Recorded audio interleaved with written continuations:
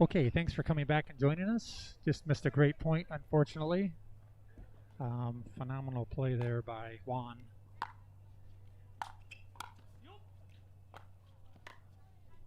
Nice reach over again by Tyson.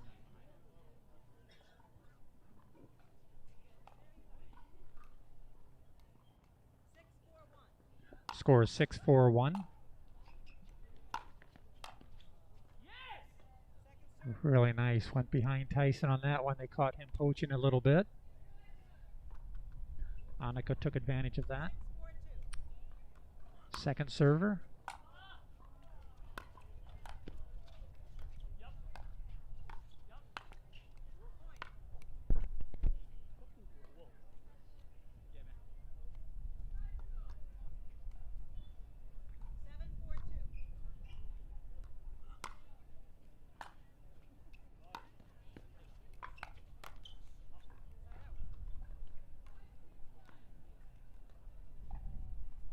Nice reach over there by Juan, taking 3/4 of the court, coming over and making the play.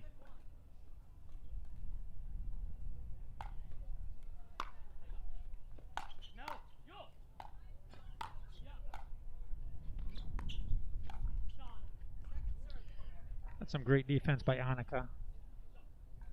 A little bit of breeze behind Annika's and Juan's back. 4-7-2.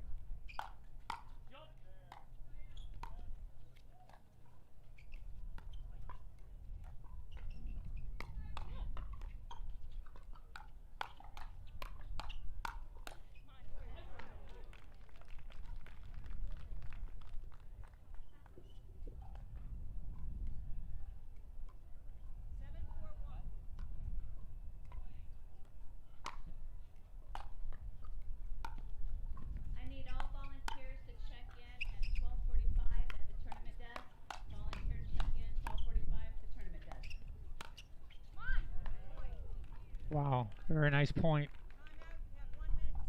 Side out, we've got 1 minute to switch sides.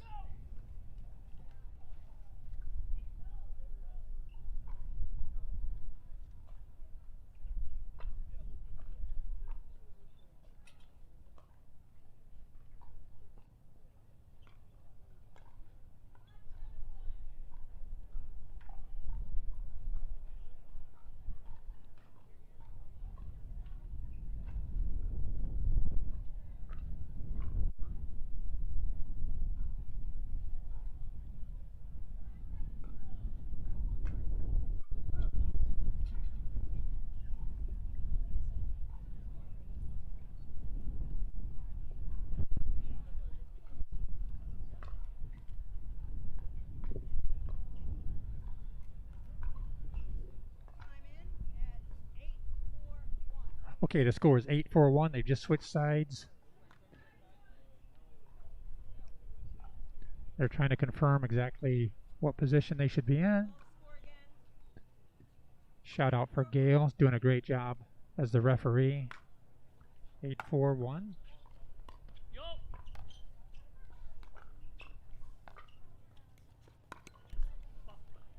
Tried around the post there, just not quite enough room.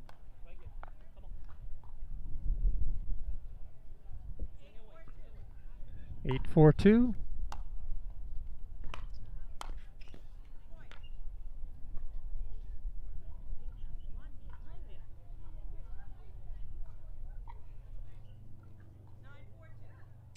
All right, 9-4-2.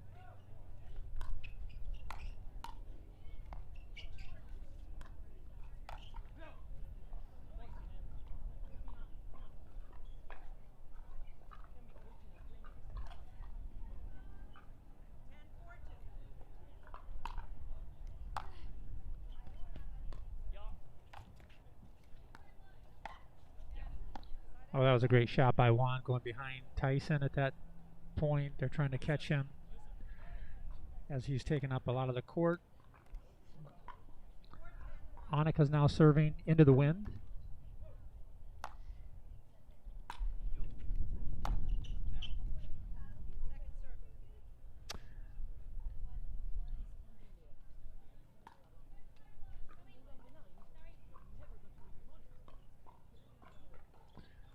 having a little conversation and trying to figure out what they can do to get some points going here.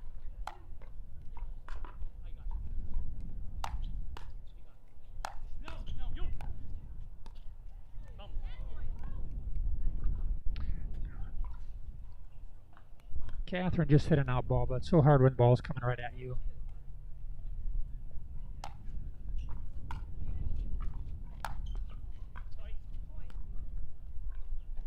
Not much you can do about that. The net shot. Score is 6-10-1. Don't think that's right. I think they're on their second server. There we go. He corrected her. Juan just corrected her.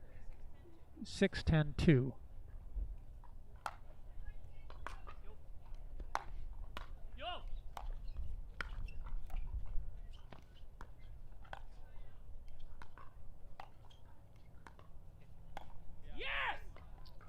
Once again, they've gone behind Tyson on that. They've used that a couple times.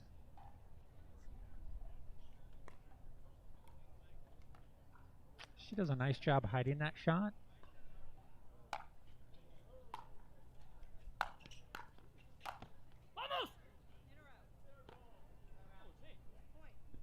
That's a point. Tyson just called timeout. Had about a 3-point run here, so they're taking a timeout. Very, very smart move. Try to stop a little bit of the momentum.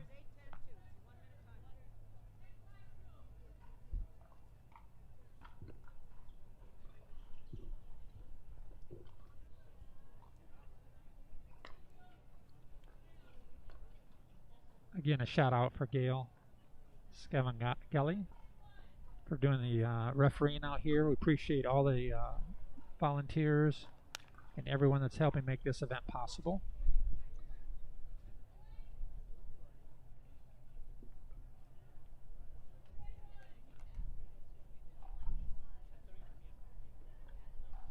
Talking a little bit of strategy here in the Tyson corner.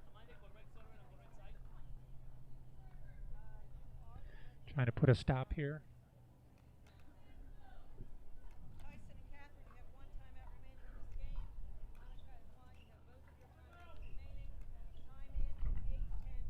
Score is 8-10-2, playing to 15. Oh, wow. Great play by Tyson. I'll have to hit the net. And then again by Juan to take that ball and rip it right back. They've made a game out of it. Just when I thought it was going to get out of hand.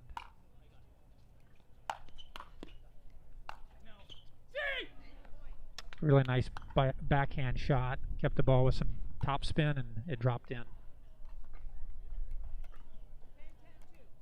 We now have a tie ball game, 10-10-2.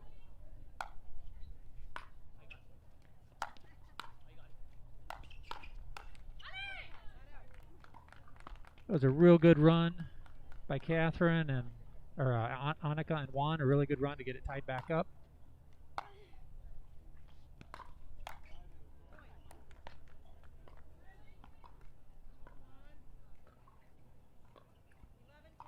Score is 11-10-1.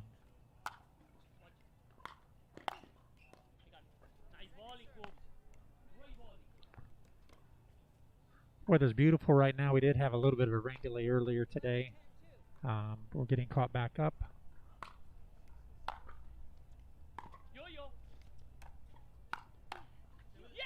Wow, that was an incredible defense by Annika.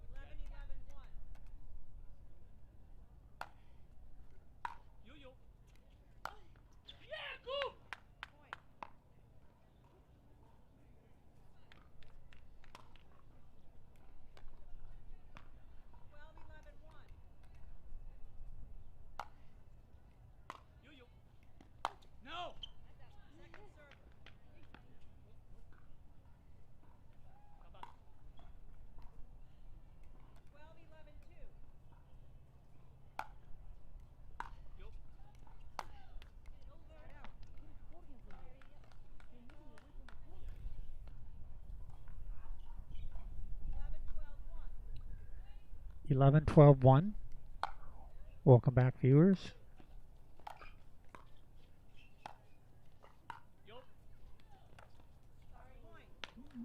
Unforced error there. Annika mad at herself for that. Wasn't that difficult of a shot. Taking a timeout now.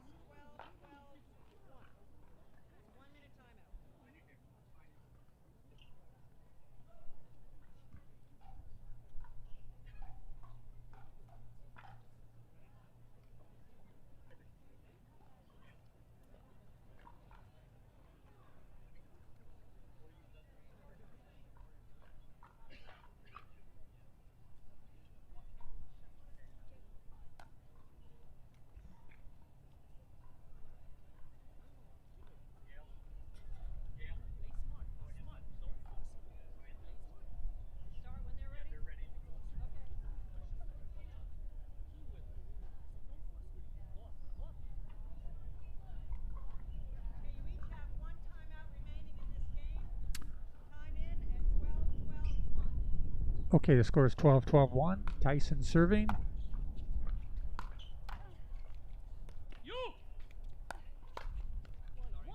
Oh, what a great backhand.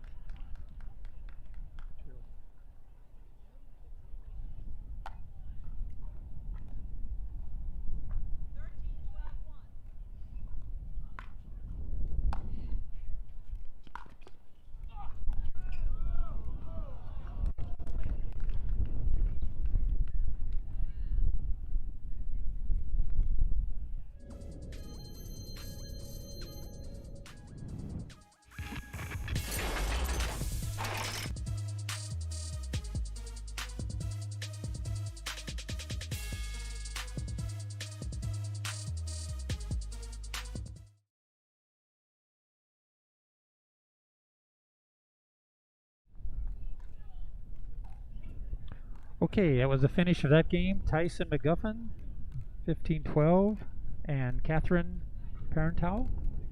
Incredible game, good match. 15-12 was the finish of that game. Welcome back, viewers. Appreciate you tuning in here and share this out there. And appreciate you taking some time out and watching this incredible pickleball here in Punta Gorda, Florida. We'll have a few minutes of warm-up here for our next match.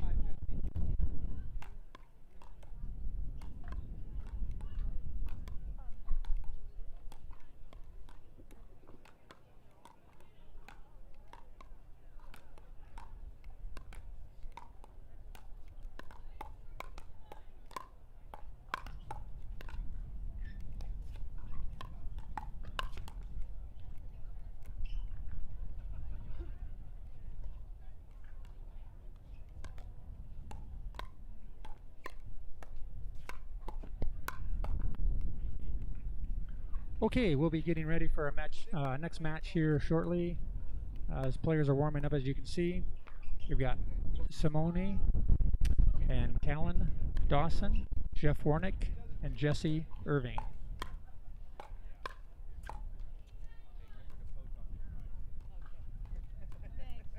As you can tell, the players are out here having a good time, a lot of fun. It's just incredible out here. The weather, friendship, competitive spirit. But I'll tell you, once they get started on the court, friendships beside it, they're all extremely competitive. That's what makes this so much fun to watch. Some of the top players in the world out here.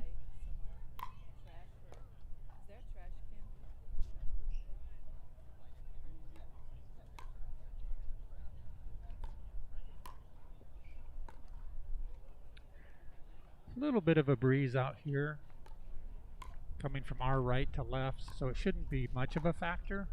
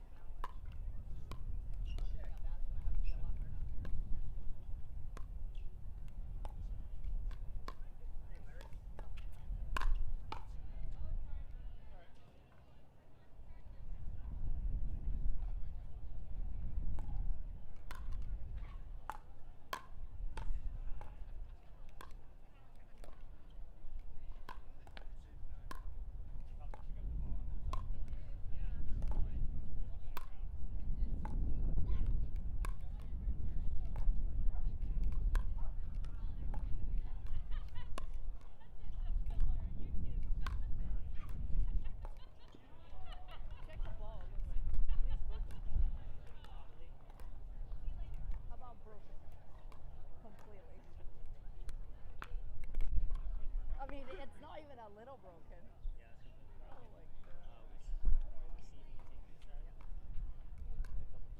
Yep. Yeah, you gotta hit a lot.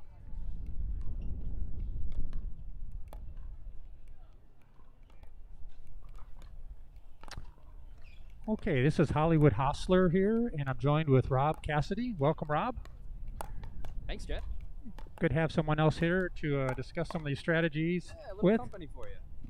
That's fantastic. And our match that we've got coming up here shortly is going to be Simone Jardine, Callan Dawson versus John Sincola and Cassandra Gerke. Nailed it. I thought we were having a different match earlier, so I did misspeak earlier. So this is the match that they've got us set up for now, and it's to 15 points. Win by 2.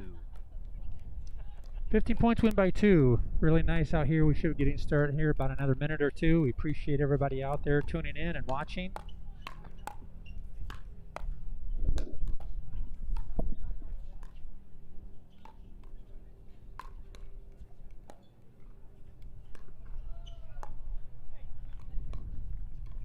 Beautiful day out here. Just a little bit overcast with some clouds, just a little bit of a breeze, so it shouldn't affect the play too bad at all. We had a little rain through earlier today, but that's gone, and I think we're going to be clear the rest of the day. Nice. Yeah, definitely. Definitely. It's shaping up. Had a rough morning, a little hazy, made the courts a little wet, but looking like some good weather from here on out. Jeff, I always like to see the pros warm up. I always like to see what they like to warm up when they before they play a match, and you can see that Simone and Callan are just finishing off with that hand speed, kind of warming up that hand speed with those volleys. It's a good way to finish. I also saw Callan warm up a couple some lobs, which you might see him utilize. He's one of the better players who utilizes the lob. One of the more underutilized shots, especially at the pro level. It's kind of interesting because that is a shot that is not used very often, and the ones that have been able to master that, I think it's really added another dimension to the game. We typically see the lobs a lot with some lower level players just because that's like if they get in trouble, they'll go to the lob shot just to toss it up there, and they're not sure what else to do with it, so they lob it up. But yeah, these pros are so good at making it an offensive weapon. Right. It's super effective against a low mobility player. At the pro level, you don't really run into a low mobility player too often, but if you can catch them off guard and you have a well-developed or a good, a well-rehearsed lob, you can use it effectively. Even Callan Dawson in his semifinal last night was using it pretty well. Also nice and fun. Simone suggested to Callan, while they're warming up, just to get some serves in. And I can't agree with that more, Jeff, just to kind of warm up your serve before you play. You don't want to have a tentative serve during your match. You don't want to be finding your your serve during the match. So definitely, and then look, you can see here if the camera's on the court, they're playing out a cross-court battle, just getting game ready. Love it, love it. So. Yeah, that's really smart on their part. I mean, you get out there, you start practicing the actual shots you're going to have in the game. So when you do start the game, it's not like the first time you've tried to execute or warmed up for that shot. They're actually going through all of their motions right now as if they're playing a game and playing the match. So when they do start, they might be able to get off to a really quick start like that. And they're not holding anything back there. Getting game ready as we go into this. We're still in the flights here, correct? That is correct. Still in the flights, and the way we're playing this tournament is they're playing the flights. The games are to 15, win by 2, and then we'll have the playoffs later on. Quick shout out to our official Larry Scott, who resides here in Fort Myers, where he's a veterinarian. Larry's been around doing some officiating, does a really nice job, and we do appreciate all the volunteers that are out here helping out in this wonderful event.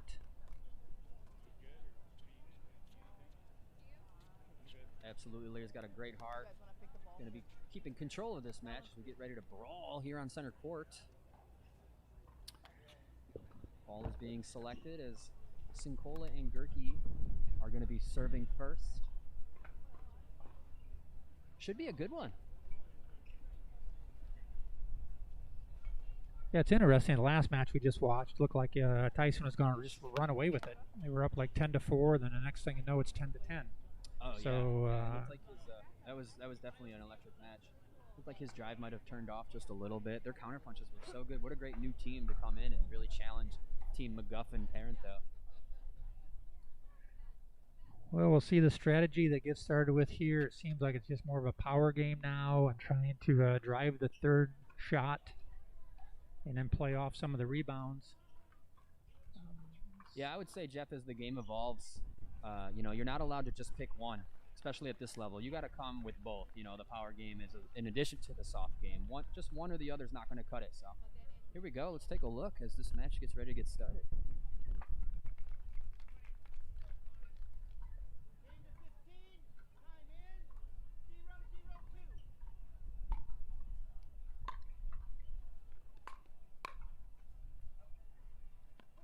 Just out by an inch or two.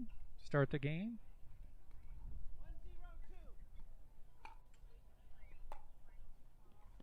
There's the third shot drive. Follows it up. And then resettles right back in. Kellen with the great footwork attacking Gerke. Well, that was a couple nice drives, and I'll tell you what, Simone with her defense is just not only does she defend the ball back onto the court, but it's a nice soft shot coming back.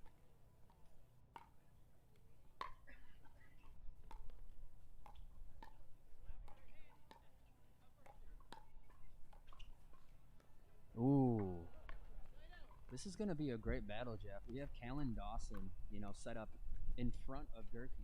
Gerke pretty well known for her Ernie, and Callan Dawson for his incredible placement on his dinks. It's going to be a pretty sweet battle between the two if they're going to go straight up. Absolutely. Yeah, we'll see some really good play here today. 1-2-1. Score is 1-2-1. Nice return from Sincola. Oh, it trickles over the net. Goes for the drive, and it's deep. A great miss by Sincola.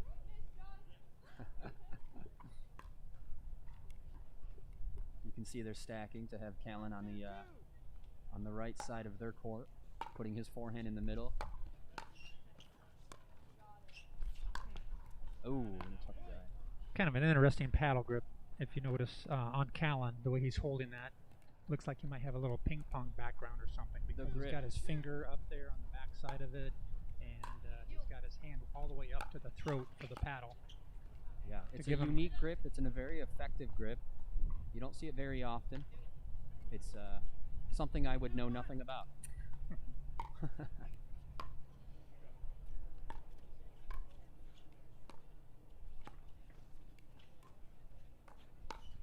Oh, and a great counterpunch by Cassandra Gerke.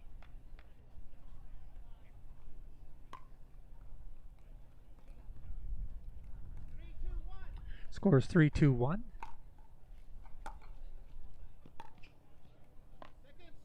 Tough miss. Second serve, you can see Sincola pumping her up, keeping him in this serve possession. 3-2-2.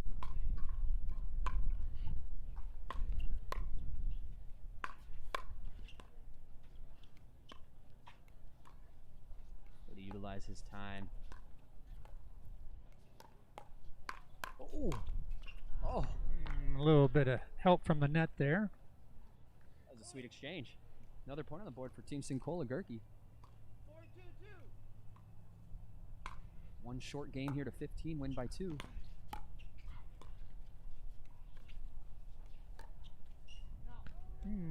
She tried to go in behind him. This didn't quite work out.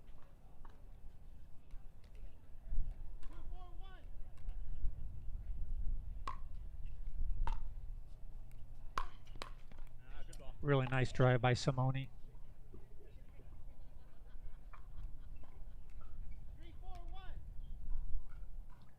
3-4, and we're on the first serve.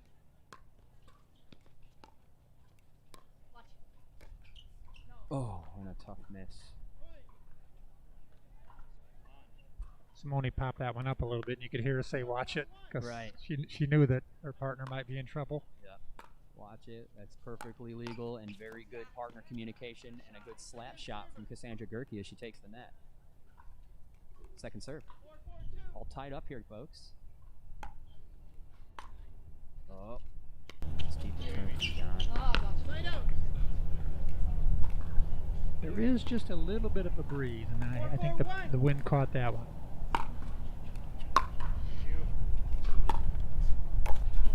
Oh, a big poach from Simcola. Wow, what a great defense by Simone on that. It was a really nice drive by John, and Simone was ready for it.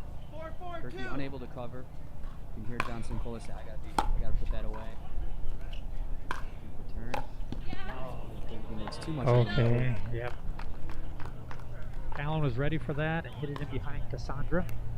That's a point in case why you don't want to be moving while your opponent makes their shot. Absolutely right. You're going somewhere, they know where you're not going to be.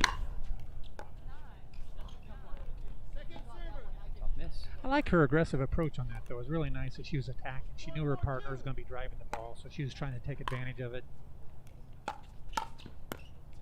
Sometimes your strategy is you have to extend yourself and try a few other things when you're going against one of the best players in the world. For sure.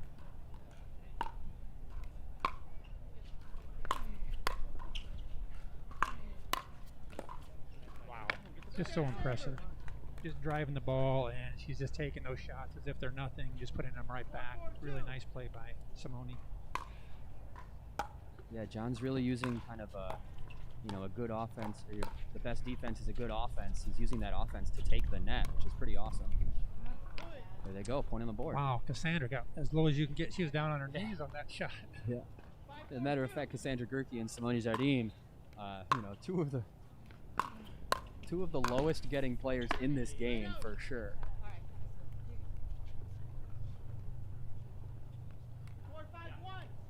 It's a great defensive battle here, 4-5-1.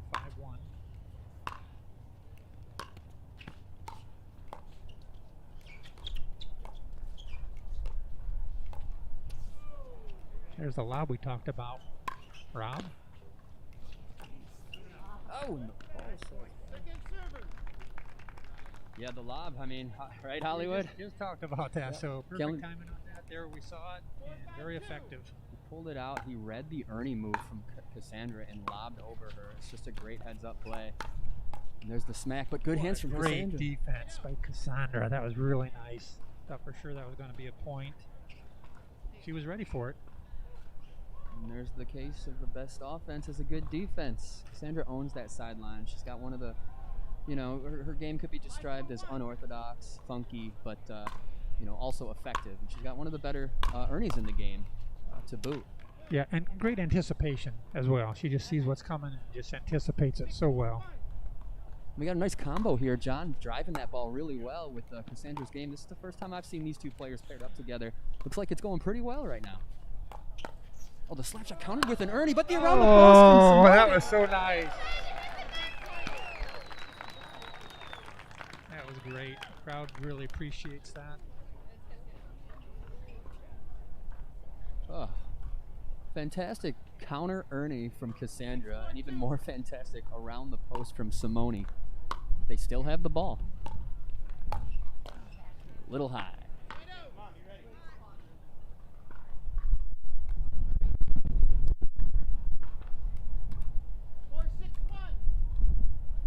All right, as you can hear, it's 4-6-1. Got a great match going on.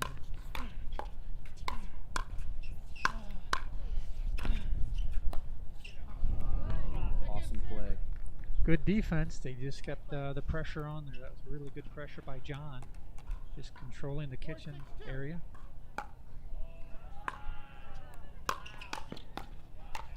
Oh. Cassandra very good on the tough one. The easy one sailed a little deep.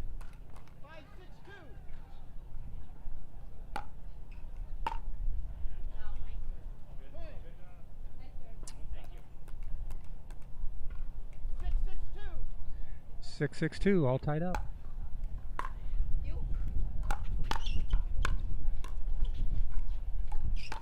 Oh, so good. Wow, just such great defense. He's just ready for that little flip shot. Colin is so good at that backhand, just quick flip. Yeah. But she's ready for it. Very unique shot to her. When you have that unique type shot or that unorthodox, it's a little less, it's not as easy to predict. And she does it best. Well, you know what you're going to get when you hit the ball to John. He just keeps driving the ball. He's got really nice top spin. Right. High drop. Nice save. What a great One save down on the sideline. that. Sincola's there. Gerke gets low.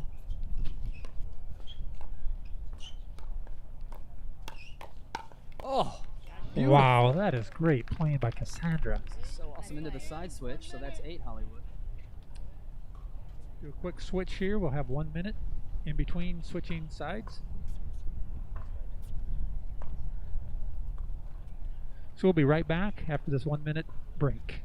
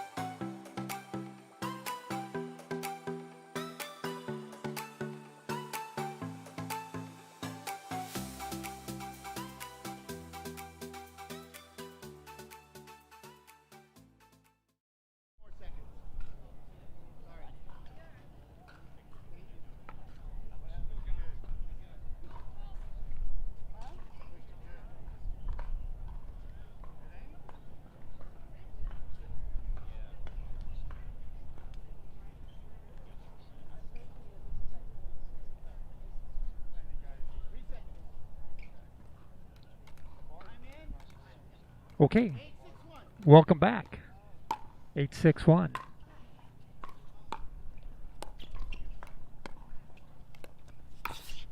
Oh, what an incredible Ernie on that. Sandra, I'll tell you what, she is just playing great. Oh, yeah. She's That's really her on it. sideline. She's one of the and best at it. She just loves that. That was a great Ernie, and got him the point. Into the drop.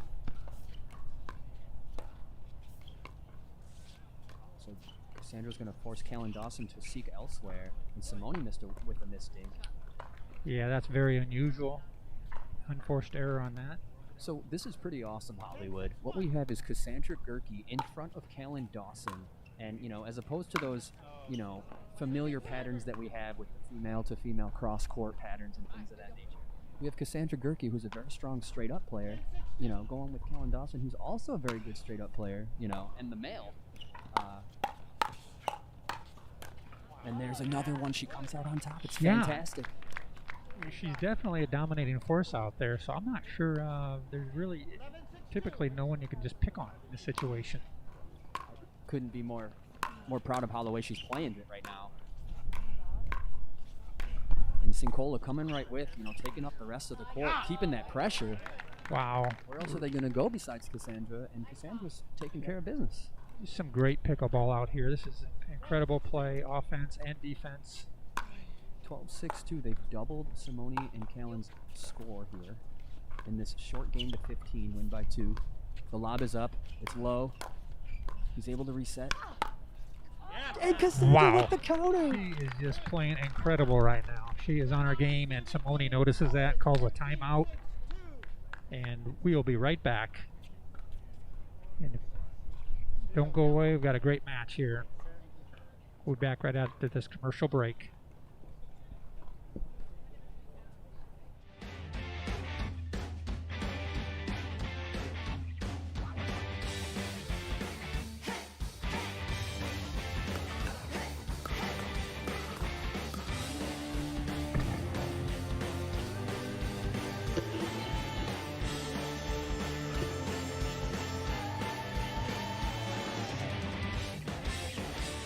New People Pickleball.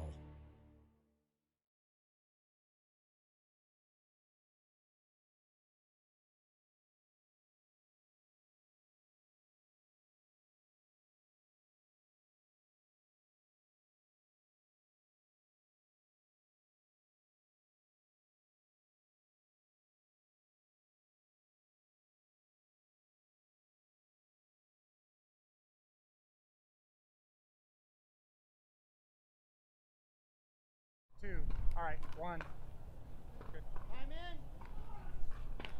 Okay, welcome back.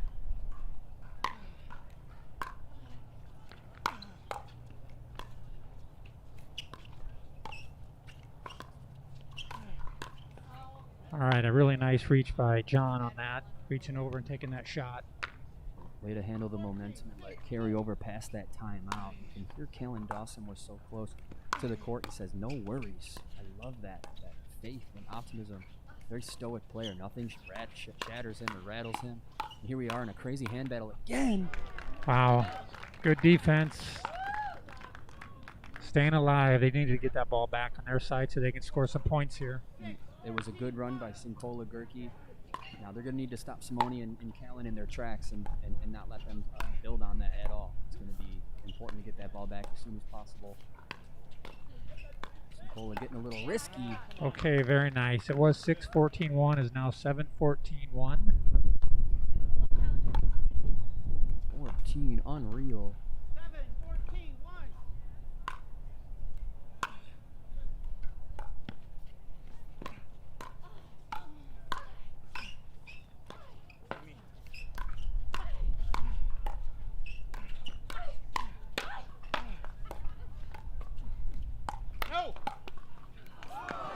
Oh my God, can you believe that point? It is just amazing. Just staying alive, just incredible effort on both sides. And there's the heart of pickleball right there. Simone Jardine giving it her all, as well as Cassandra Gurki laying it all on the line. 8-14-1 as they begin their climb to get back in this game to 15. Big smash from Simone. The momentum has begun. I'm not going to sleep too loud because we are very close, but this game is not over yet. Drop from Callan is beautiful. Patience from Callan is impeccable. Okay, there it is. Timeout due to they got a little bit of a run going. Awesome So match. great match. We're going to be back here right after this commercial break. Stay tuned.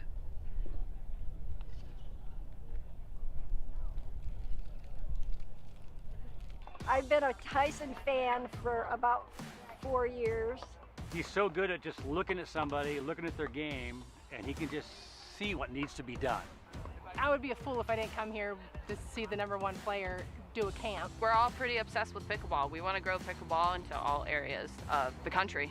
When you're in person, they can actually see you and they can analyze what you're doing wrong and, correct it right on the spot. And not only are you learning from the professionals that are here, but you're learning from your other people because they're having the same issues and then you see them exceed. We do a pre-video and a post-video so that you can actually see yourself. And I couldn't believe that's how I played. I thought, wait a minute, I play way better than that. So that was a real eye-opener. Practicing something and putting it into action, it's just internally very rewarding.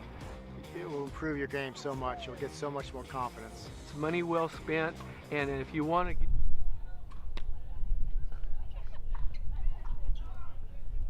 Okay. Welcome back. Got a great match going on right here. Time is back in. 10-14-1. Just like that, it's a 4-point game here. Callan looking to get back in this game. Getting low as well. Plays the bounce. The slap shot from Sincoli comes out on top. Just missed that. She was ready for it, just hit off of her paddle, but they've got second server now. So they're making a nice comeback. It's a good timeout called by John and Cassandra.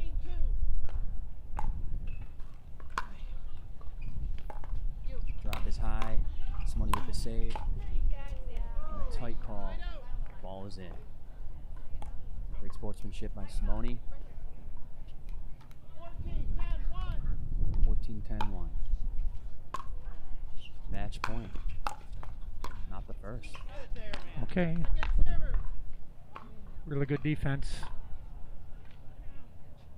We're not seeing the looseness that we saw at the beginning of this game. It's very tight right now. Let's see what John does with this ball. Decides not to drive it. Okay, that's the chance. That's what they were looking for. Coming back. You just never know in pickleball. It's a game of streaks. Well, yeah, Hollywood. And that's one of the things, you get to that 14 and you start thinking a little differently, John has been driving that ball successfully all game. Now he's starting to drop it. Nice save by Simone. Still in the point. Big drive into Wow, she had 2 in a row of great plays. Sometimes you get to 14, you just can't seem to get that last point. Yeah. It's just so hard for some reason. I like that you bring that up, Hollywood. And I like practicing it in rec games. You know, I like practicing mentalities in rec games. But sometimes you got to practice, you know, winning games. Oh, I tell you what, Cassandra's backhand on that, she is just so quick and fast and so accurate. And I wanted to say this earlier, and I was thinking this to myself before the match. I felt like what it's going to come down to is Cassandra's, you know, confidence in herself, and she's really showing that she's capable and she's doing it. So happy to see her play this well. Here we go.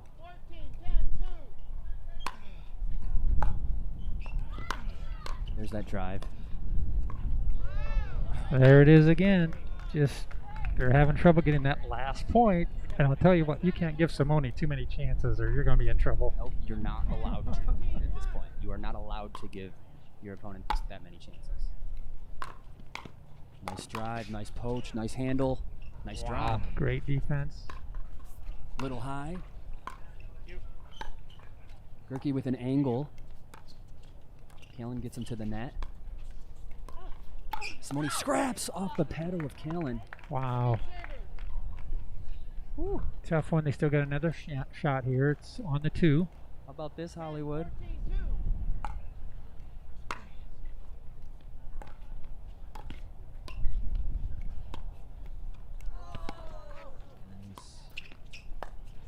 Overhead.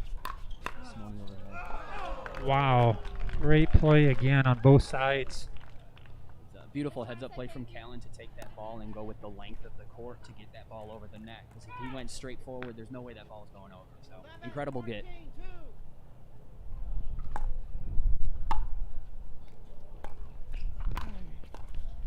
Ball's high off the bounce. Off the net and out. Wow. Tragic lay of the ball there.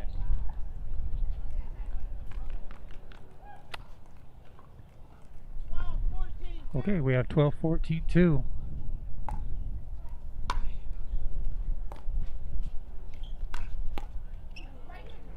Okay. Nice pressure from John there. Yeah, it was great pressure that he just put on there in between the two of them.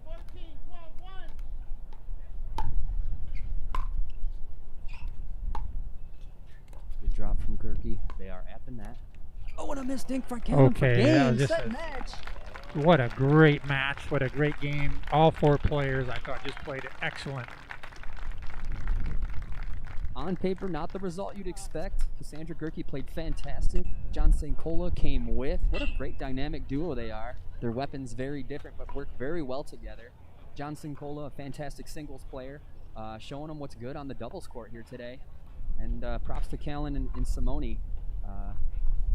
Kalin doesn't play too many tournaments, but when he does, he gets results. It's very impressive. He's in the final, coming up in the men's doubles final, and Simone Zardim and him are gonna, for sure do well in their flight. So you can expect to see them playing again later. Congratulations to Cassandra Gerke and John Sincola on a huge win.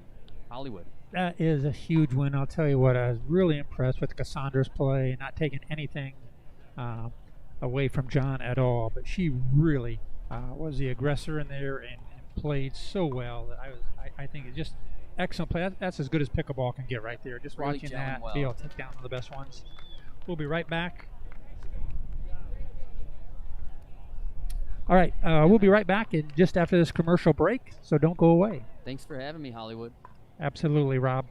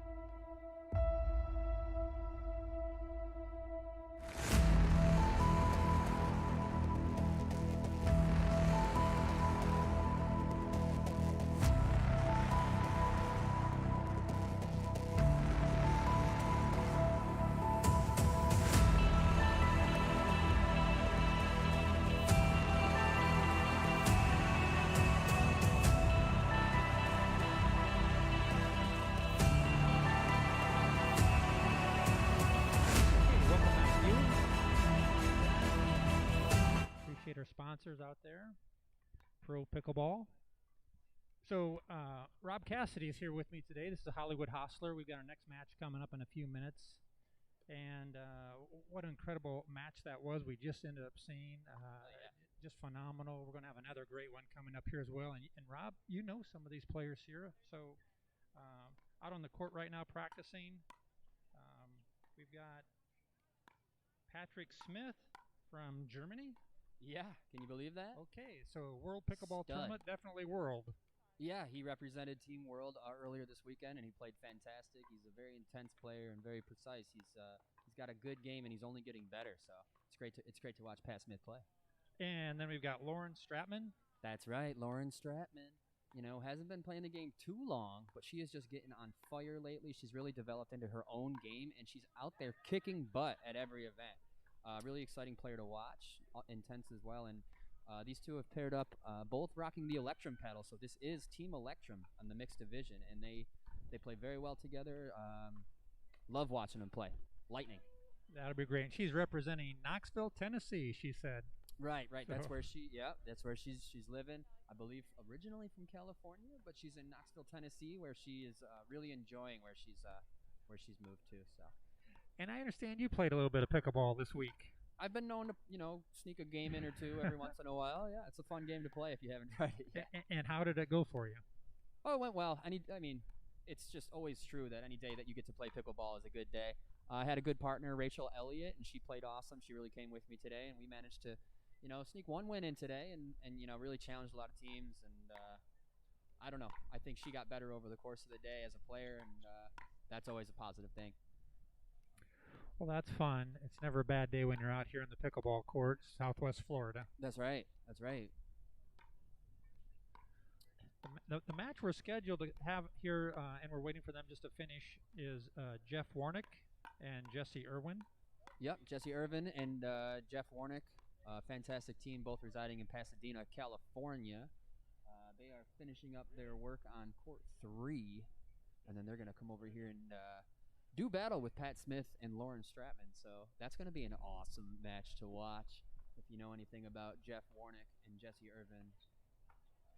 Yeah, I remember watching Jeff a little bit, and his paddle and the way he plays is a little bit unorthodox. A little bit. Yeah, the grip is unique, so he gets to nice. We have a nice little update that they are at 14-10 on court 3. So, swing it over to the reporters. Thanks for the update.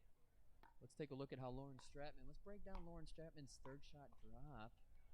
A great thing to warm up. There's the backhand. Don't forget that the backhand drop and the forehand drop are generally very different shots. You want to warm up both, and you can see Lauren's really dialing in. Look, she's taking the net with some confidence, and Pat Smith shatters that confidence by slaughtering the ball down the line. It's good warm up. It's good warm up. As mentioned before, it's always nice to see how the different teams warm up and what they practice, what they work on prior to the game getting started. Mm-hmm. And, of course, when we get Jeff and Jesse over here, they're already going to be warmed up because they just finished their match.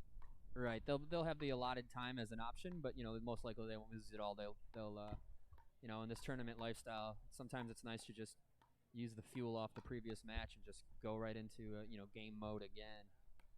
So, Pat Smith, also known as the Winter Soldier, for his superhuman physique and also for his tendency to roll up that one sleeve. Fits him well. He accepts it. Currently residing in Wichita, if any of you Wichita fans out there, this is your boy.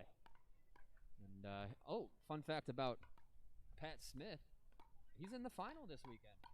The men's doubles final with his partner Jade DeVilliers, taking on Callan Dawson, who we just saw, and his partner DJ Young. So that's going to be an awesome final when it occurs. So that'll be viewed through Pro Pickleball as well.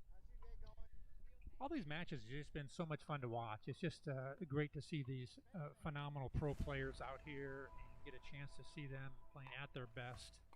And the weather's cooperating. The players are all playing great, and yet everybody's just having a fantastic time. It's so much fun, the camaraderie out here between the players, even though they're competitors with each other. Sometimes they're partners with each other. Right. I think that's part of what makes this great. The sport so great. Yeah, definitely. It's good to see your friends. It's good to shoot the And it's also good to see, new faces and new players as well. I mean, the battle that Tyson McGuffin just had earlier was a duel against some new players. So excellent as Jesse Irvin and Jeff Warnick approach center court. Jeff Warnick for our height advanced individuals out there. Jeff comes in at a just under 6'5", 6'4" and 3/4. And for you shorter people out there, he comes in at 12 feet 6. Boom. Boom. Warnick, any thoughts for your fans? Cheer on the champ. There you have it, folks. Inspired by the man himself. Cheer on the champ. You know who he's referring to. That's Jesse Irvin. So he's going to be doing that as well as he supports his partner. Fantastic mixed doubles team we have here. Hollywood, they had so much success in 2020. Carrying over, they're such a very well-established team. And they're smart, too. Looking forward to this match. It's going to be a battle. Team Blue versus Team Red. I like it. A little pickleball fashion out there. It'll be interesting to see how they take on Jeff because of his height and advantage, and how much strategy they're going to have into play to try to keep it away from him, because he is a force out there. 6'5", dominates a lot of the court. Just you can see him there stepping over the net like it was nothing. Yeah, what net? Right. And just like we, kind of mentioned, they do have their option to warm up from just coming directly from that match. They're going to use it a little bit as it's a different game, different ball, different time of day, and, perhaps a little bit of different wind. So she's going to take her time to warm up those shots again for these slight variations, these variables, and props to Jessie for really committing to playing the game the best she can. I've noticed the wind is gusting just a tiny bit. Before we had very little wind. Now we've got a little bit more of a wind that's going from our right to left. So we'll see how that affects the players' shots, if at all. Oh yeah, the wind definitely plays a factor. It makes the side selection so much more important, and especially in these single games to 15, it's extremely relevant. So how these players handle the wind, we will see.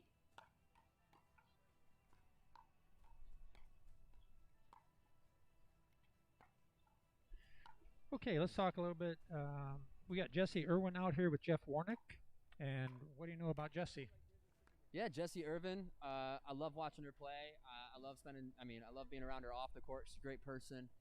Originally from North Carolina, and now residing in California, where they play in Pasadena together, both Jeff and Jesse. So, a very big power player. You may or may not know her for her fantastic come-ons. Maybe we'll see a couple this match. As this match certainly has the potential to be explosive. Pat Smith has a very excellent YES that he drops during matches. I can't wait to hear that. And yeah, here we go, folks. Jesse Irvin ready to receive from Lauren Stratman in the black. The sleeve is rolled up. We are ready to go. Larry Scott, our referee.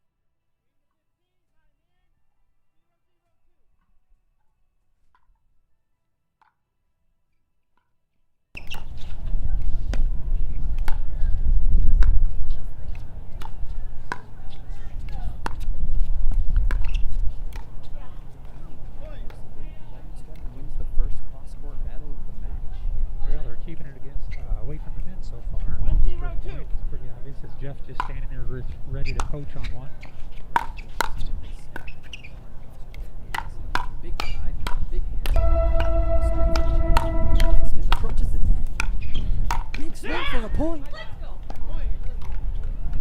Already, you gotta be with short games to 15. You gotta start hot, finish hot. So true. You can't wait around and win or lose the first game because it's not the best 2 out of 3. This is the first.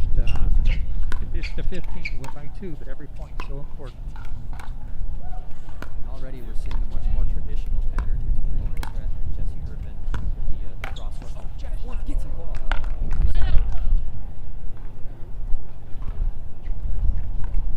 Cross-court dinking got just a little bit too close to Jeff. He reached out there and grabbed it and made him pay.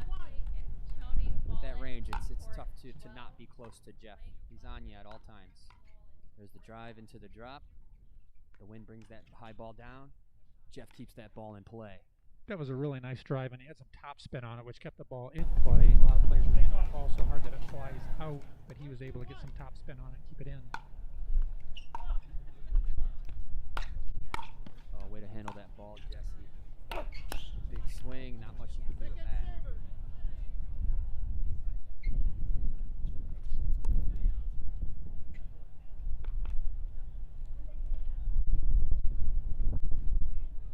Both teams on the board. 1-2-2. Third shot slap. Fifth shot slap. Nice D by Stratman for the side out. It was really nice defense by Lauren there.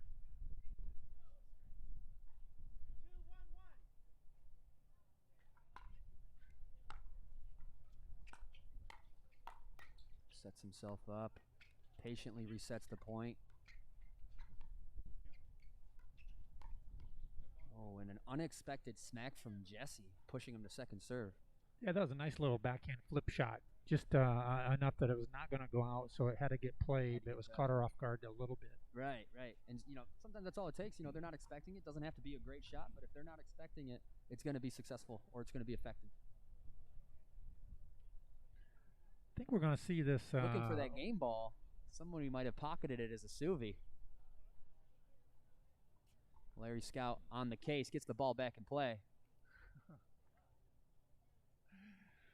They don't want to go to a different ball. They want to keep using the same ball. Oh, yeah. I think all 4 players could agree on that. Only when necessary.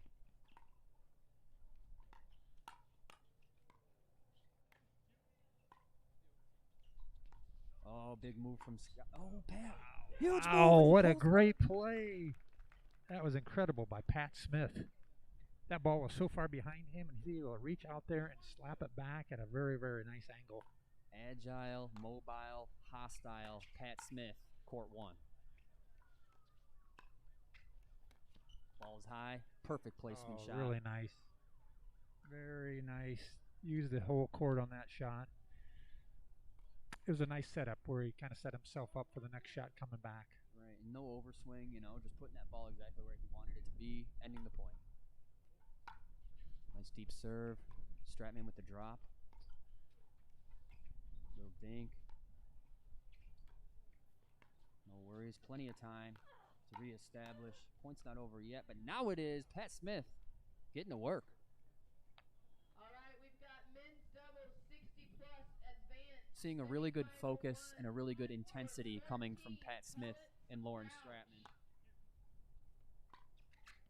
Nice rolly drop and strike 1 for Jeff Warnick. Wow, that was nice. And we're seeing a little bit of the wind come into play here, which I kind of like. I like to see how the pros play their game with this wind because it is definitely a factor. Yeah. And when there's wind involved, you know, spin is going to do some more wonky stuff. That was a tough rolling ball from Lauren onto Jeff. Very heavy.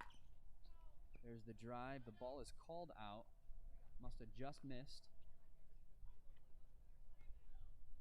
Time to put some points on the board for Team Warnick-Irvin.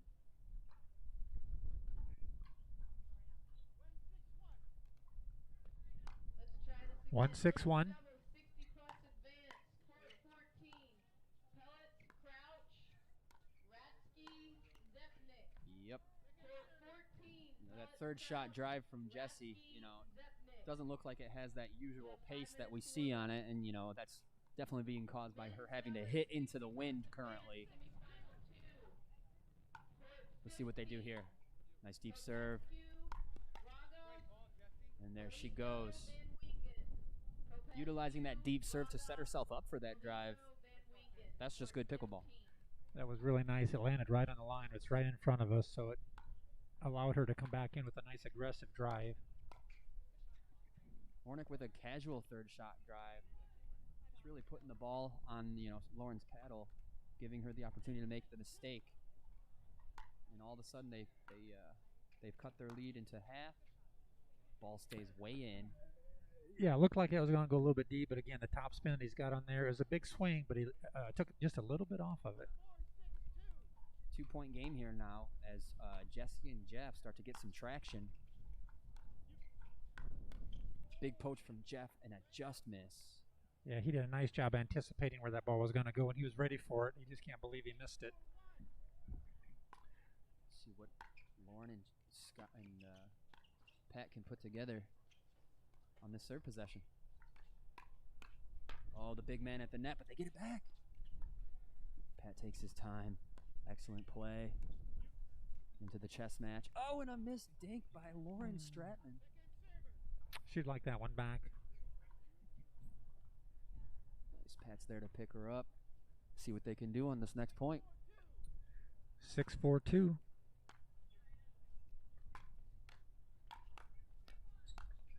Wow, that was some great defense by Jeff. Pat gives them some kudos on that. So very nice for the players that appreciate good shots.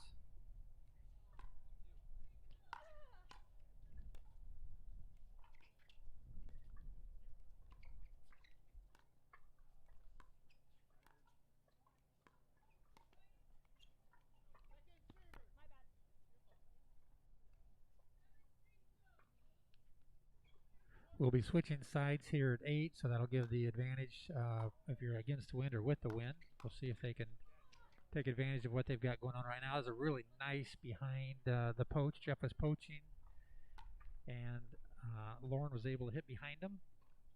That might keep him to home a little bit more, but probably not. Yeah. And the big smack.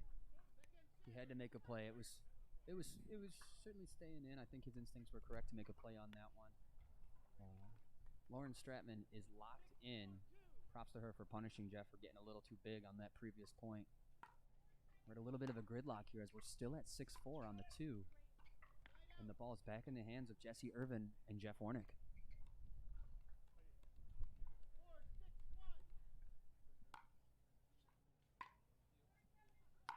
There's the drive. Big poach from Jeff. All 4 players at the net. Intense cross-court dinking from Stratman. And the big Ernie from Jeff Warnick. Oh, there we go. He anticipated that perfectly. Irvin likes what she sees. They're off the 4, and it is now a 1-point game here in this short game to 15, win by 2. The wind is making its presence known. Huge drive. Jeff keeping it live. Little Ernie, but punished. Wow. By the man Great himself. defense by Jeff on that. Timeout called by Lauren Stratman and Pat Smith. We're going to utilize this timeout to sneak in a commercial for you guys, and we will be right back. Thanks for joining us here at the World Pickleball Championship.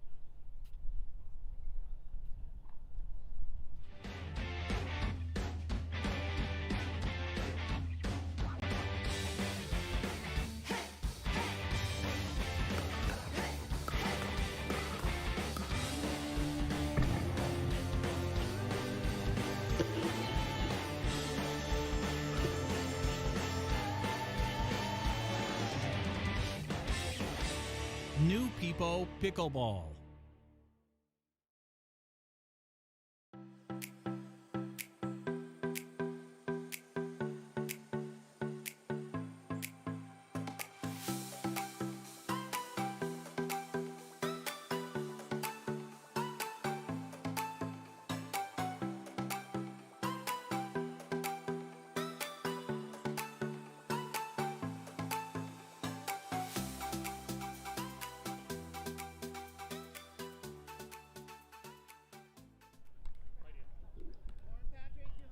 Okay, welcome back.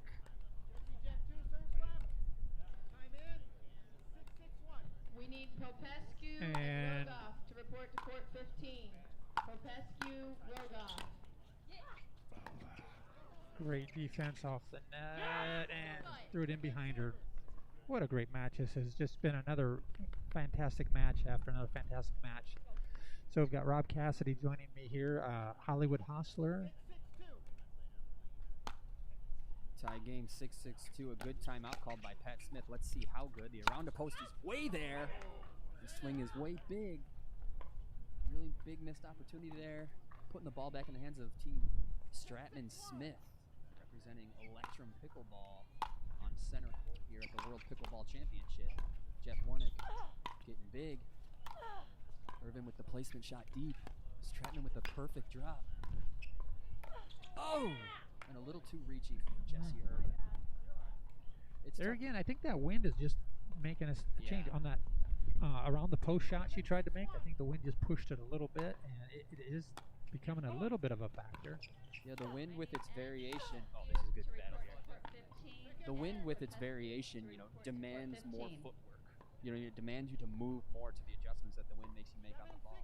And if you're a very steady, very stable player, you know, you might have to come out of your comfort zone a little bit and move a lot more than you're used to because of the wind. So, in my opinion, Jesse Irvin is a very, very stable striker, and the wind does give her a hard time, as it gives many of us a hard time. Gives me the hardest time. Nice. Stratman has to strike that one from the record and keep her focus. Just like Cassandra Gerke portrayed earlier, that self-confidence in your game is certainly one of the key pieces in being successful at this level. Pat Smith looking very confident out there. Perfect spot. Oh, that's a nice one to go behind them. They're doing a little bit of stacking right now just to try to change things up a little bit. They're continuing to do that, trying to get Pat over here on the strong side.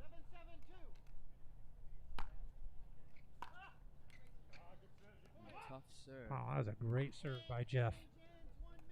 And Jeff Warnick and Irvin hit the 8 first into this side switch. We're going to take a quick commercial break, guys. Thanks for joining us here. Hollywood and Rob Cassidy will be right back.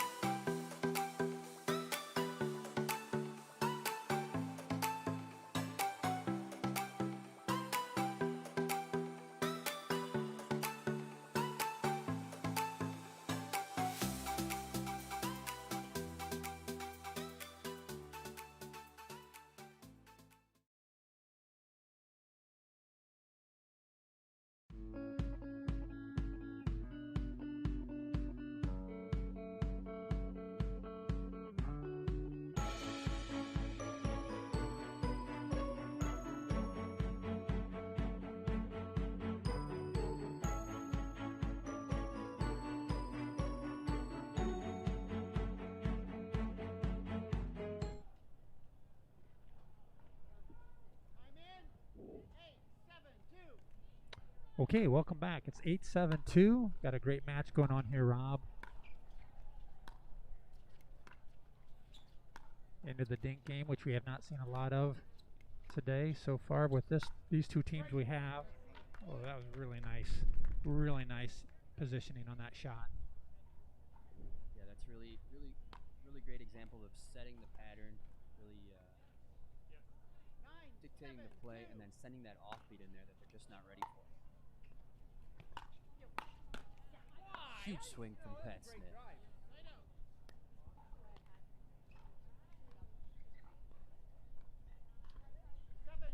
Pat Smith serving.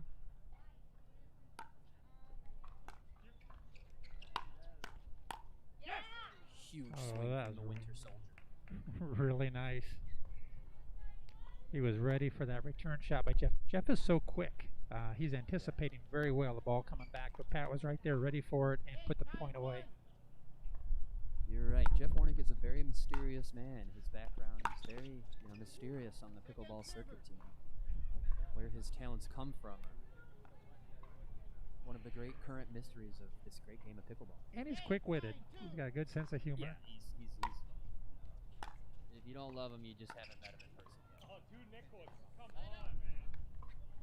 Tough point here. Looks like Jeff and Jesse are kind of starting to break this open. You can see Jeff kind of casually talking to Jesse, showing that he's actually very comfortable right now. And that's a great way to play. That's a great place to be when you're on the court. Smith still dialed in, regardless of the side switch. Second serve here, guys. Jesse Irvin serving to Pat Smith. 9-8-2. Tight one again.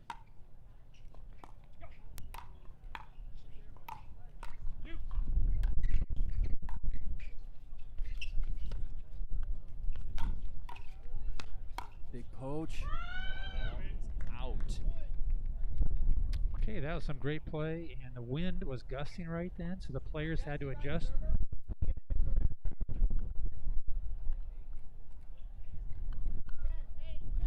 (10-8-2).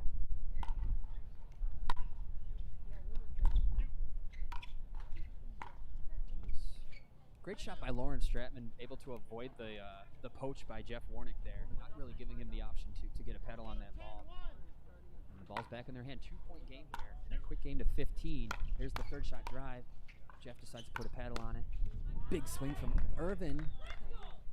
Huge counter by Stratman. And you could hear from the court a little "my bad" from Irvin, knowing that she kind of made a mistake there with that decision. She's there. All four players at the net. Ooh, flirting with death on that net.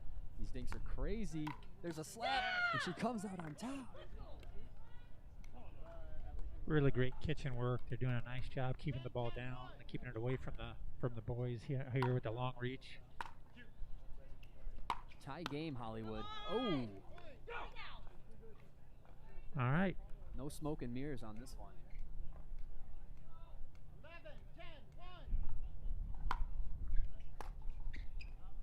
Just a little bit of a miss hit.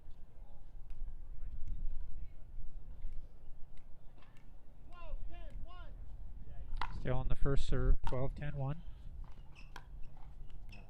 Just missed. Almost a gorgeous drop from Lauren Stratman. They still have the serve possession. Second serve, 12-10-2. Wow, that ball just died on him. It was a short serve. Pat looked to capitalize on it, but the wind made it essentially unattackable. If it was the wind. Big swing from Smith. There's a net ball. Nothing you can do about that. Just hope that it goes in if you're the one hitting it. This could be an important game, folks, in the flights. We should get an update for you. Jesse Irvin and Warnick are going to have to keep the energy if they want to finish this match the way they want to. Oh, it's a great dink by Pat Smith. Driving out wide. Decides not to go for the around the post. But Jesse does! And the ball is out. Nice battle between these two ladies. That was a great effort. Really good try. 12-10-1. Players are working hard. Stratman pulls the trigger. Hold it just a little bit wide.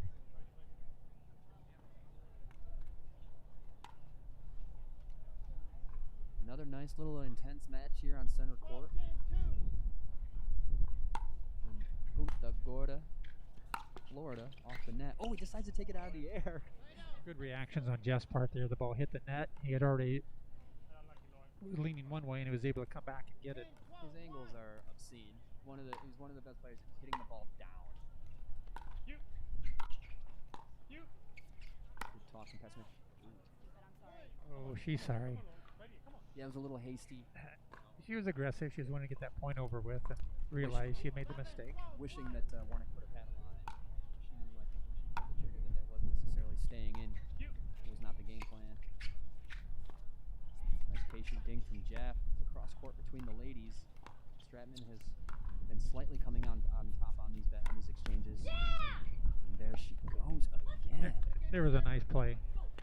Match-winning play here. Working the ball around.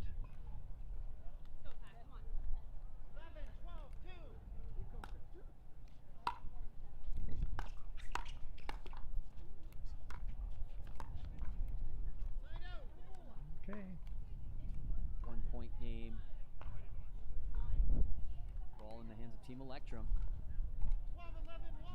Stratman and Smith looking to increase their lead. The drive, the handle, and the drop is no good. Really important to stop that third shot drop in its track, or the third shot drive in its tracks. It takes hard work, footwork, and some good readiness. Good effort. The ball sails a little wide. Good angle on that shot. Put it in behind him. Pat home. He got there. Just couldn't quite execute the shot.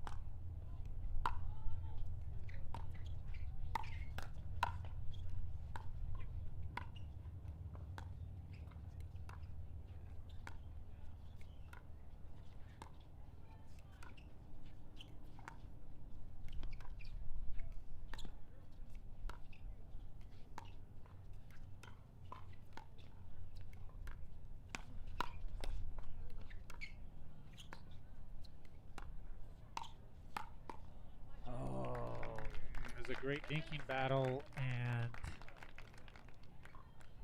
Jessie thought she'd mix it up a little bit, but Pat was ready for it.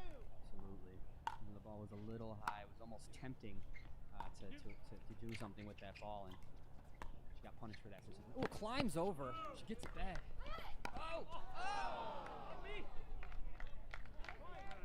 That just hit Pat in the back of the head. It was a great try.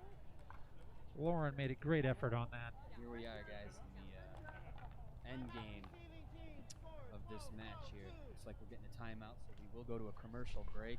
It's great to see these players become household names out there before us. We'll be right back with more of the action. Stay with us. Thanks for tuning in.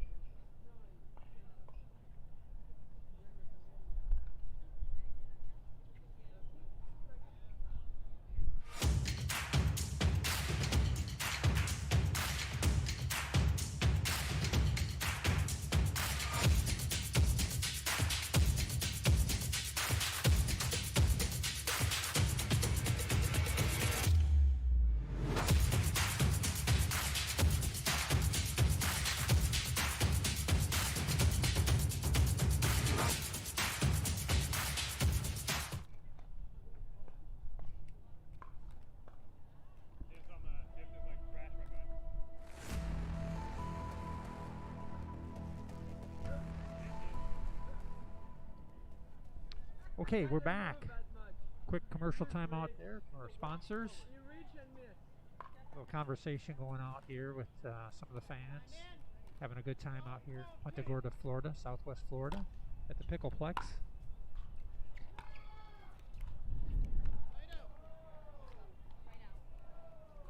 So that's a very good timeout call to stop that in their tracks, get the ball back in their hands. No timeouts remaining for them. 12-12-1. Oh my gracious. Good hustle. She goes to the girl. Cross court battle between the ladies. She strikes it. Warnick's counter is wide. Just missed.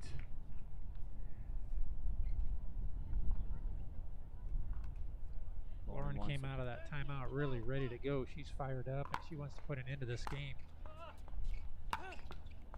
And a bailout shot from Pat Smith goes for the gold.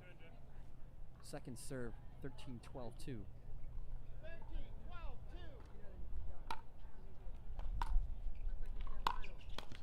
Nice drive from Stratton, getting that pressure.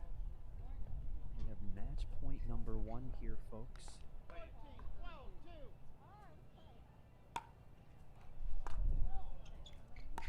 The drop, the attack, the reset.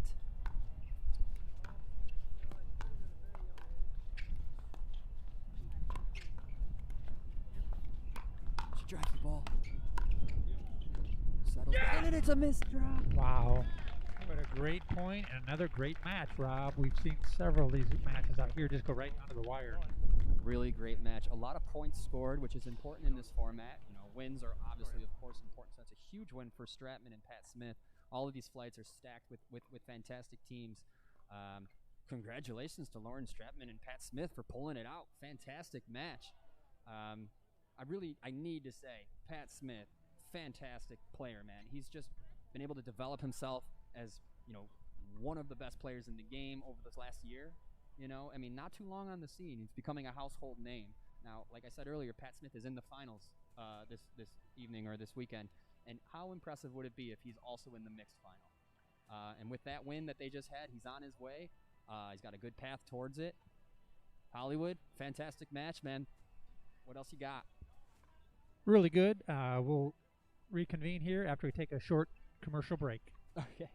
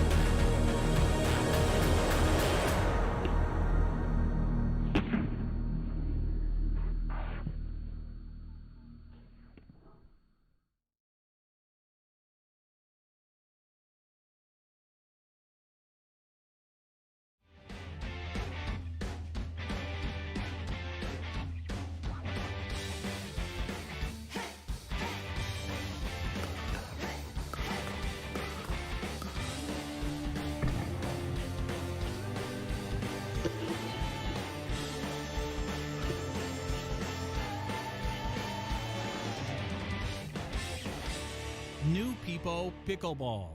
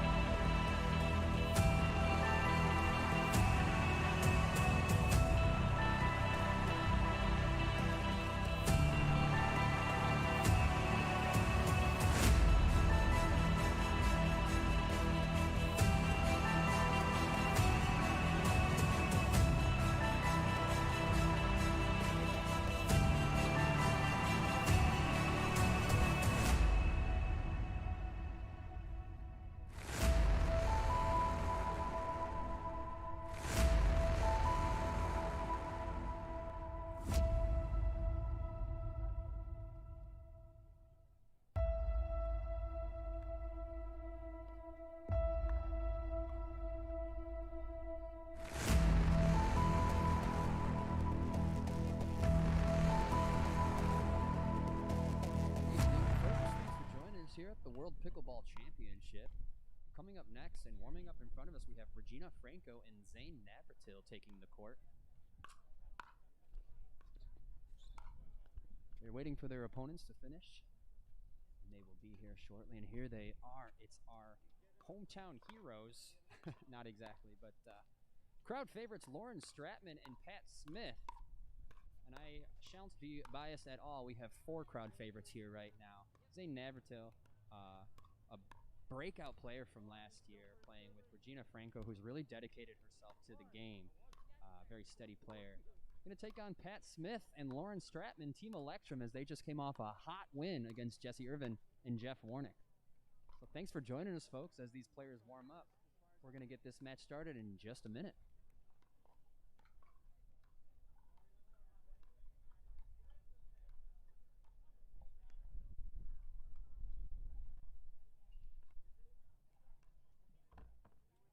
Got a lot of teams out there, a lot of flights still occurring.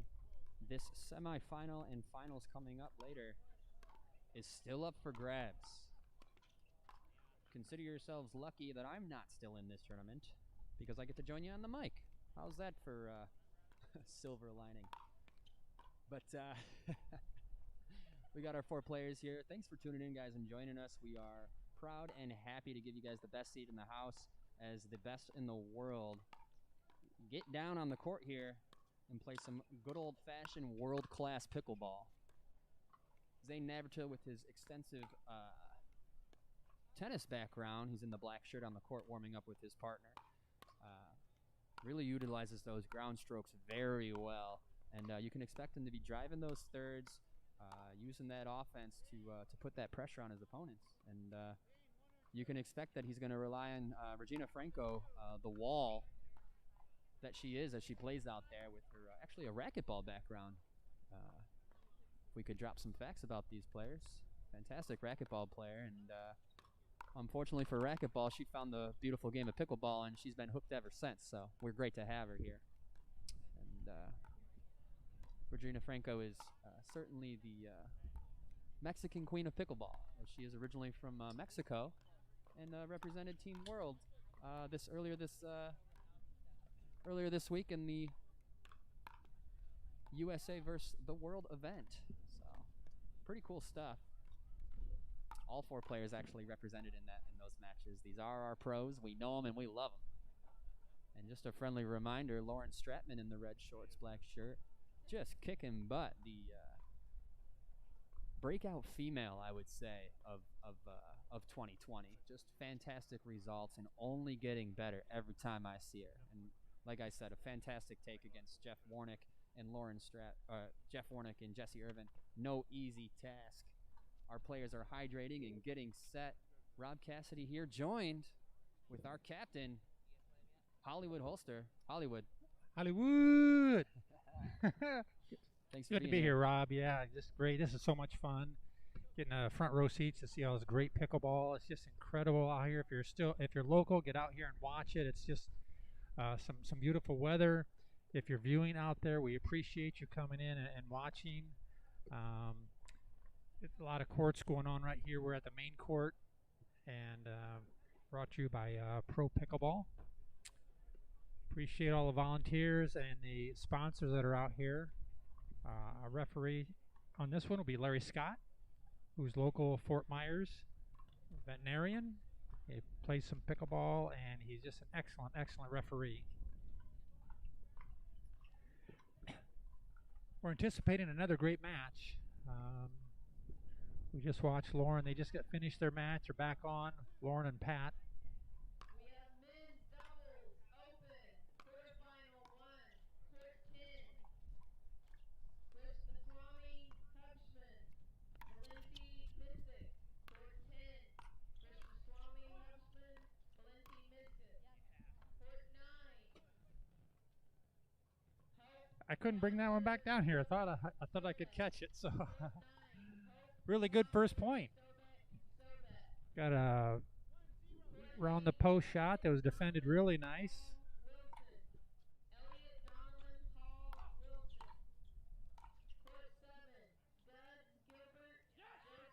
Beautiful play by Yeah, it was Pat a really Smith. nice shot. He waited for that ball. The wind pushed it around just a little bit, as there is a little bit of a wind out here, and he's was able to adjust to it.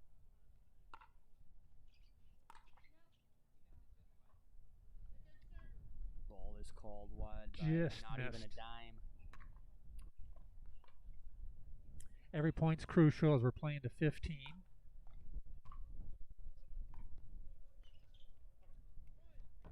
Tough ball, deceived by the wind there. The ball initially looked like it was being able to take out of the air and just dies on you.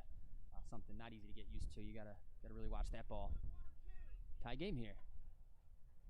One of the things we're experiencing is because we are on the end court, we're getting just a little bit more wind than what the players are used to when they're playing on some of the inner courts. So when they get onto this court, which is where the cameras are at and everything, they're experiencing just a little bit more of this downwind, side wind is coming around the windscreen, so they are having to make some adjustments to it.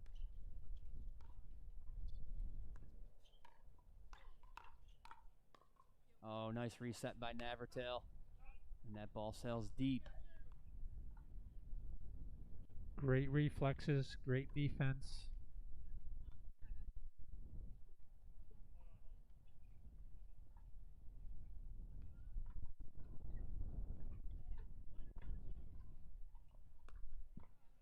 One with the second server.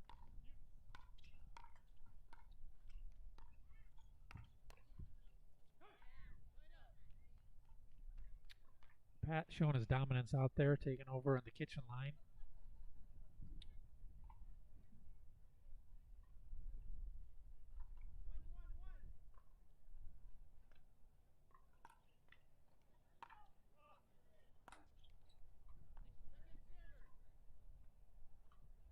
I think some of the leaves are bothering Pat a little bit. They're blowing up underneath the court. Seems like they're multiplying by the minute over there. Definitely.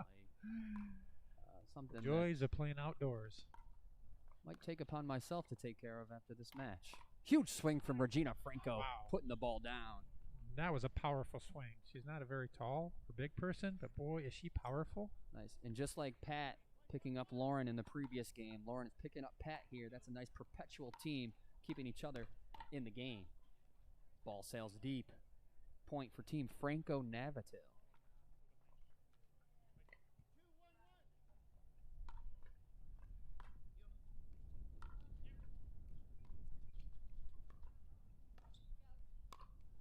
Huge drive. High risk, high reward.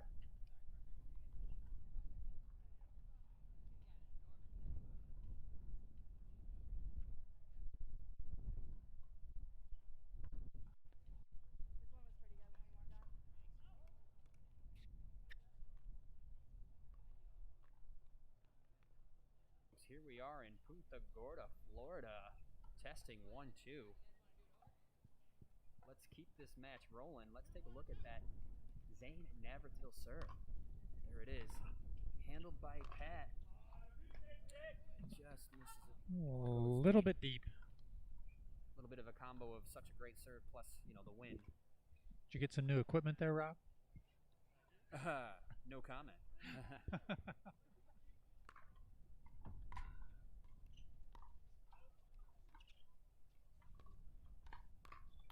Oh, a good slap from Wow. Pat. Unable to lay off that deep one there. Very nice. They did get a little bit of a rain delay today, so things are behind just a little bit. They're trying to catch up by keeping these games going very quickly. So we'll have plenty of pickleball for you today.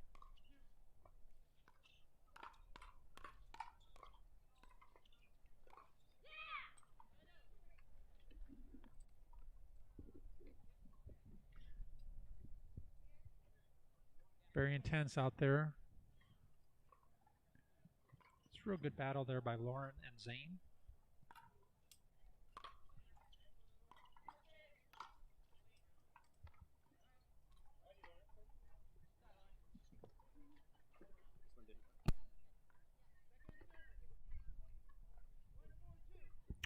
Score is 1-4-2. Going a little bit downwind from right to left. Oh, nice reaching by Zane. Does a nice job of covering a lot of the court. Zane Navratil taking over. We like what we see. 4-1-1 as they try to break this game open.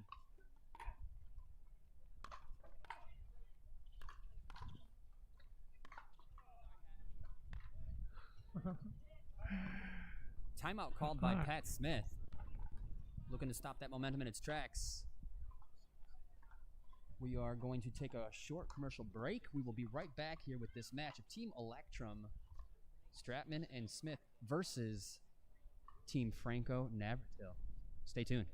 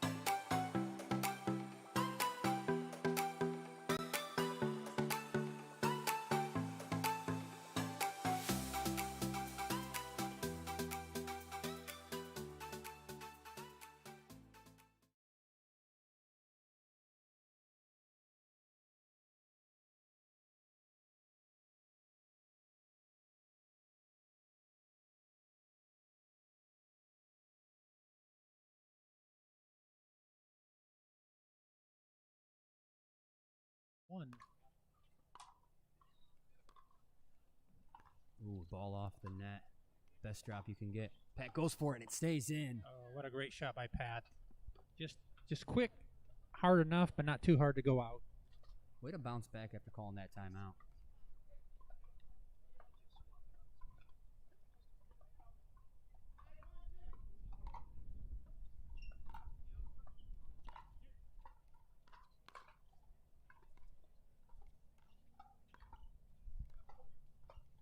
Cross-court battle between the ladies.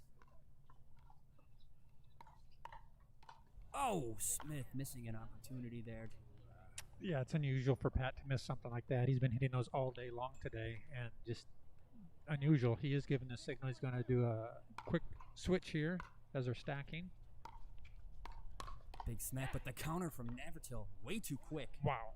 I don't know why I want to use the word quick. Not only is he fast, but he's quick. Oh, yeah. Lightning out of it. Really nice shot by Zane. Oh, but you know he was there, too. The 8 is hit. Lauren and Smith need to get a little bit more of a focus here. See what they can do after the side switch. Appreciate you guys for tuning in. Thanks for joining us here at the World Pickleball Championship. Rob Cassidy here with Hollywood Holster. And Regina Franco and Navratil get the 8 first on this side switch. That was a quick run, but as we well know in pickleball, they're going to switch sides now, and the wind can make a big difference.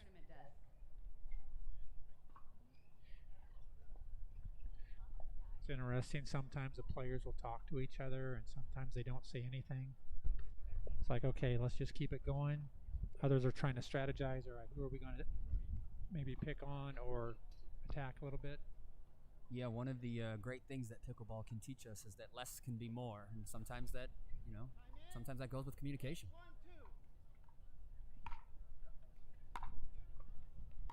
Here we go. Oh, a nice drop from Regina. Into the slap, pulls that ball to the sideline.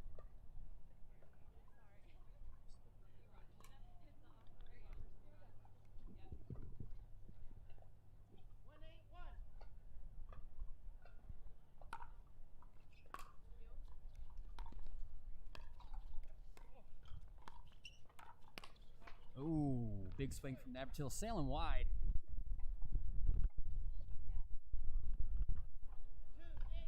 It's getting gusty out here, folks. Kind of interesting. 2-8-1. Nice return from Regina. Agile, mobile, hostile Navratil. And the swing. Oh, so many options on that Navratil. He can just put the ball wherever he wants. He's got, in terms of control on his drives, he's one of the best.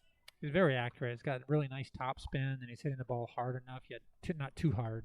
So many options with the same swing, which what makes him so lethal. Sorry. Not much you can do on that. Just, the quickness is so impressive. Like that ball right there, most people wouldn't be able to get to, and he was actually there, and had the wind not knocked it back in to the net, he would have gotten it.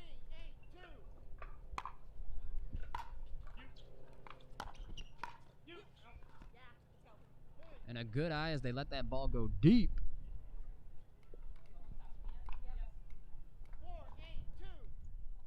Trying to mount a comeback here. 4-8-2. Oh, Pat is wincing on that one. He knows he shouldn't have tried that. Backhand drive and just sailed away on him.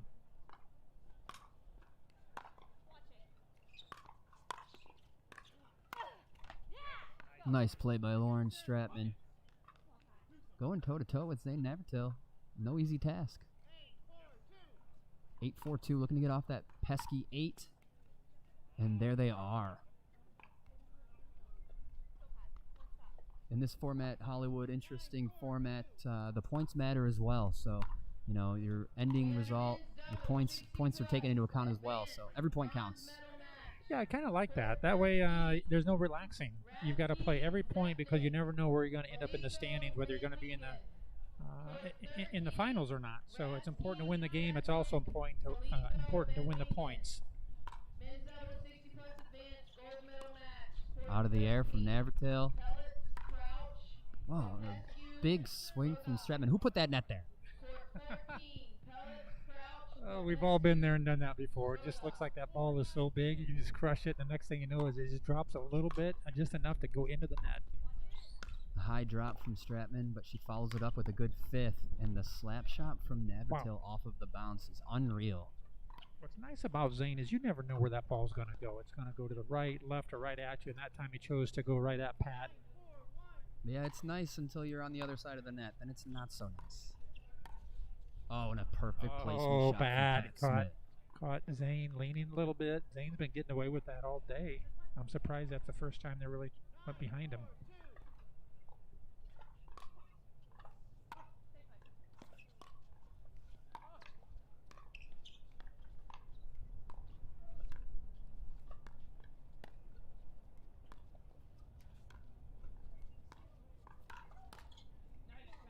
Unreal counter punch from Franco. That was great by Regina. She just was very patient. Incredible shot.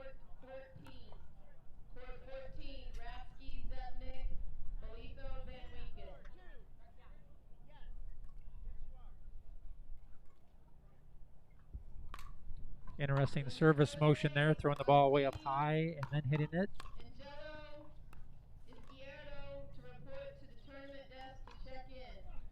The lob is good. Wow, there's that lob we talked about earlier, Rob. There it is again.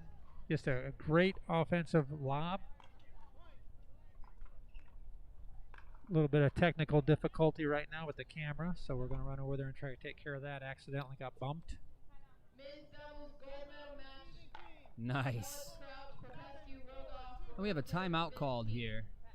Looking to get some water. Regina and Zane, really nice breaking it open. Have had a really good composure this entire game. I've never felt like they've really been out of control of the match. No, it looks like I think both players are playing very well. They're playing as a team. We've got one strategy I think here with Zane where he's going to try to take over as much control as much as possible, and Pat's over there trying to do the same thing. It just seems like he's not able to engage quite as much as what Zane's been able to. It's a long day. I've also seen Pat kind of blowing on his hand a little bit, implying that the sweat is becoming a factor, which is certainly a thing out here, especially in Florida.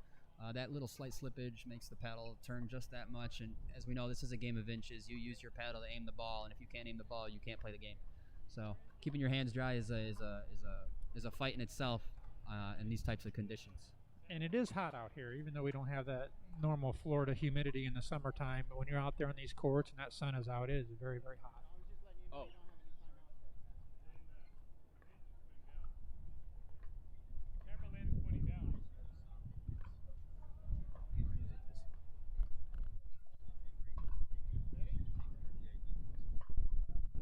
Good to keep going.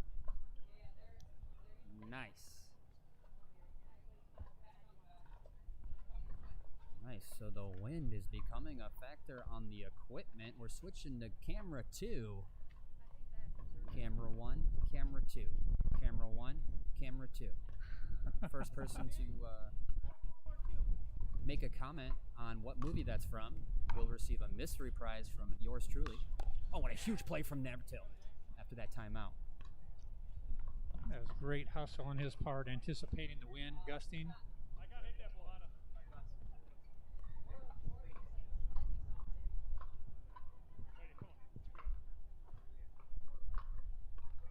Good hustle. Navratil fixing his shoe on that slide he just made there. Big serve, big return. Pulls Regina way back, but it's a nice drop. Pat keeps her back off the bounce. She is doing such a nice job of keeping that ball in play from the 5th shot. Punishes Zane for getting big, but they call the ball deep. A little bit deep. It's a good dynamic point. Good scrap by Regina and Zane. Wow, 13-4-2.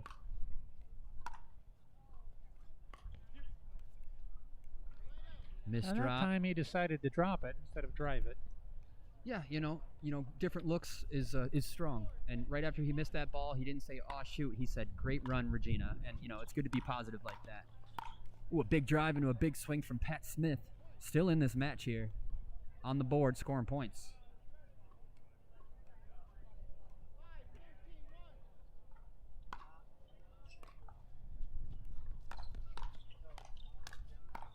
Oh, and the reset, but it sails wide open, and he just missed it.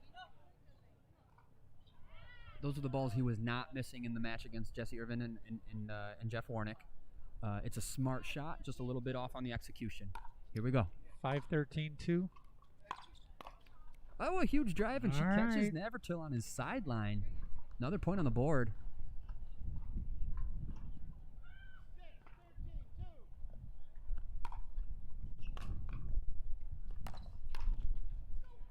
Tough trickler. Pat gets it. Regina decides to swing it over to Stratman and attack the middle, but Pat is all over it. Pat's ready. Up. He's back on his game now. Really nice. Woo. 7-13-2. Putting a run together here, but will it be enough? Here comes the drive, and that ball That's in. We're stays probably in. going to see a timeout, I would anticipate. Oh, And there we it go. is. Good call, Hollywood. Yeah. We'll see how effective that timeout is in stopping these Team Electrum in their tracks. Thanks for joining us, folks.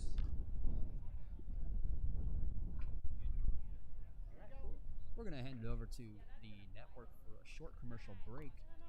Thank you guys for tuning in, and we will be right back with the conclusion of this match.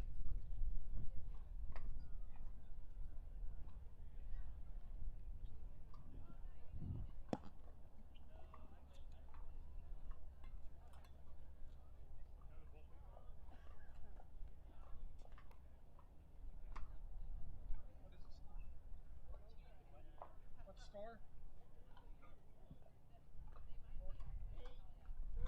8-13.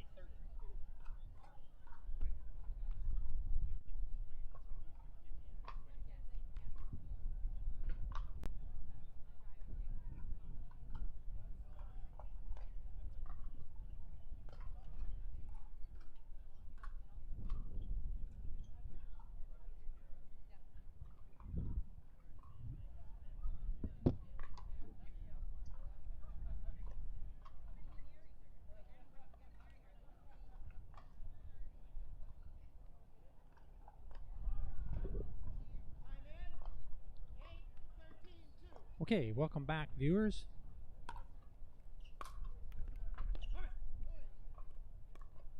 The streak Well, that timeout, continues.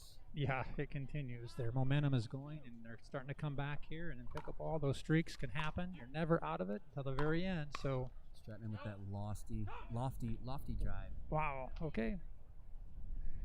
Zane goes for a little much on the punish, and it sails wide.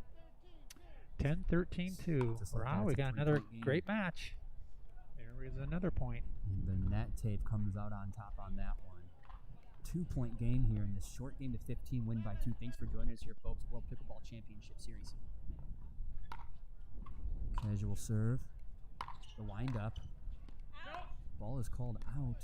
1-point game here, folks. Team Electrum versus Franco and Navratil. Did not see this coming. You can't write it, folks. Another drive. Regina decides to play it. Oh, Navratil leaves the ball. I would anticipate another timeout. Maybe with one more point scored here. They've got one left. 13-13-2. Tie game here. Okay, that's what they needed. Wow, okay. As this wind keeps pushing, you know, a little inconsistently there. Could have played into that drop shot that she attempted. Yeah, you really have to focus. Ball back in the hands of Franco. Navratil bailing himself out with a lift. Smith with the angle, but Regina with the gets. Navratil with the reset. And the ball is called wide. Just missed. They're asking the official if he saw it, and Larry said he couldn't clearly make the call. Match point. 14-13-1. Oof, so sketchy. She goes for a drive, so bold. Wow, nice aggressive approach. So bold, so good. So scary. Here comes the Navratil serve. And a great return by Smith. Still in the point here. Can he put it away? Regina with the drop. Oh, it trickles over. She gets it back. She goes for it. Navratil with an awkward. Regina with an easy reset. Smith keeps the pressure, but he's in the net. Great goodness. point. What a finish. Another incredible match. Fantastic point. All the hairs on my body standing up on end. Wow. Such a great point. So scrappy. Very nice. Fantastic. What a great comeback, and they held them off. A nice shared let's go between Regina Franco and Zane Navratil as they take this match 15-13. Unreal. Congratulations to them as they secure that win and secure their place in the in advancing to the semis. And it was a high score for Pat Smith and Lauren Stratman. So, you know, although it was a loss, there's a lot of points scored. I hope them the best. Hope they make it through so we can get to see them play some more. Hollywood, your thoughts on the match? Oh, that was incredible. It just goes to show you again, when your team gets way out front, you try to close the deal and you just can't quite get that last point or two, and they started coming back. You could feel the pressure. Nice. So we'll talk a little bit more about that as when we return. We appreciate you viewers out there. We're going to break now for a quick commercial break.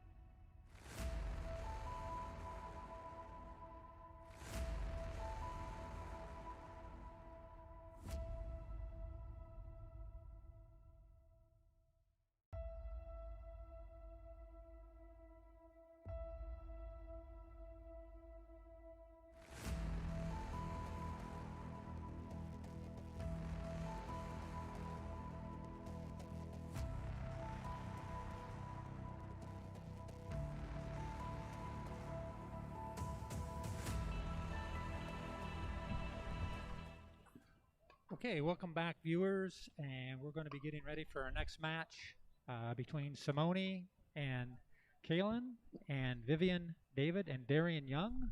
Should be another great match. We're looking forward to it. The wind's picked up a little bit. And we'll just be a couple minutes here as we're getting ready to go.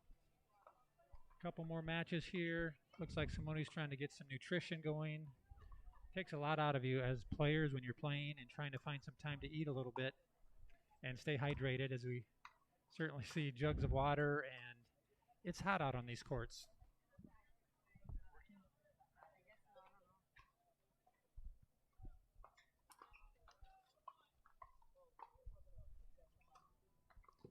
Ooh, you have Callan Dawson and DJ Young.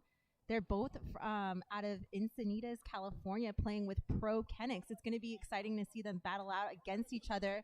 They did make it yesterday to the gold medal match, which is going to happen maybe later today. So that's going to be exciting that they're going to be playing together. But today they're actually going to be playing against each other. So that's going to be an interesting matchup. Can't wait to see that. That'll be a good battle. They can play against each other and then with each other later on.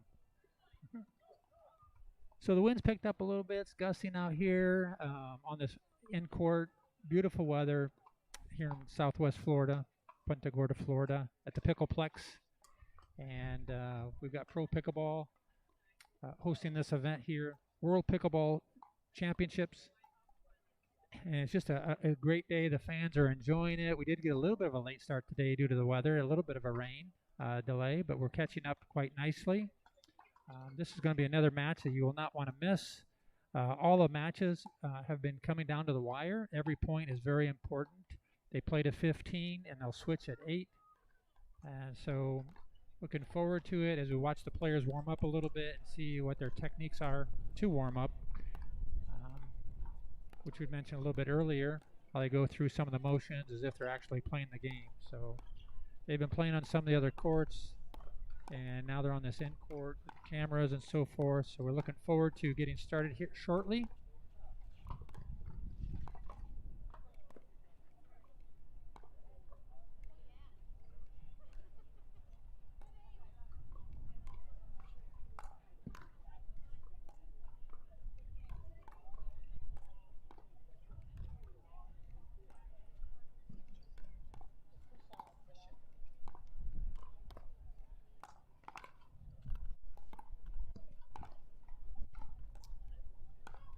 So it looks like Vivian and DJ have 2-0 record so far in their flight, and they are in flight D. So if anyone's watching and want to see the draws, you could go to pickleballglobal.com.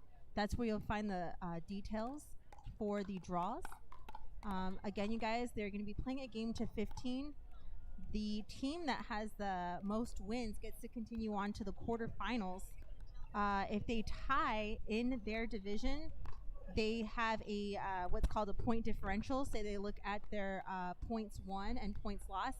They see the differential there, and then whoever has the highest differential gets to move on. And that's only in case of a 3-way tie, 2-way tie. They look at that point differential. So if you guys are following along, that's what's happening here in Punta Gorda, Florida. We're going to have these players warm up, and we'll be right back.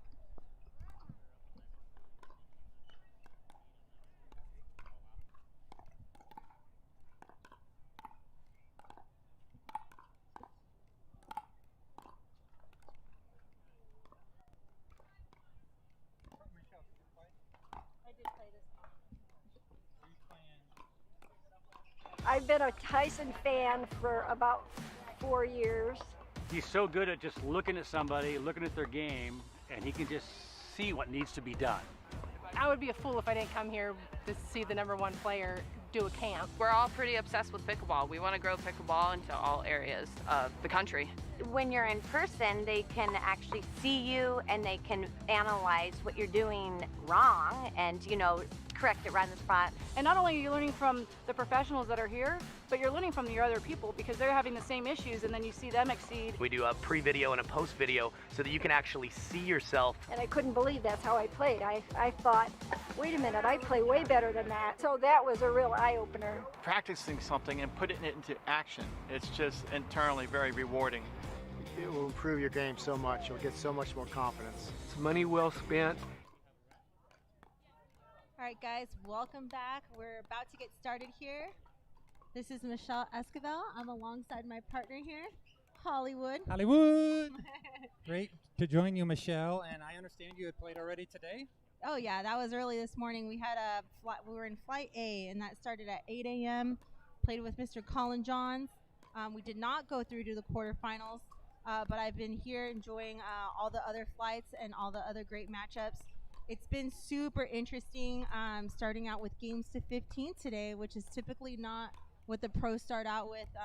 You always have something a little exciting here at the World Pickleball Championship, something always different, something that the players aren't used to. And with all the variables involved with the wind and, the crazy weather forecast, it's been exciting. There's been some really close matches. It's nothing's given here in these games to 15, so I bet the viewers out there are really happy so far.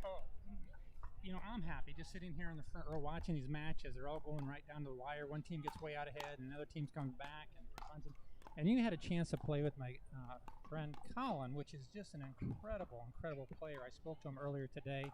He was disappointed with not moving along further in the brackets, but I'll tell you what, he is such a great ambassador to the sport. And I remember when he first got started several years ago, and being a tennis professional, he's just so impressive because of his attitude and his ability. And I'm just happy to see players like that out here helping promote the sport.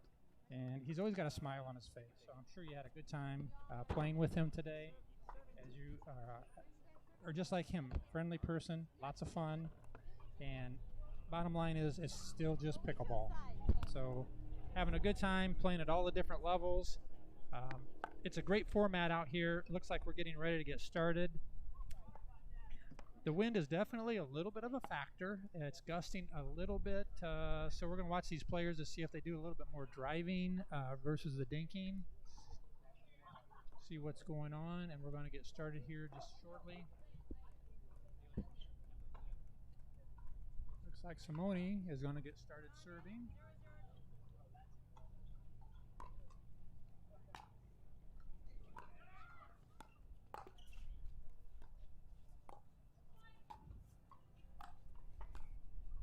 Yes, Callan Dawson inserting himself right away into that point, being aggressive. First point of the game. And it's interesting when you're playing with the #1 player in the world like Simone, and to watch Simone give up the court to someone else seems a little bit unusual, but she is very, very good at knowing what her role is and how to make the best team approach to this. Nice.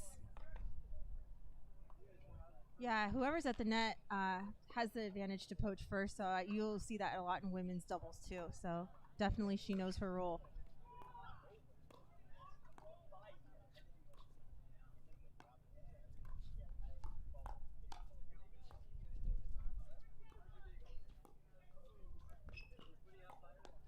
What a great defensive position Callan was in, and because of his resets, he was able to come in and then finally offensively poach that ball down to the ground. Nice get. Yeah, you can see the wind playing a little bit. Looked like Vivian was ready to do an Ernie, and then the wind kind of pushed the ball back, so she hesitated on it. So we're seeing a little bit of everything out here, which is kind of fun to watch.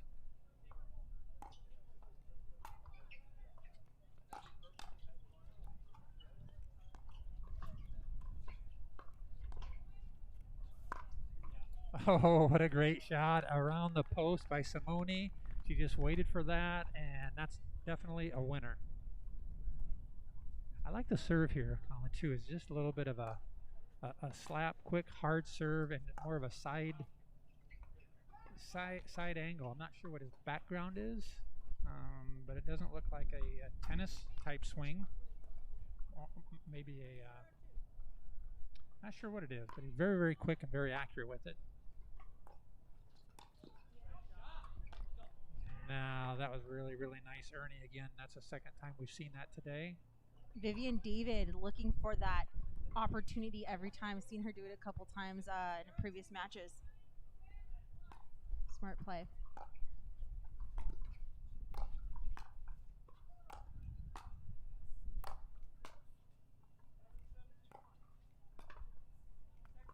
Callan Dawson does a really great job at keeping those opponents back, putting pressure on their opponents. Nice defense by Vivian David.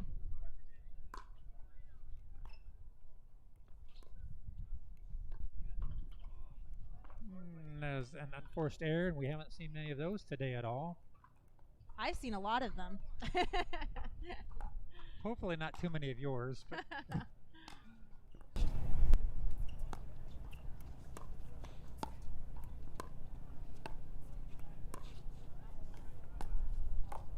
oh, nice. Oh, what a great lob and a great get. Nice. Callan does a great job of really utilizing his spots on the court. He dinks it short, lobs it deep, opens up his, all the options, which is what he's looking for here in this match.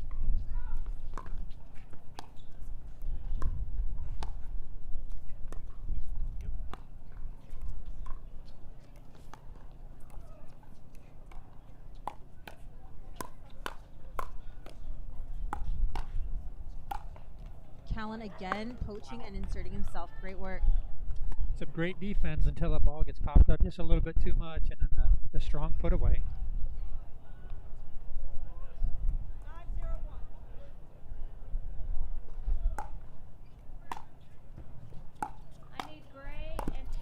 Oh, Callan again looking to be aggressive, but just misses right at the top of the net. I have to think the wind might have affected that just a little bit because he has been spot on so far today. I feel like the wind has affected 85% of the shots hit by these opponents.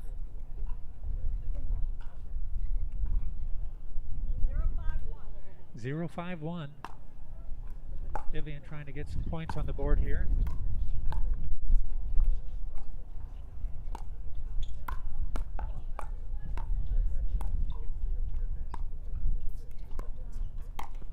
Oh, she'd like to have that one back.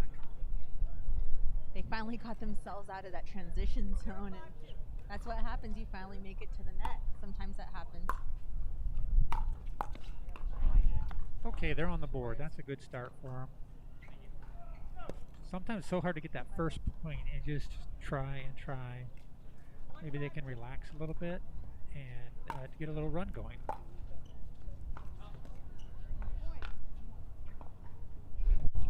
That was definitely a wind-blown ball as well.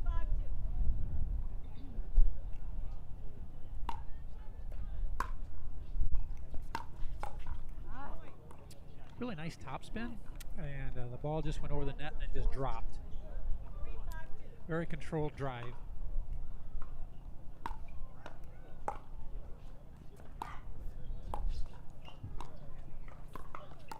Yeah! Oh, yes. Wow. How great DJ was Young that? is there. He is there and just places that ball right down the line. When you play against a poacher like that, that's one of the things you have to do is go behind him. And he anticipated that and went right behind him and got the point. Another nice drive by DJ, but Vivian got caught there, moving forward into that ball, making it a side out.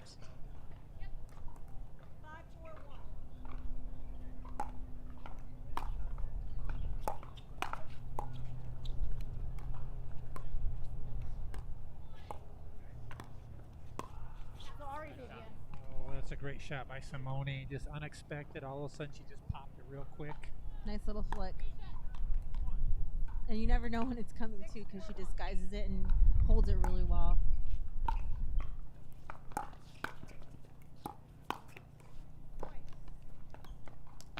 Just the compact power that he has is so impressive. When he's got that ball, you just don't know for sure where it's going to be. You do know it's going to be coming at you pretty quick.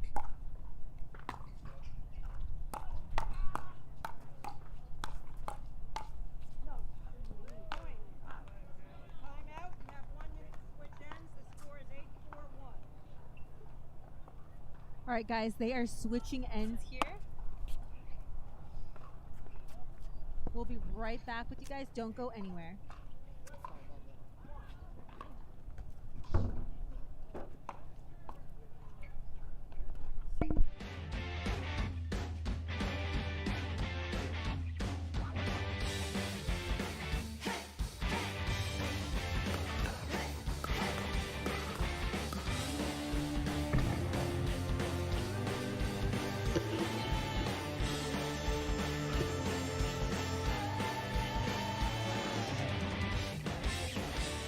New People Pickleball.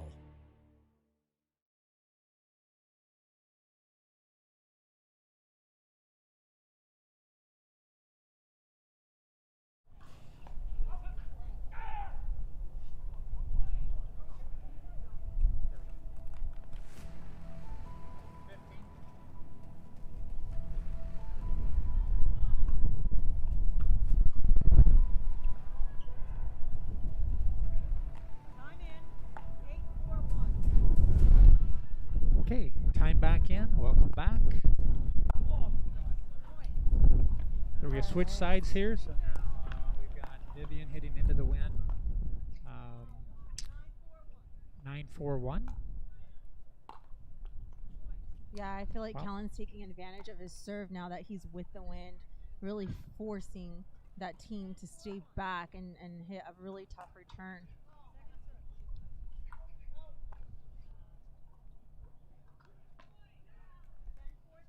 Ten 4-2. Simone, Callan playing downwind a little bit. Wow. I love seeing Callan being aggressive. He's usually a little bit more, not tentative, but he kind of just hangs back a little bit more. Saw him earlier on today, and he was not this aggressive, and I like this look for him. Wow, what a nice Ernie. Again, that's the third one we see by Vivian. Yeah, Callan, I think he's feeling more comfortable playing with Simone, and he's feeling more comfortable that she's going to give him all that room, and he can certainly handle it. Again, it's so strange to see someone take that much court. I know some of her other partners, she's really good about giving her court away.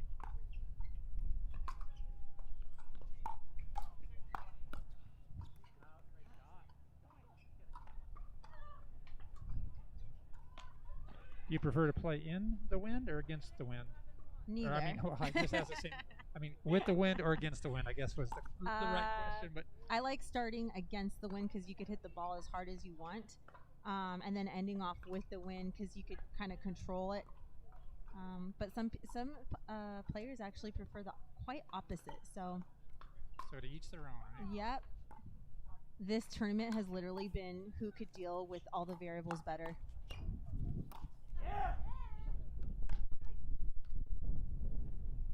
Men's doubles, open division, semifinal 1, court 8. 7-11-2. Krishnaswamy, Hubschman, Sobek, court 8. Krishnaswamy, Hubschman, Sobek. Defense. Men's doubles, open division. Oh, the ball dribbles over the net. DJ cannot get there. Elliot Donnellan, Guds Gilbert. Elliot Donnellan, Guds Gilbert, court 7.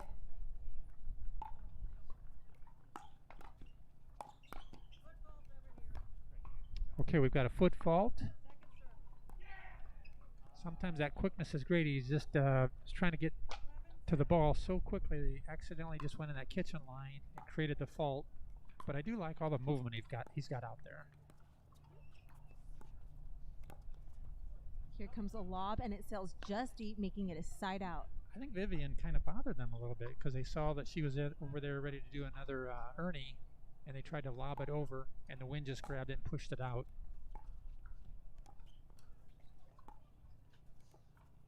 Oh, I feel like that's DJ's signature shot is his cross-court rolling dink.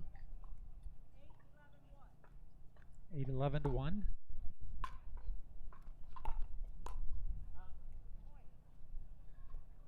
Well, they're starting to get more comfortable, I think, here also. DJ's starting to come on strong, starting to place the ball really well.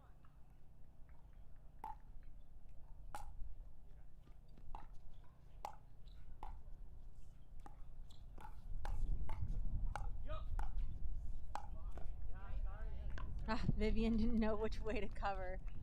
She got to that ball just a little deep or a little late. Second server trying to close that 2-point gap here on the side out. Really smart there on Simone's part to see that ball starting to come up the trajectory and just gets out of the way and lets it go long.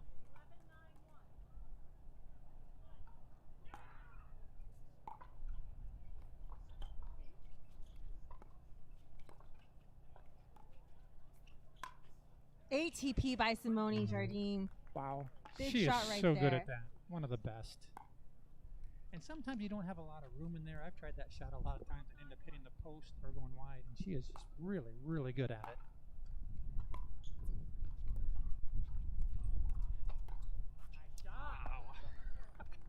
That's I think Vivian's that's the look. 4th or 5th time that we've seen that from her. She's always looking for that. She knows.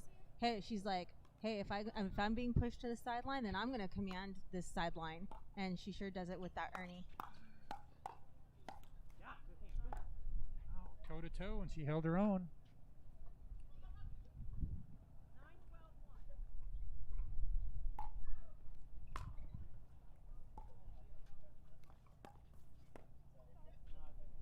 Caught her a little bit off guard there. They weren't sure where that ball was going, but I tell you what, I think they're just playing really well as a team here. This is a great comeback that they're developing here. Walter Gray, please report to the tournament desk to check in. Okrepke, Snyder, Walter Gray, and then Jim Bishop, please report to the tournament desk to check in for your 12. Oh, again, I think Vivian's playing. She's just right on right Yep. now. She's just playing great. That's what you're looking for in a partner, someone to kind of help take over a little bit.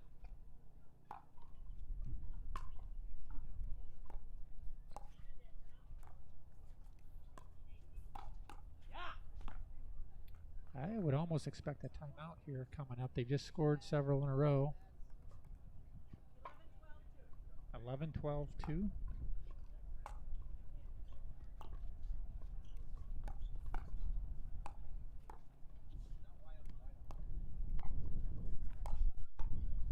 Great defense, and that ball pulls away from Callie or Callan. Yeah, I mean, it's a very swirly wind, you guys. So even though the flag dictates that they're with or against the wind screens on the back of the court are missing. So it's very swirly in center court.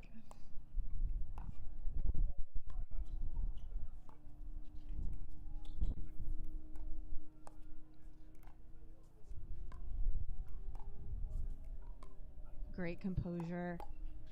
Vivian pulls the initiation, the speed up into Callan's backhand. Callan misses deep. All right. 13-12-2.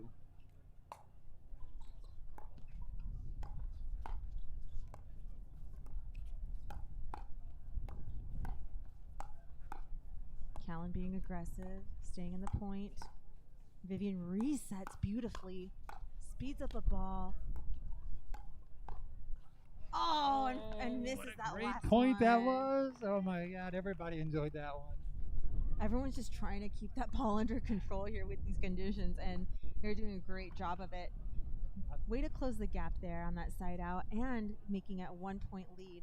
Let's see what Simone and Callan could do here. 12-13-1. Oh, what a great serve. Amazing. Right in the corner. Simone said, I aimed it there. That's where I wanted to go with it. And I don't doubt it.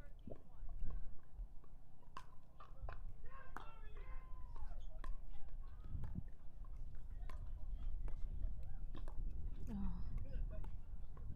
Great gets.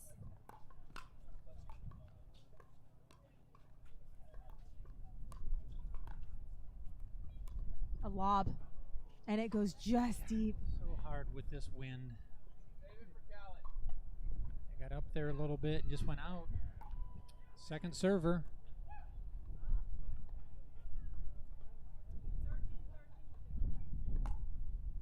All right, we have a tie game here to 15. Oh, Simone attempts that. Block. Yeah. Yep, she attempts the ATP, misses just wide, making it a side out, and we have a tie game here, 13-13-1.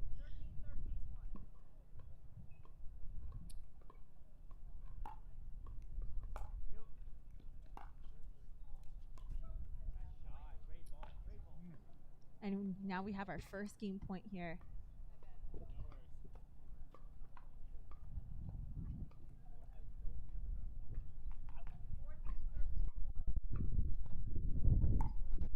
Ooh, and a miss. serve into the net. Believe in himself.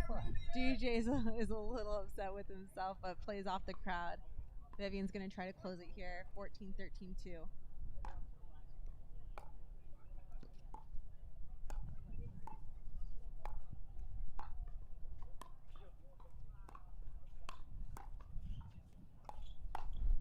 Ooh, Vivian sits on it but misses it deep, making it a side out. It's a great opportunity. So now we've got Team Simone chance to come back and take the lead and win. Nice drive by Callan. Nice resets. Oh, and a missed dink into the net. Second serve.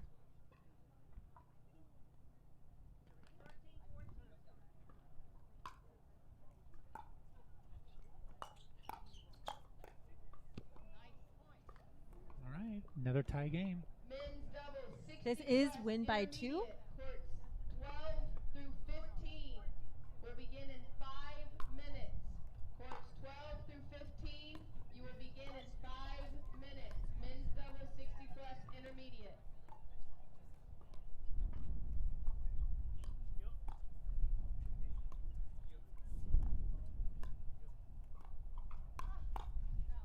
Oh, and here we go, guys. Now we have a game point for Callan and Simone. What a great turnaround. Yep.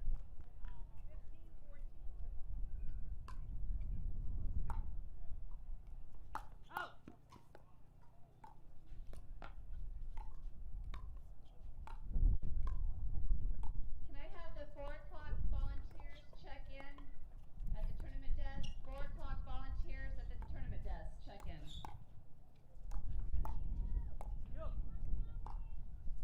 Oh, what an incredible end to an awesome match. Simone Jardine, Callan Dawson taking the game to 15 against Vivian David and DJ Young. Awesome work by all players here. Every match has been going down to the wire. It's just been incredible all day long.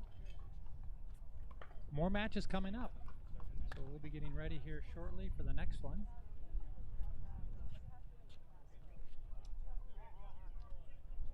All right, Michelle, we're going to take a 2-minute break here. So everyone out there, we'll be back in 2 minutes. Appreciate you viewing in. We'll see you in just a little bit. Don't go anywhere.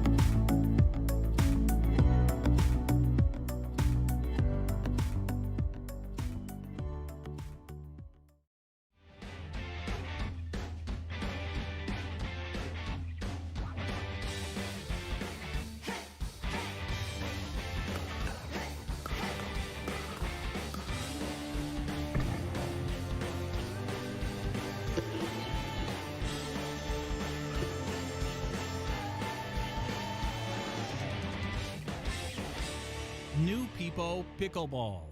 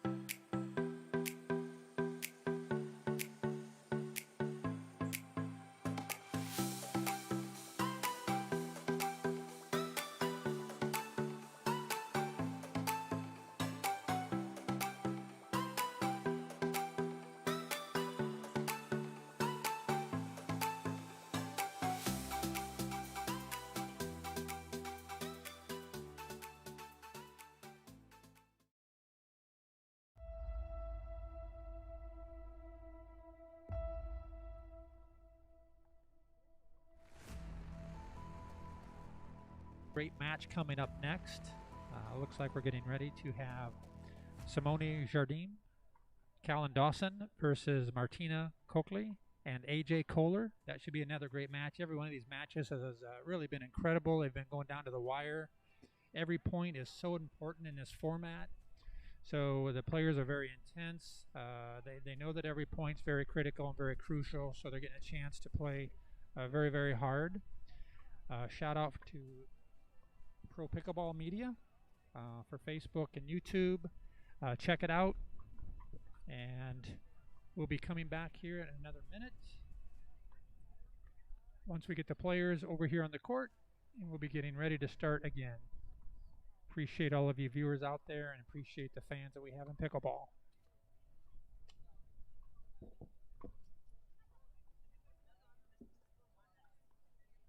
Next we have Simone and Callan, Martina and AJ. Do you want their records? Yeah, that's really good stuff. Or if you want to give all that.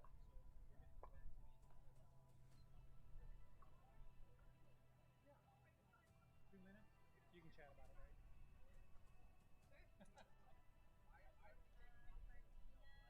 And you might be able to go over the format again. I've been a Tyson fan for about 4 years. He's so good at just looking at somebody, looking at their game, and he can just see what needs to be done. I would be a fool if I didn't come here to see the #1 player do a camp. We're all pretty obsessed with pickleball. We want to grow pickleball into all areas of the country.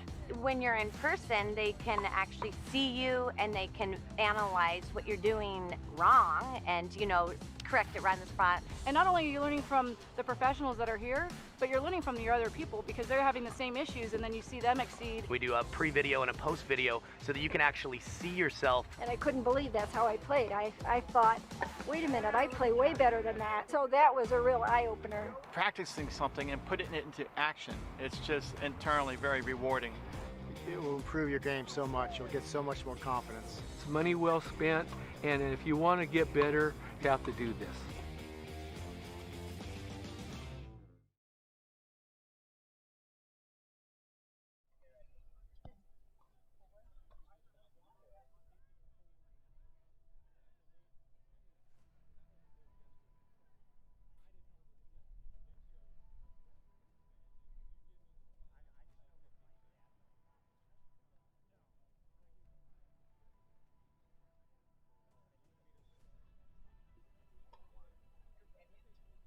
Hi guys, welcome back. We are here at the World Pickleball Championships in Punta Gorda, Florida. It's nice, windy, nice sunny weather out right now. We're here with our last round robin match of the day. If you guys are following us on pickleballglobal.com, we are in flight D. There are 4 flights in this mixed doubles bracket. Each flight has about 5 to 6 teams. So they're doing a round robin. Everyone's playing 1 game to 15, win by 2. And this is our last matchup. We have Martina Coakley paired up with AJ Kohler, and they're playing against Simone Jardim and Callan Dawson. Callan and Simone came in with their first match losing against Cassandra Gerke and Johnson Cola 15-12, but they were able to come back strong throughout the day. They defeated Callie Smith and Spencer Smith. And if you guys were tuning in on this last match, they just defeated DJ Young and Vivian David. Very close matchup there, score of 16-14. Martina and AJ also had a pretty good day. They lost their first match against Callie Smith and Spencer Smith. They then defeated Cassandra Gerke and Johnson Cola 15-12, and they also played against who else did they play? Yeah, that was their matches. Couldn't find any others, but this is the last round robin. So what happens after the last round robin is the top 2 teams of each flight continue on to the main draw, and it's single elimination. What they do is they have like division, each flight's playing against each other accordingly, and they play it out 2 out of 3 games. So that's what you're going to be seeing here after this last round robin match. They're going to be playing 2 out of 3 games, and the winners continue on to the semifinals and to the finals if they win. The losers are out. If you lose in the semifinals, you then go to the bronze medal match. And yeah, it's quite a different format that we have here at the World Pickleball Championships, but it's very exciting. It's anyone's game here in the different flights going to 15.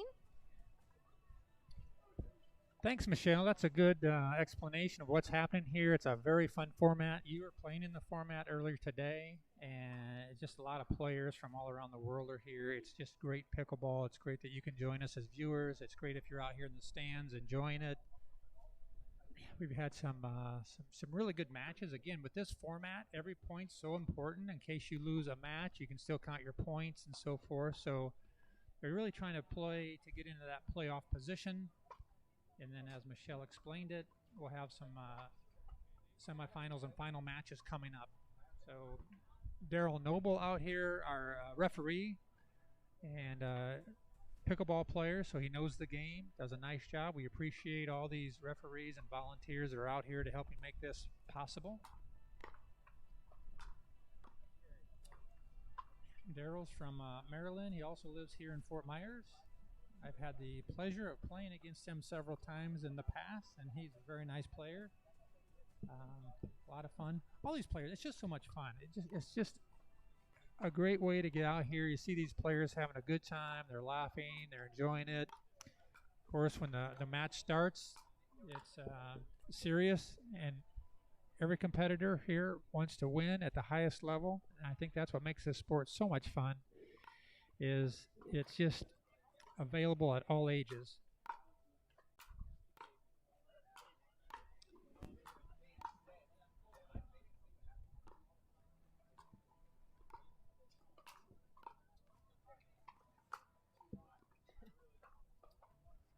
Looks like the sun might be just a little bit of factor on that far court, Michelle. I know we've got a little bit of a wind as a factor, but now all of a sudden the sun is coming down a little bit, and I can tell over on the far court they're looking into the sun some, so it'll be really interesting to see, again, if there's an advantage of taking the sun first or having the sun second, since we're going to be switching after 8 points.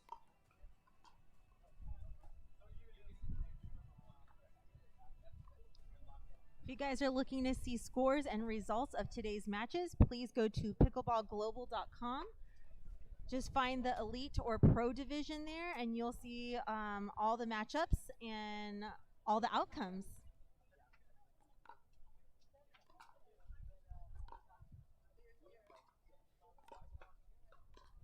All right, we've got men's doubles 50 plus intermediate semifinal. 1, court 10. The pound, Boyton, Coleman, Flynn. The pound, Boyton, Coleman, Flynn. Men's doubles 50 plus intermediate semifinal 2. Court 11. Buckley, Wallen, Wall, McKee. Buckley, Wallen, Wall, McKee. Court 11. If you guys were looking at the results, you'll see in Flight A, Lucy Kovalova and Matt Wright will be continuing on, along with Leah Jensen and James Johnson from Flight A. From Flight B, you got Andrea Coop and Jay DeVier, Catherine Pronto and Tyson McGuffin moving on. And in Flight C, you have Regina Franco, Zane Navatril, and Lauren Stratman and Patrick Smith. Thanks, Michelle. We're getting this match started on our right-hand side. We've got Simone and Kaylin and against Martina and AJ Kohler.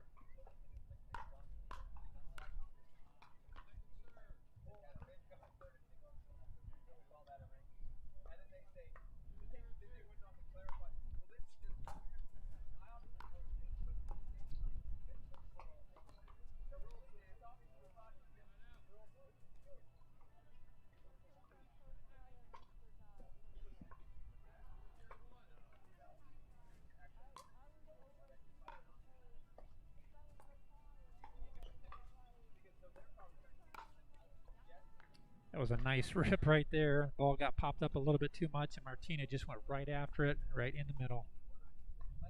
Second, 0-0-2, second server.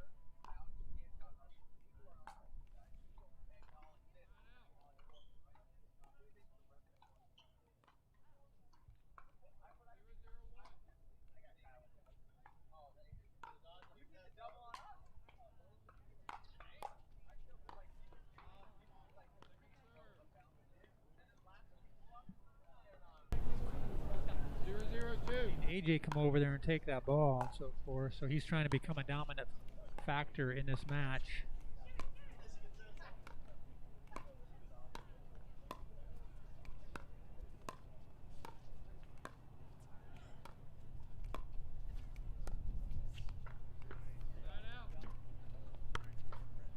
Little dinking battle there, won by Simone.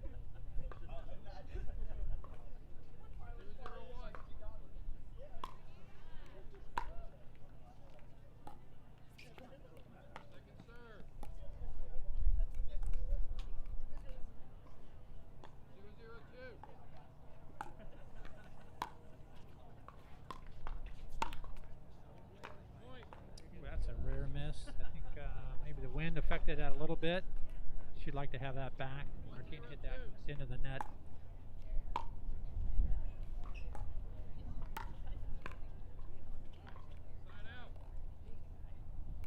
think the players are struggling just a little bit with this wind, trying to make sure they get it over the net, but the wind's kind of coming down over the little windscreen here, and sometimes it's pushing it a little bit deep, sometimes it's a downwind.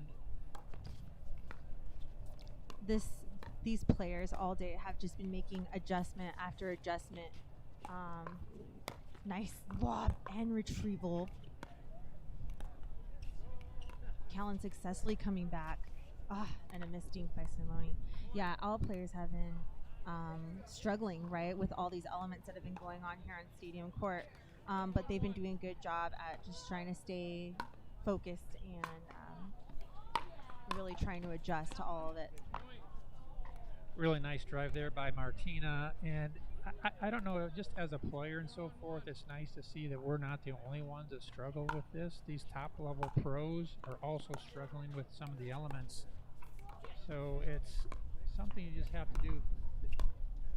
It's just, I'm so impressed with the quickness that they have. They're able to make these adjustments in the ball and so forth, but just the quickness, the reaction, the defense, the power that they've got, the ability to change the game based on the conditions.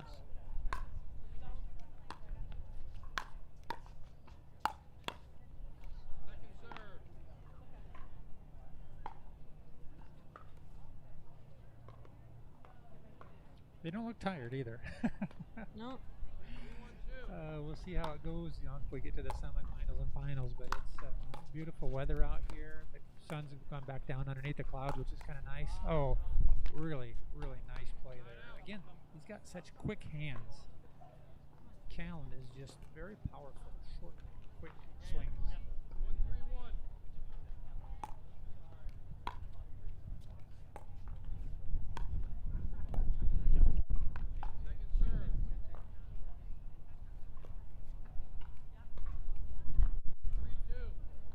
One, 3-2.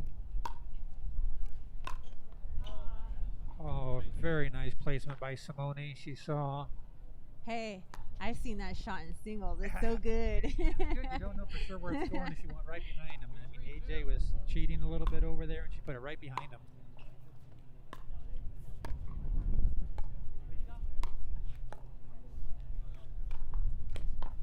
Nice get by Simone.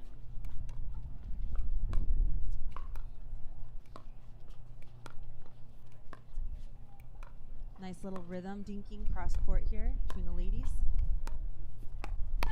Finally a high ball that Callan came in and crept in on, poached. Beautiful work. Yeah, that was nice patience. That dig that Simone did, I mean, you see it so many times, you almost expect it anymore. Little question on the score. They want to make sure they got the right server. But what considered maybe an incredible shot, it just happens all the time. That's almost not incredible anymore. You just get used to it. You start expecting it. And you've seen that several times against you, haven't you? Yes, I have.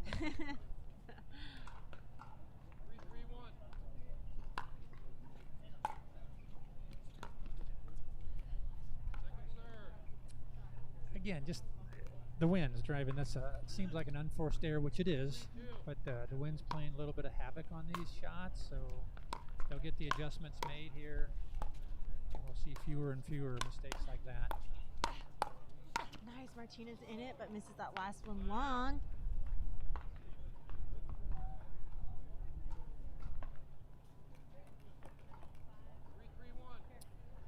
Tied up, 3-3-1.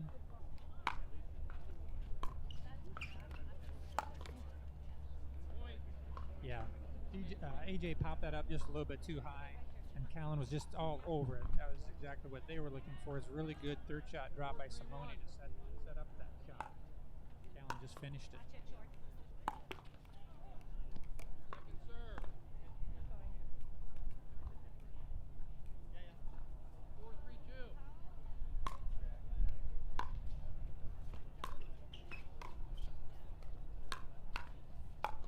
Oh yeah, nice coach. And good speed up by Simone right into Martina Coakley's body.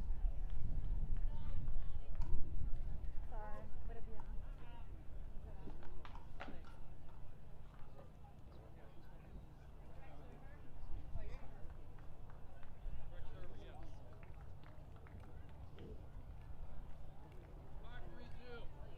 5-3-2.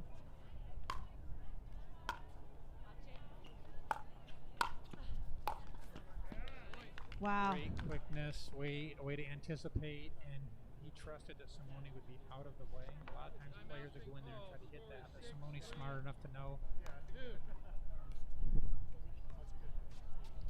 So we're going to take a short little break here with a timeout, and we will be back in 60 seconds. Thanks for listening.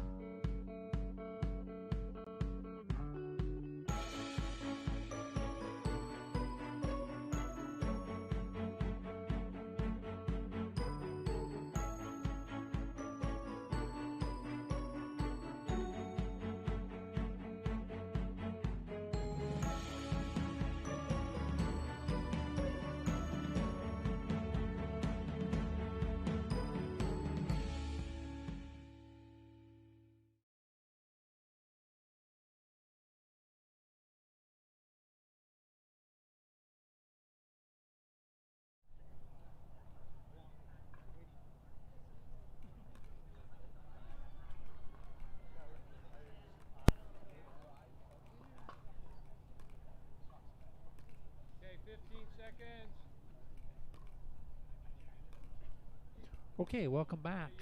Timeout there. Daryl Noble being a referee out here, doing a great job.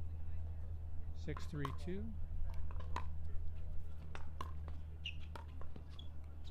Oh yeah. Nice spot there. So quick, just didn't know where that was going. He just got such quick hands and just accurate.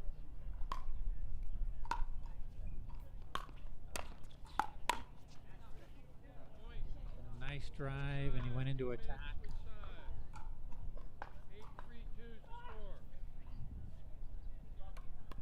So 8 points. We're going to switch sides here, playing to 15.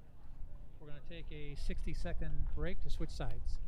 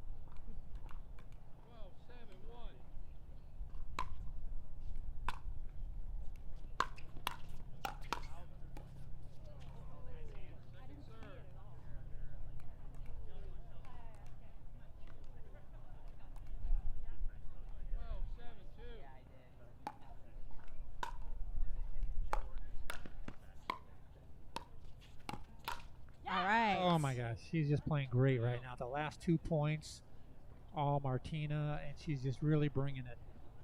I think now that she's seen it a few times, she's now getting the feel for it and saying, "No more. I'm here. Stop picking on me. I'm gonna handle it." So, and she's been doing a really good job. Oh, what a great shot. Reached over there and got it. That was really a nice play by AJ. I think he's feeling it also. Some of the momentum, some of the energy from Martinez rubbing off on AJ. AJ Kohler.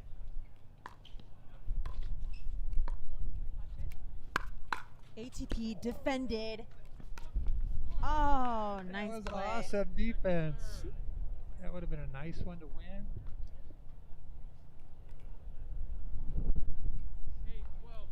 8-12-2.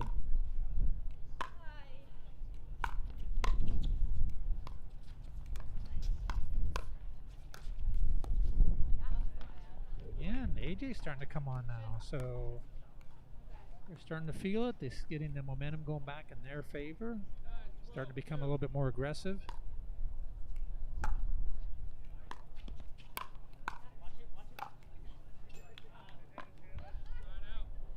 Hard to defend that shot. It's just way too powerful.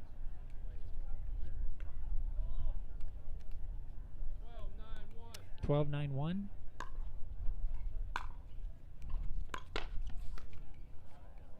Oh, missed it. Right on the end of the paddle. I think that, again, the wind knocked that down just a little bit.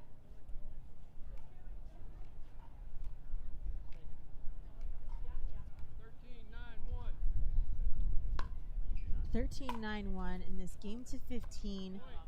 Final match point here, the round robins. But before that, we have a timeout.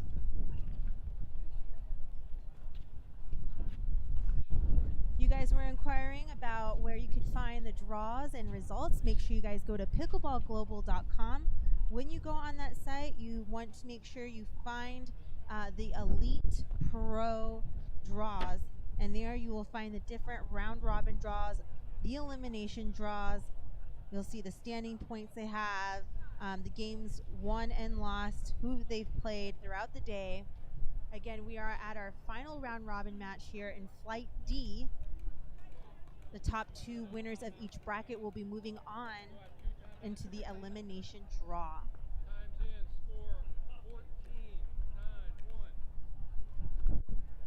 14-9-1, match point. And a nice drive by Simone Jardim. Callan Dawson, way to pull off that match there against Martina Coakley and AJ Kohler. Awesome. We brought it to an end here in the mixed doubles day, and now we are looking forward to the elimination draw. I'm sure we're going to cut off this feed here in just a few moments and restart another feed just so that you guys can see the next matches that are coming up. Again, make sure to look at pickleballglobal.com to see all the results and who's moving forward into the final rounds.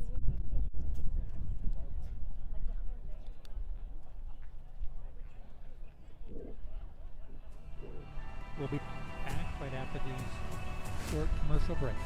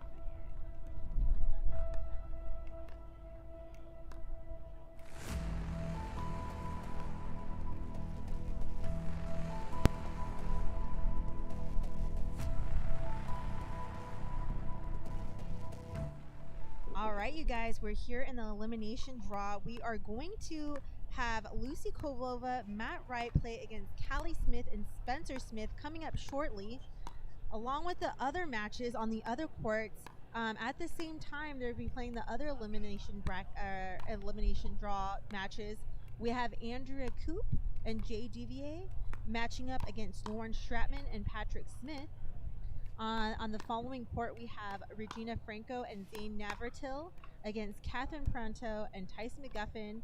And finally, we have Simone Jardim, Callan Dawson playing against Leah Jensen and James Johnson here in the elimination draw.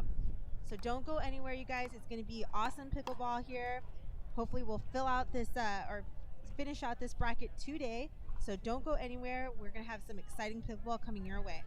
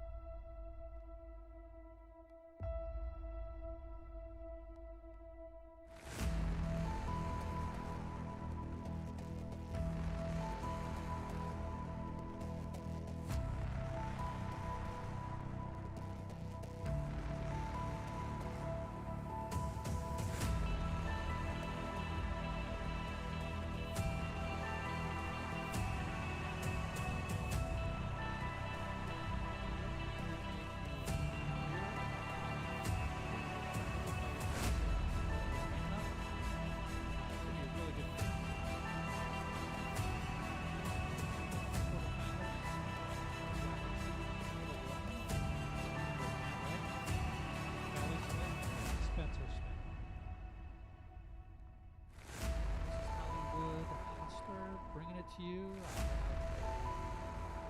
We're coming here shortly. Until then, we're going to about another minute or two as the players are getting loosened up and ready to go.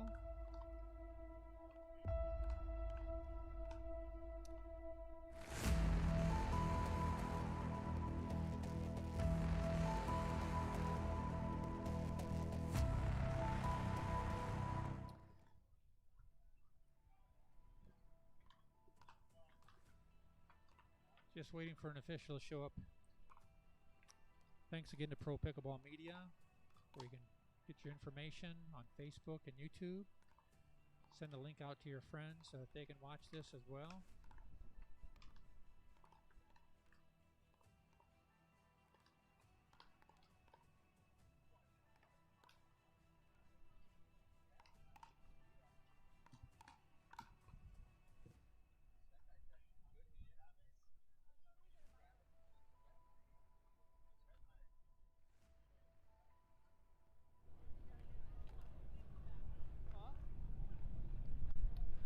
Okay, the players are getting loosened up. We're ready to go here. Just waiting for the officials. They're getting the scoreboard. Starting to walk over here to get ready.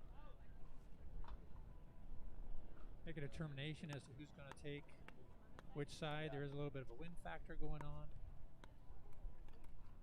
Sun's been hiding behind these clouds now, so that's fortunately not a problem anymore.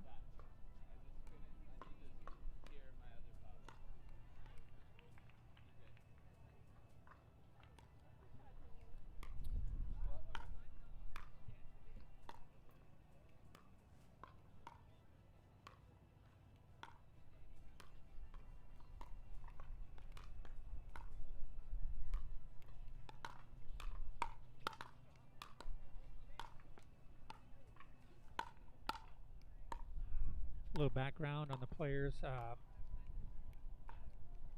Matt was an ATP player, and we've got Callie was a tennis pro, so you can see all sorts of different backgrounds of players and so forth.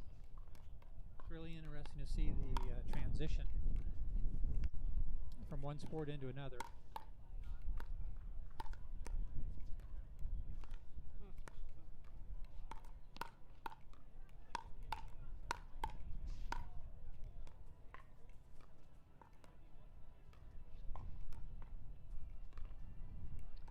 All right, we're getting ready. Looks like Daryl's coming back out on the court. We're going to get started here.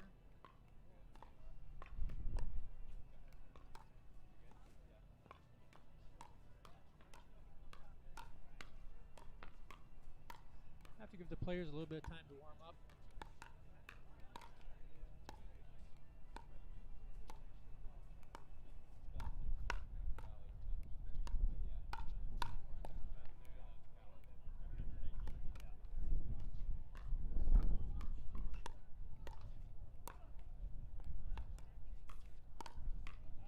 Changes for this year that you probably are aware of is you can now, when you're serving, you can bounce the ball. Also on a serve is if you hit the net and it goes into the playing court, it does count. So a couple good additions along with a couple others, but those are the two major ones. Looking to speed up the play of the game a little bit. I need Michael Brer and George Koss to court 13. Michael Brer and George Koss to court 13.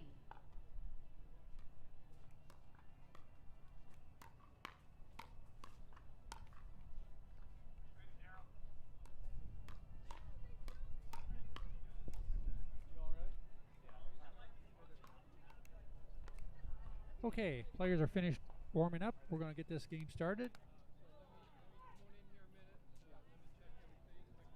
Going to check the paddles real quick just to make sure.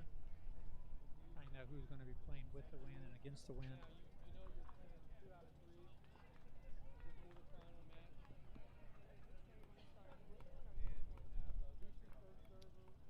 Now the sun is becoming a little bit of a factor.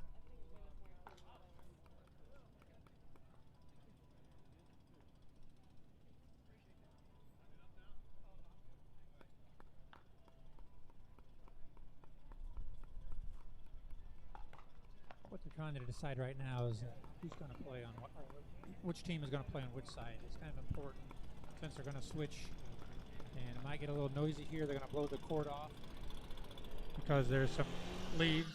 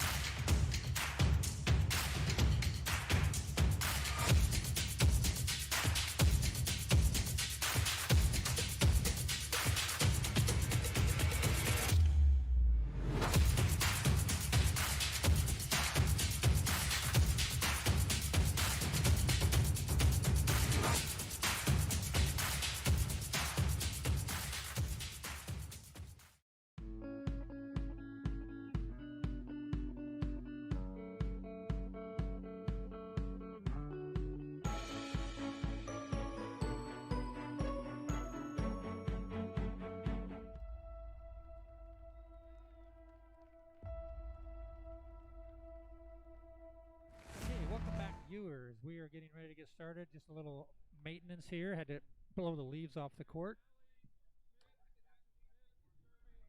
We have Callie and Spencer Smith against Lucy Covalona and Matt Wright. Serving will be Callie and serving will be Callie. So here we go.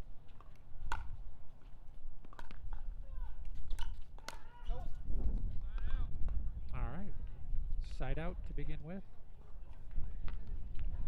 Wind's blowing a little bit from right to left. 0-0-1.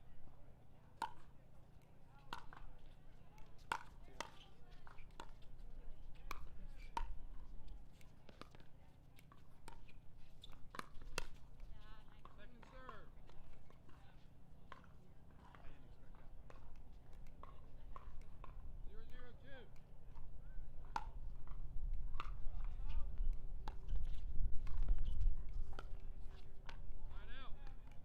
Yeah, Matt tried that flip shot, and I think the wind just knocked that down a little bit. 0-0-1. Second serve.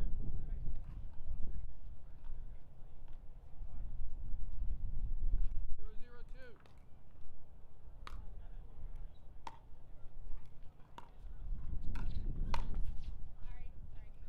Little net shot, and the ball landed in. First one to score. See how this game starts to develop.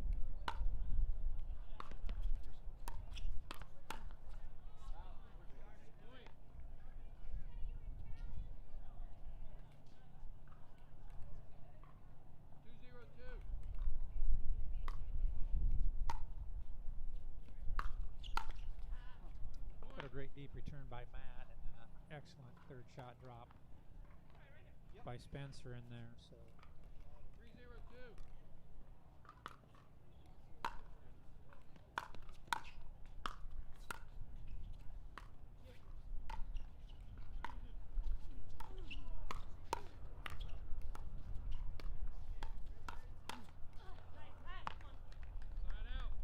good hands by Matt Wright, staying engaged into it.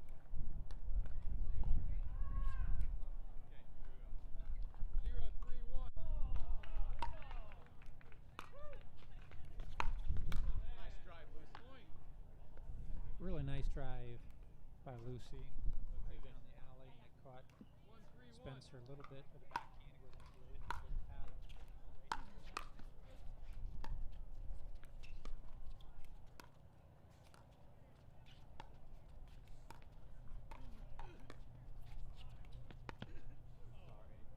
Second serve. 1-3-2. 3-2. Yours. Yes. Point. Here. 2-3-2.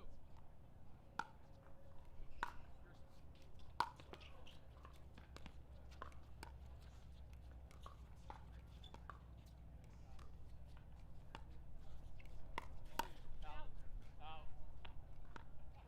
Sign out.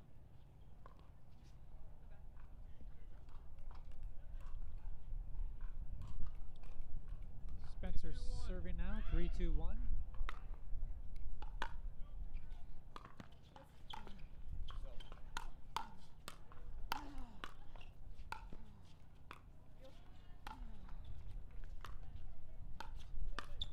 Out.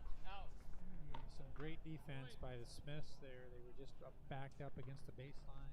They were able to keep the ball in play and eventually win the point. 4-2-1.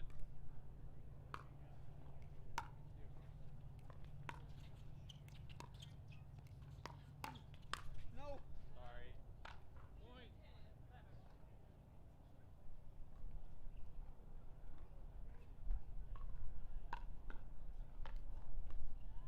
A lot of firing going on right now. 5-2-1. A lot of dinking. So we might see that a little bit more with this Second with these serve. two teams, but I think the wind's playing a factor on that as well. Just really can't I think Men's change the game doubles. just a little bit. Open division. Gold medal match. Court 8. Krishnaswamy, Hutchman, Guds, Gilbert. Court 8. Krishnaswamy, Hutchman, Guds, Gilbert. Men's doubles open division bronze medal match. Good rally on Court that. 7. Very good defense on both sides. Elliot Donnellan. Court 7. Sobek, Elliot Donnellan. If I could have men's doubles 50 plus advanced, 40 plus advanced divisions, please meet at the medal stand in 5 minutes at 4:30. Men's doubles 50 plus advanced, 40 plus advanced divisions, please meet at the medal stand at 4:30.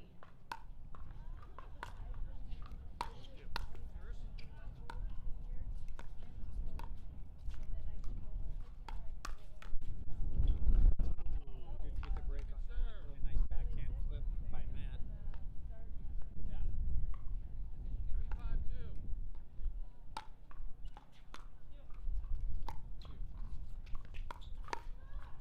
Out. Sign out.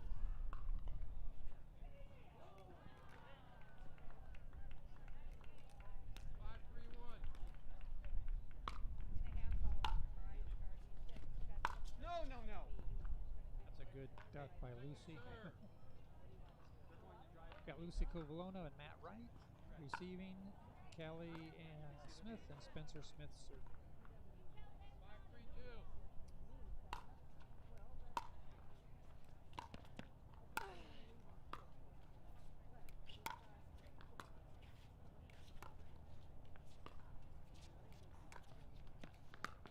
Yours. Go. Nuts out. Sign out. Great play and great reaction. It was a nice little drive by Matt. 3-5-1.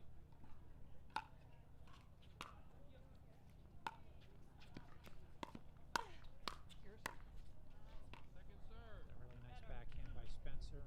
Way to anticipate the shot. 3-5-2.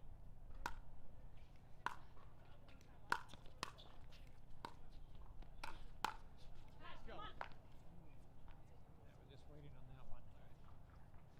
I think Callie thought that she could surprise him a little bit. He was ready for it. 4-5-2.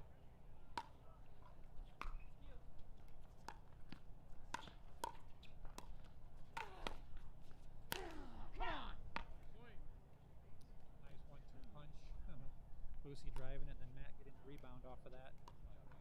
Finishing up the point. Timeout's been called. 5-5-2's the score. Timeout. Trying to to stop this run, so we're going to take a little bit of a timeout. We will be back in 1 minute.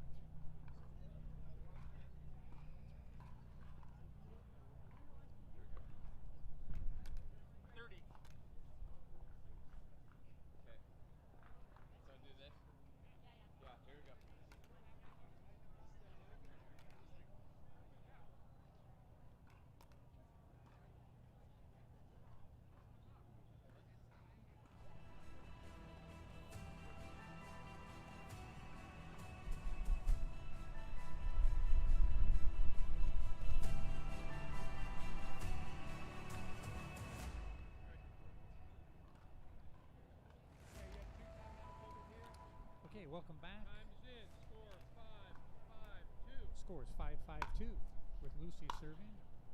Nice drop shot.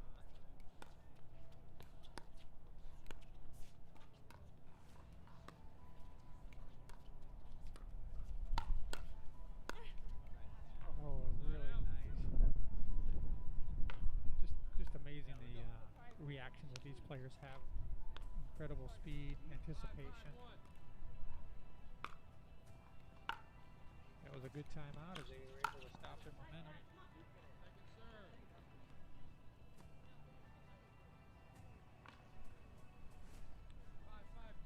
Second server at 5-5-2.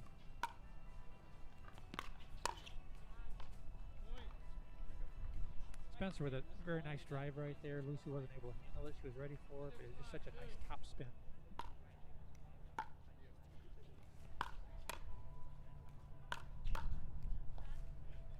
Matt anticipated that one, just drove it right back.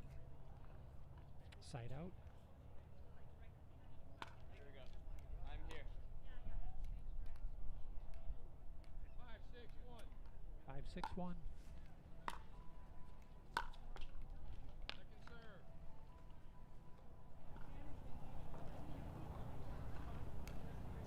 5-6-2.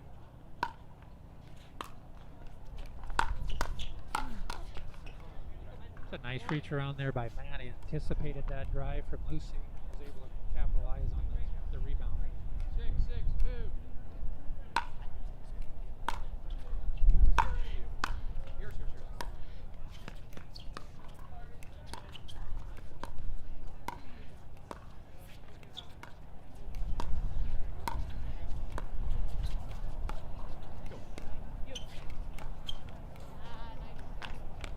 That's good dinking. Like to see that. Line out.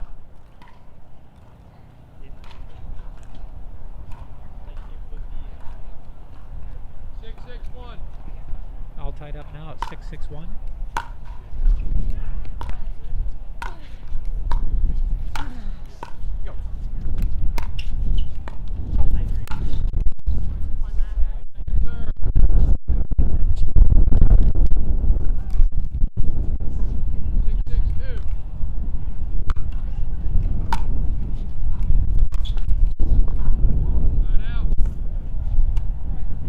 There we go. Okay, side out. Still tied. 6-6-1. 6-6-1.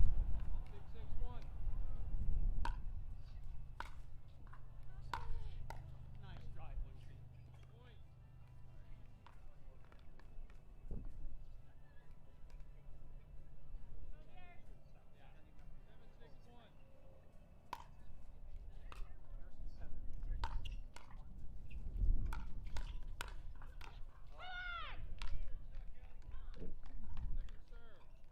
Callie's fired up now. That was good. Was what they needed to get going. Matt touches paddle. 7-6-2. All right. There's a side out. 6-7-1.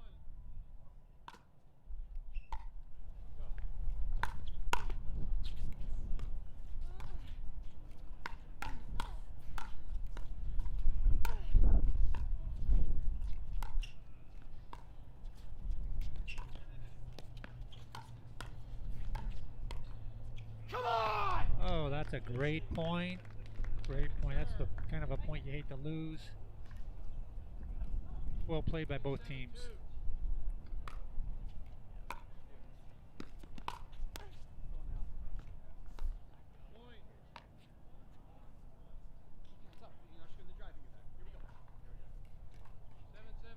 Okay, all tied up, 7-7-2. Right down the middle, great drive. That's 8-7-2.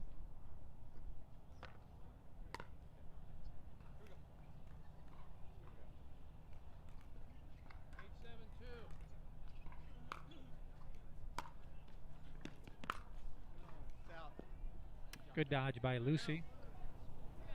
Here we go. All good. Here we go.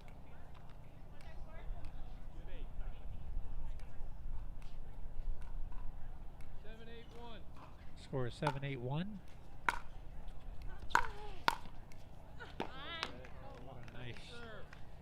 Nice angle there by Callie. Kept it out of the reach for Lucy. 7-8-2.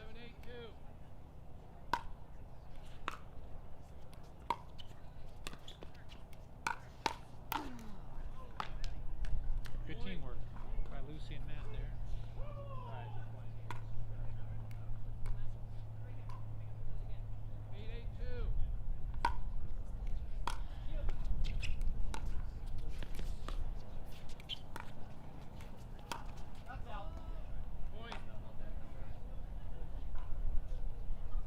Around the post, it wasn't that made it in. 9-8-2. 9-8-2. Yeah, let's go. Point. Timeout's been called. We have a timeout at 10-8-2. 10-8-2.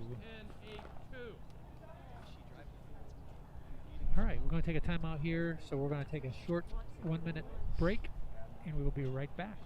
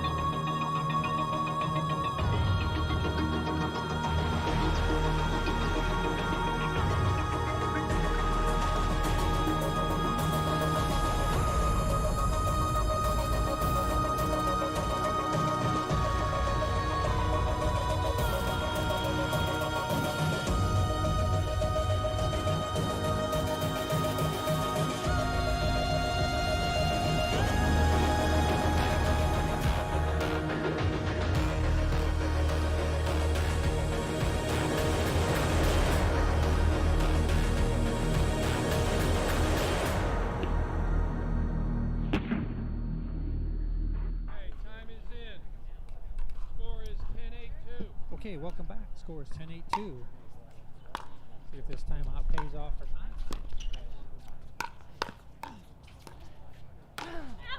That hit her. That hit her. That hit her. That totally hit her. That hit you. Oh my God! It completely redirected, Callie. Matt is claiming that it hit her, and she's denying it. It completely redirected. And now the question is whether it hit her or not.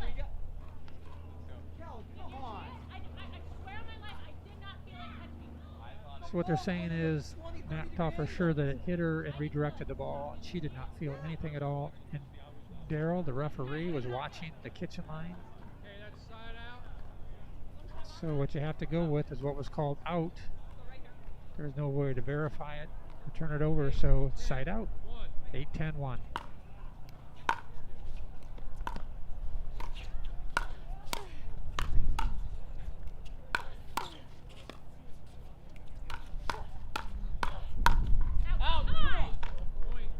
That ball is called out. It's going to be 9-10-1. That could be a big turnaround.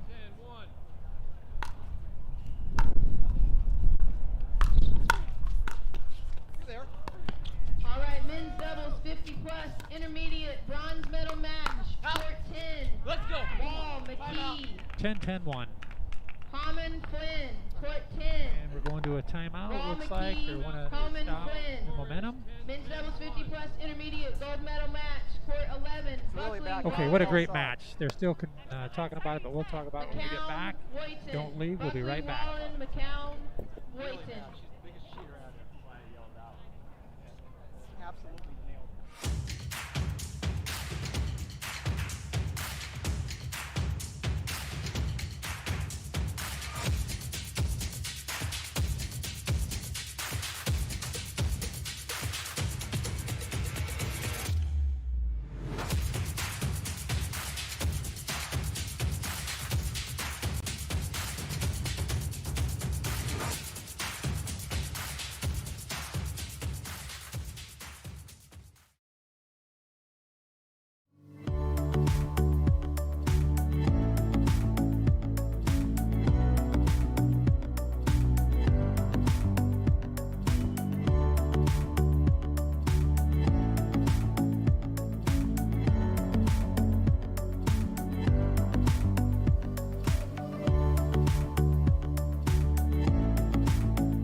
Okay, welcome back. It's 10-10-1. What a great match. It's a great comeback. All right, second serve, another chance. We had a little bit of questionable call on the one that Matt hit. Thought he had hit Callie, and she said no. So momentum has shifted a little bit. Oh, there we go. 10-10-1. Anybody's game.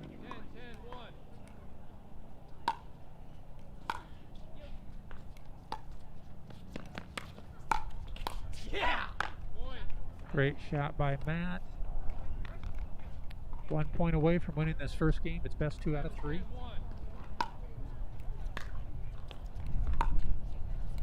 So good, Lucy! There it is. That was a nice play. Okay, 2 minutes, switch sides. End of game 1. Play the best 2 out of 3. Unbelievable. So, what a great battle. We'll be right back in 2 minutes after a 2-minute break. Appreciate you viewers. Appreciate.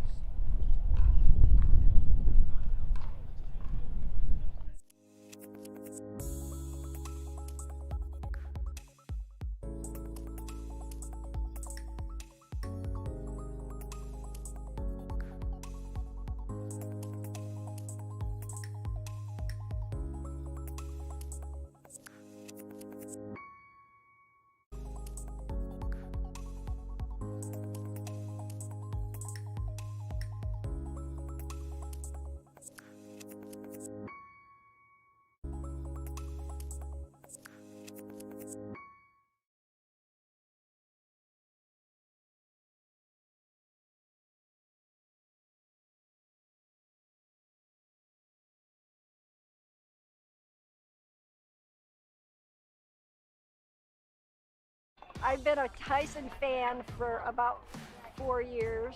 He's so good at just looking at somebody, looking at their game, and he can just see what needs to be done.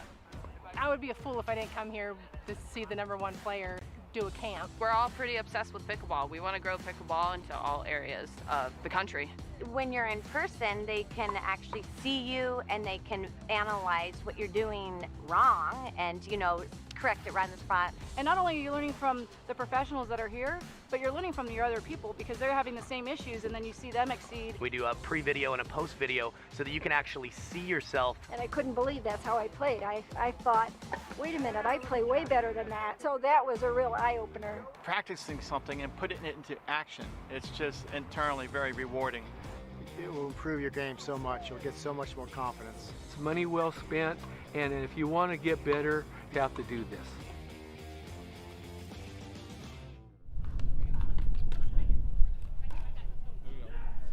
Okay, we have game number 2.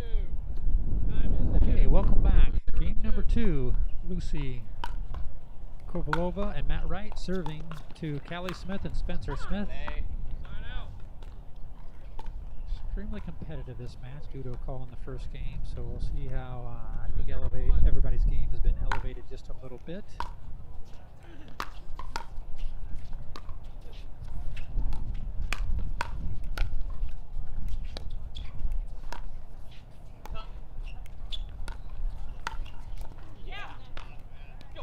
Soft shot by Matt, he comes back, so it was a nice setup. 0-0-2.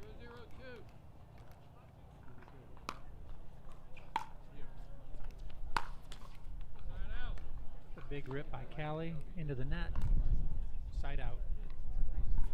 0-0-1. 0-0-1. Second serve.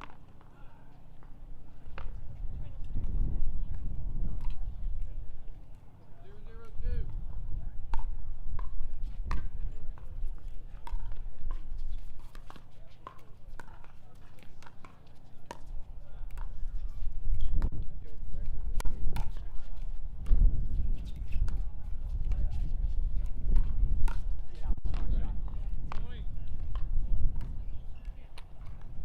All right, here's the point. Men's doubles 40 plus advance. Please meet at courts 10 and 11. Men's doubles 40 plus advance. Please meet at courts 10 and 11. That's out. Great defensive battle there. Another point, so they're on the board now. It's 2-0. 2-0-2.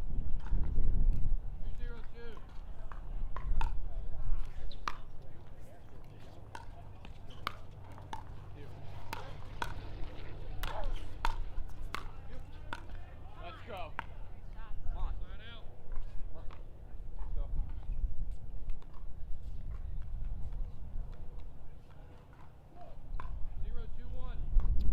0-2-1. 0-2-1.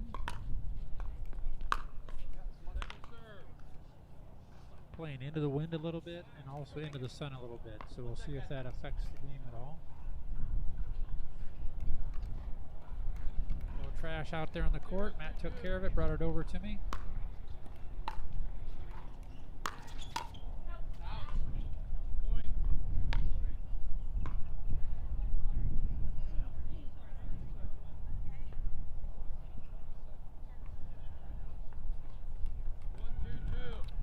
One, two, two.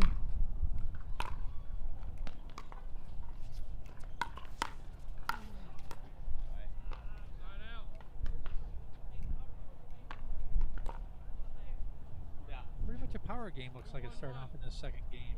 Not a lot of rallies going on. Yep. There. Point. Good job. Here.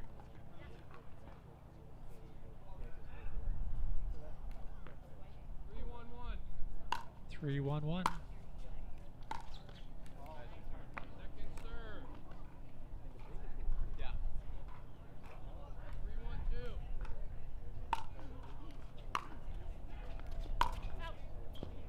Sign out.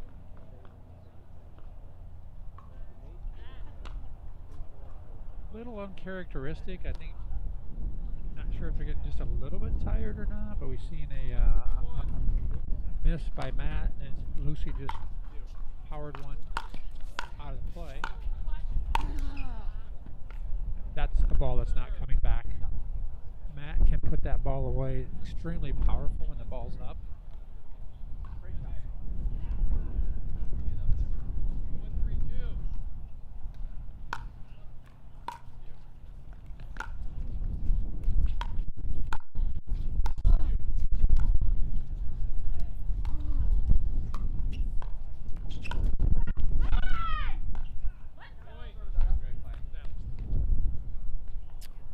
Ball sails a little bit long.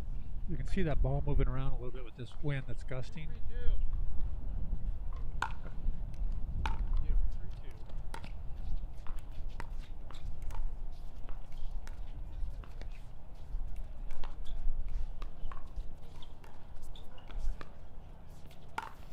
That's out.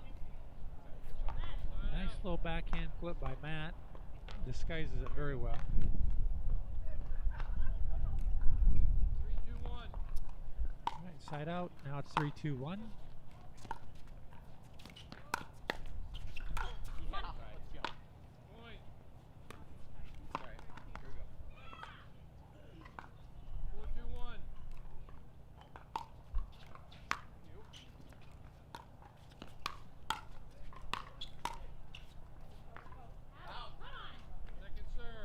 Good example of the wind carrying the ball out. That ball normally would have been in, but it got up and gusted and just carried and sailed along. So second server, 4-2.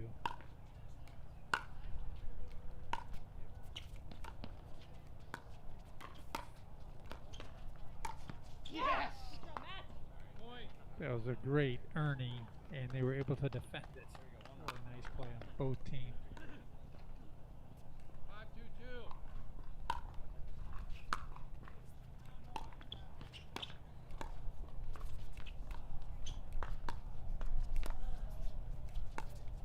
Out! Come on! Side out. 2-5-1.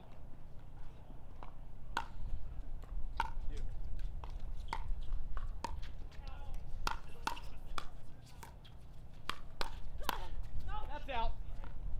Second serve. A little bit long. Second server.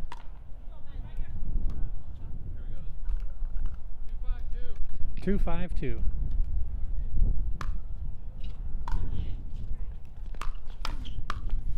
That's out. Side out.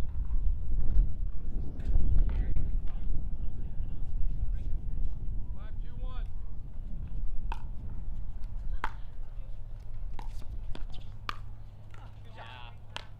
That's a great angle. Spencer just back flipped it right down in the corner and just out of the reach of Matt. He's got a pretty long reach.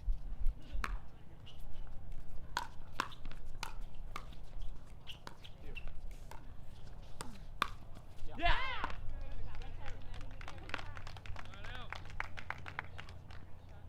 Fans applauding the great shot. Spencer's playing very well right now. Get the team back into it.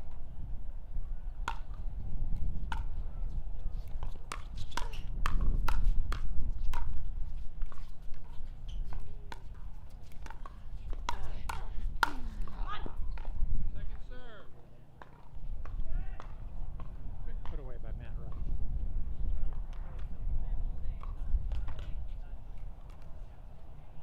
2-5-2.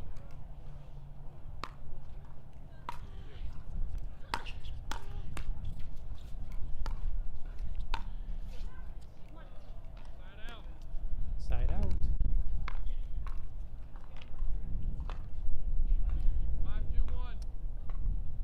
5-2-1. 5-2 on the one. Matt doing a little maintenance on the court here with some of the leaves are blowing back on the court. There you go. 5-2-1.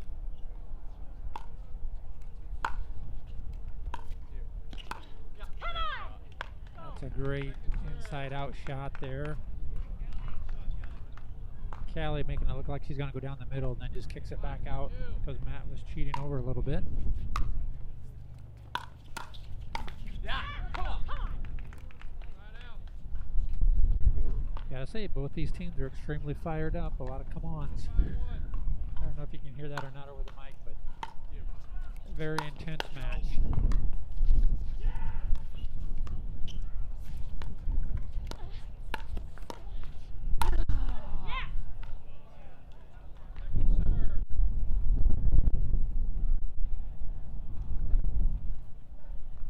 What a great put away by Matt. I gotta tell you, if you're on the other side of that, that ball rarely comes back.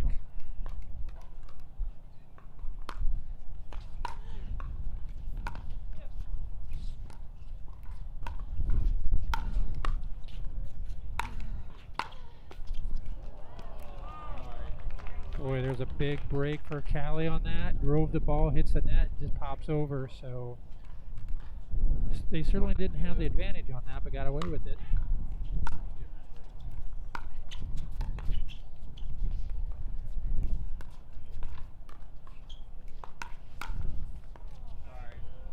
Again, another net shot. Huh?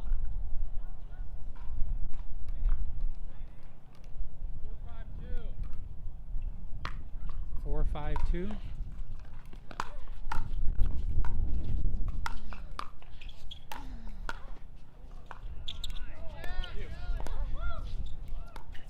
What a great point developed.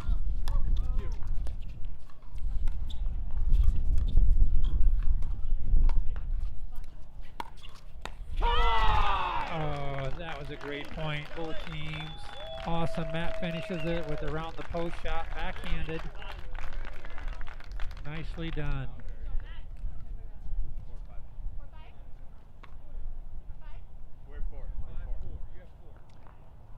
Score is 5-4-1.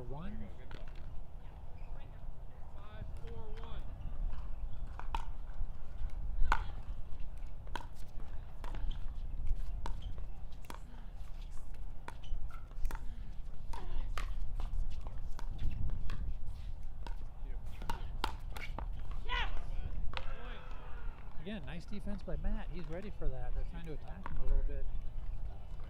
And he's ready for it. Yeah. 6-4-1. 6-4-1.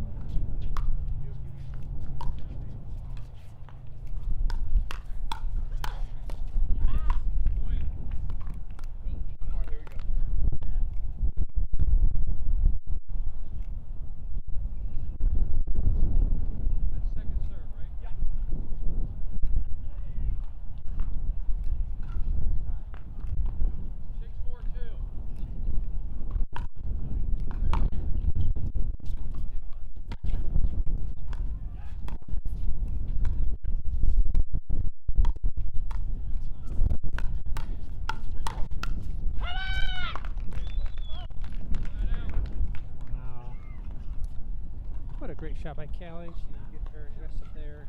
Ended up winning that battle against Matt. Really fired up. Great to see these athletes out so competitive.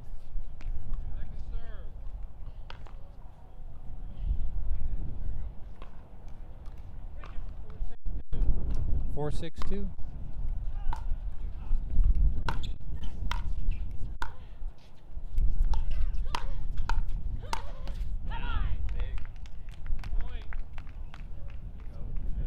Been a great defensive battle so far. Both teams are just playing hard, fast.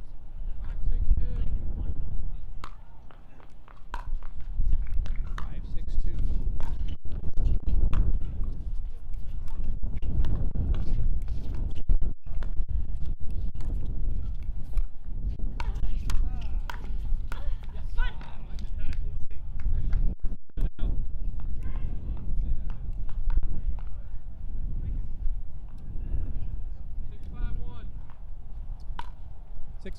Lucy Kovalova, Matt Wright versus Callie Smith and Spencer Smith. Just joining us. Here. 6-5-2.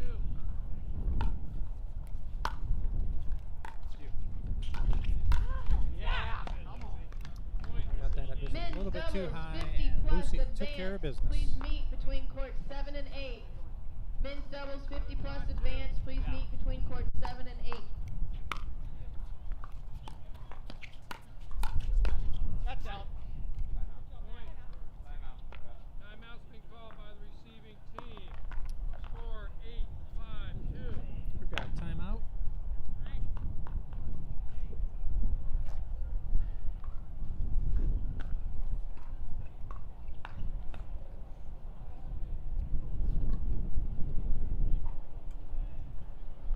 Good timeout. Give everybody a little bit of a break. Hydration break.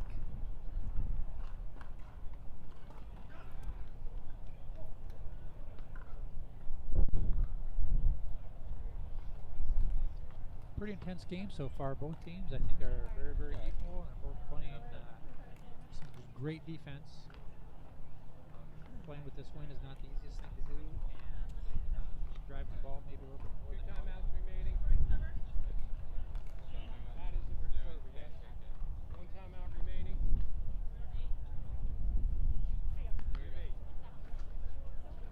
Okay, time is in. Okay. Score. Here. Score is 8-5-2. 8-5-2. Matt Wright serving.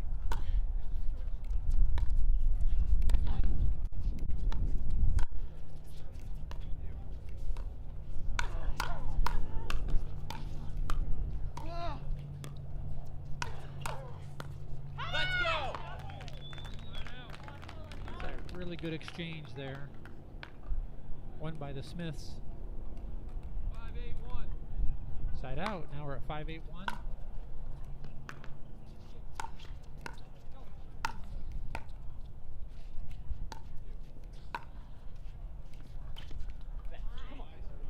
Just a simple mistake there by Matt. Don't see that very often at all.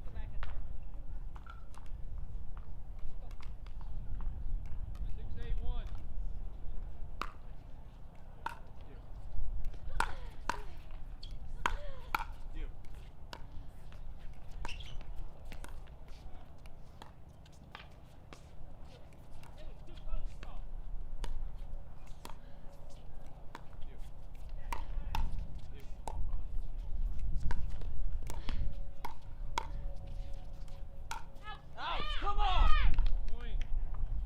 Okay, another point. Two points in a row. Should be 7-8-1, I believe. 7-8-1. Yes, it is. 7-8-1. We've got Spencer Smith serving.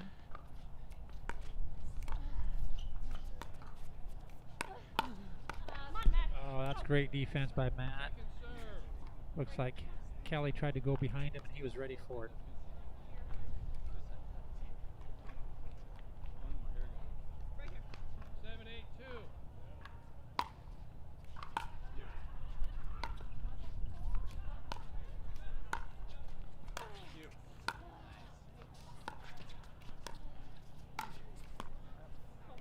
It's a good angle by Matt Wright on that shot.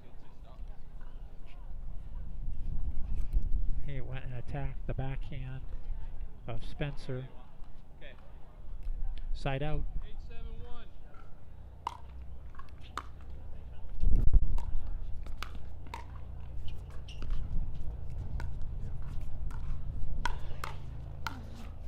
Come on! Here we go. 9-7-1. All right, 9-7-1. Lucy serving. Lucy Kovalova and Matt Wright. Yes. Point.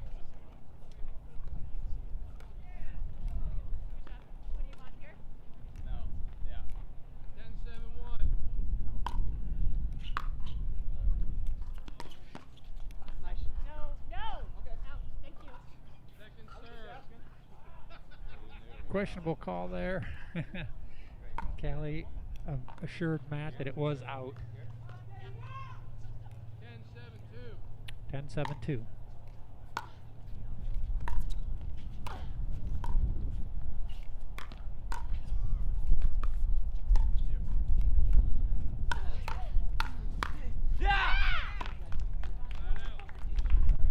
Very nice point.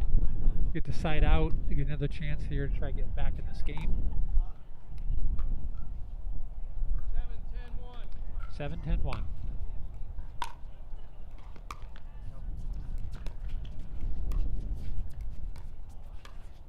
Let's go. Wow, what a nice little flip backhand shot. Lands in the back corner. Just a great shot by Spencer. 8-10-1.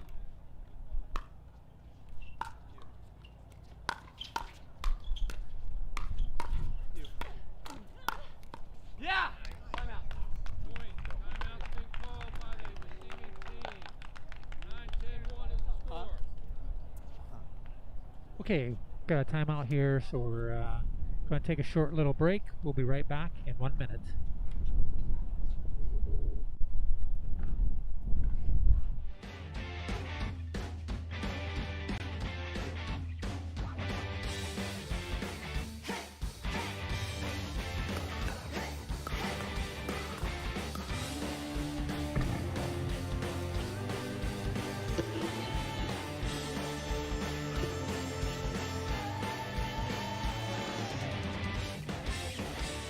New People Pickleball.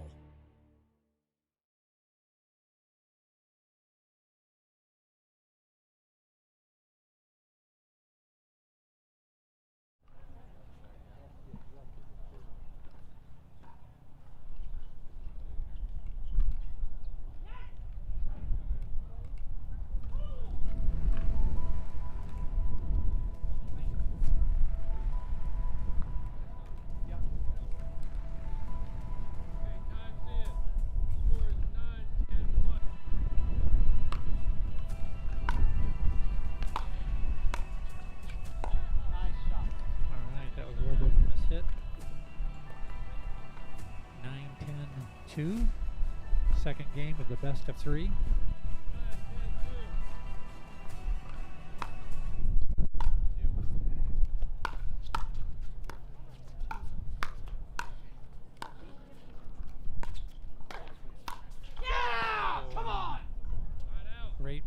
Great point. Very competitive on both sides. Side out for the win now and a chance to move on. 10-9-1.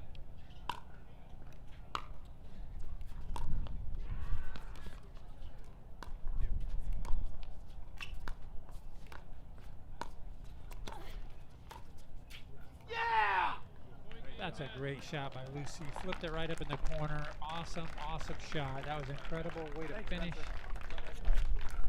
Moving on, Lucy Kovalova and Matt Wright.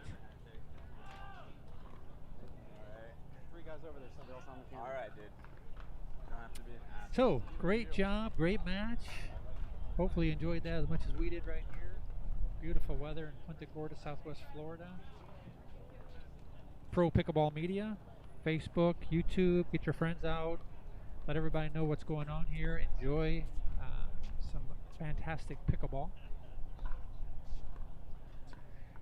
So we're going to get another match coming up here. Got the pros. We'll be back in just 2 minutes. See you soon.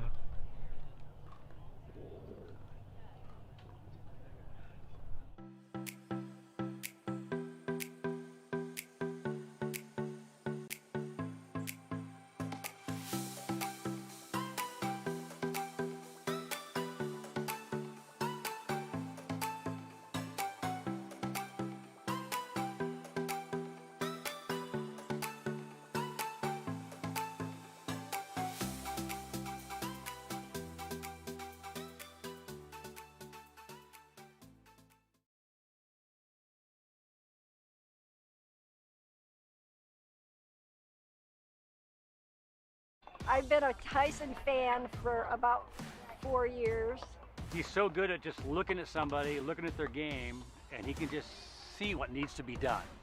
I would be a fool if I didn't come here to see the #1 player do a camp. We're all pretty obsessed with pickleball. We want to grow pickleball into all areas of the country. When you're in person, they can actually see you and they can analyze what you're doing wrong and, you know, correct it right on the spot. And not only are you learning from the professionals that are here, but you're learning from your other people because they're having the same issues and then you see them exceed. We do a pre-video and a post-video so that you can actually see yourself. And I couldn't believe that's how I played. I thought, wait a minute, I play way better than that. So that was a real eye-opener. Practicing something and putting it into action, it's just internally very rewarding. It will improve your game so much. You'll get so much more confidence. It's money well spent, and if you want to get better, you have to do this.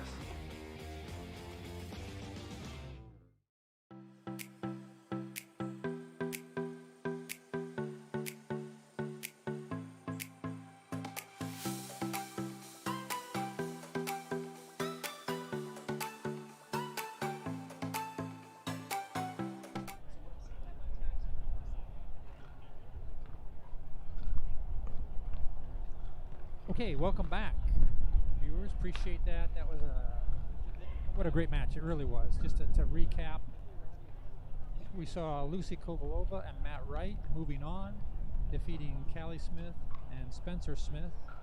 Well-fought battle. Could have gone either way. We've got another match coming up here, and then we're going to have the semifinals. We'll have the finals.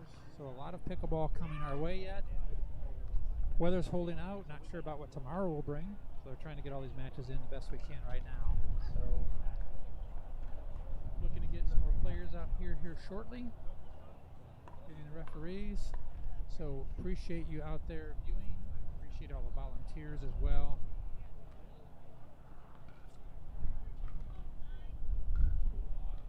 Maybe a couple minutes. Now's a good time if you need to take a quick break. Go do that. Get ready for some great pickleball. We're coming back. We're going to be taking a short 2-minute break before we get back here. Get some more players out here ready for some incredible pickleball. Be right back.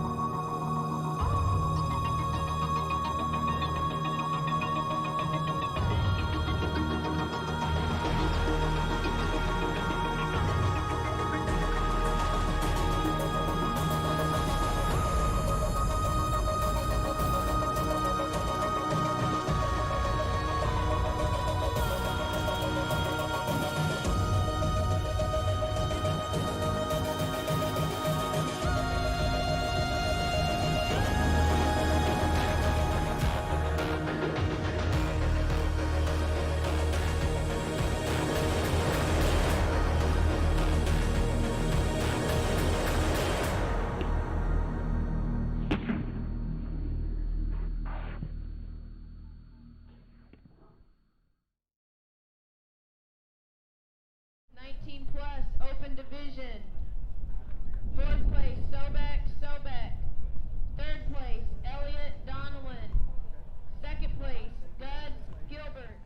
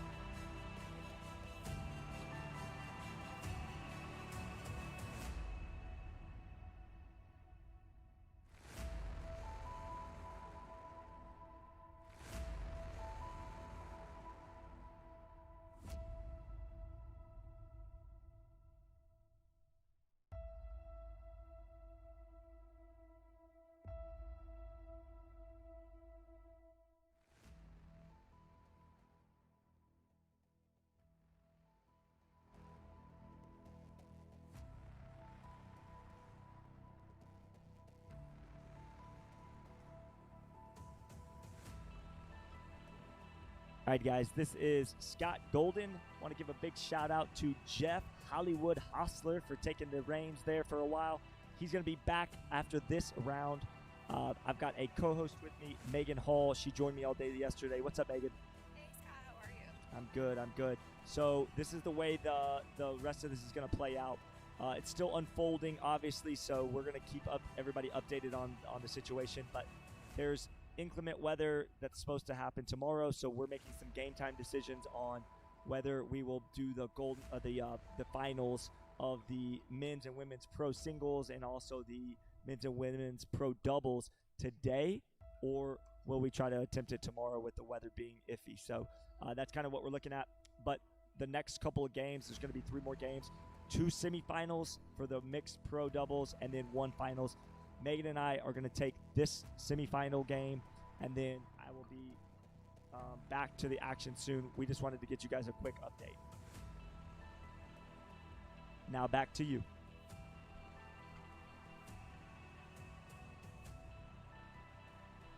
So Megan and I are, like I said, are going to do this semifinal, and then I'll do the next semifinal with Jeff Hostler, Hollywood, and then I will do the finals with Jeff Hostler as well, Hollywood.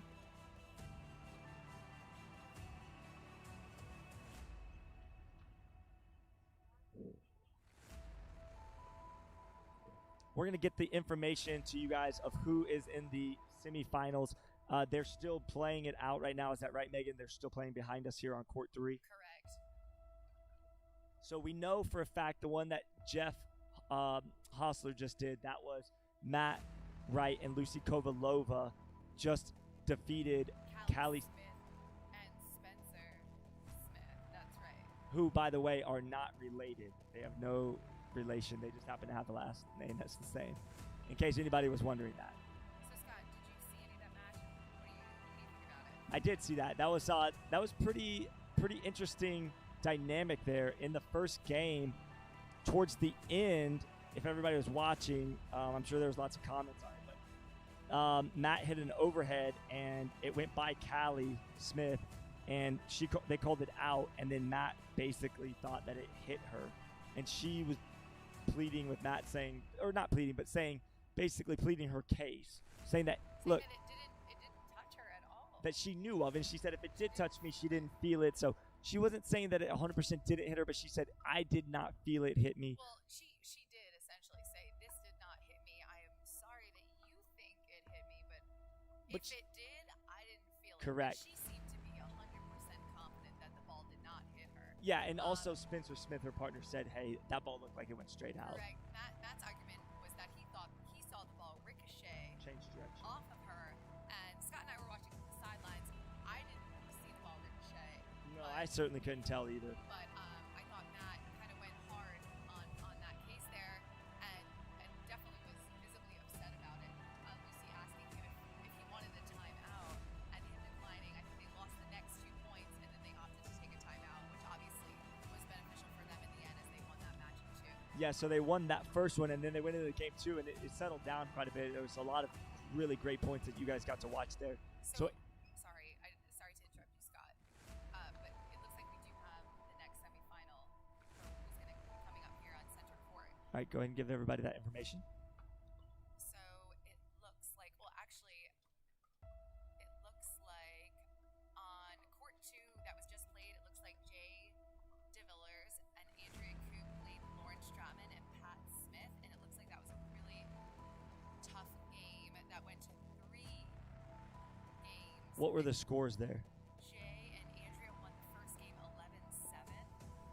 Lauren and Pat won the second game 11-7.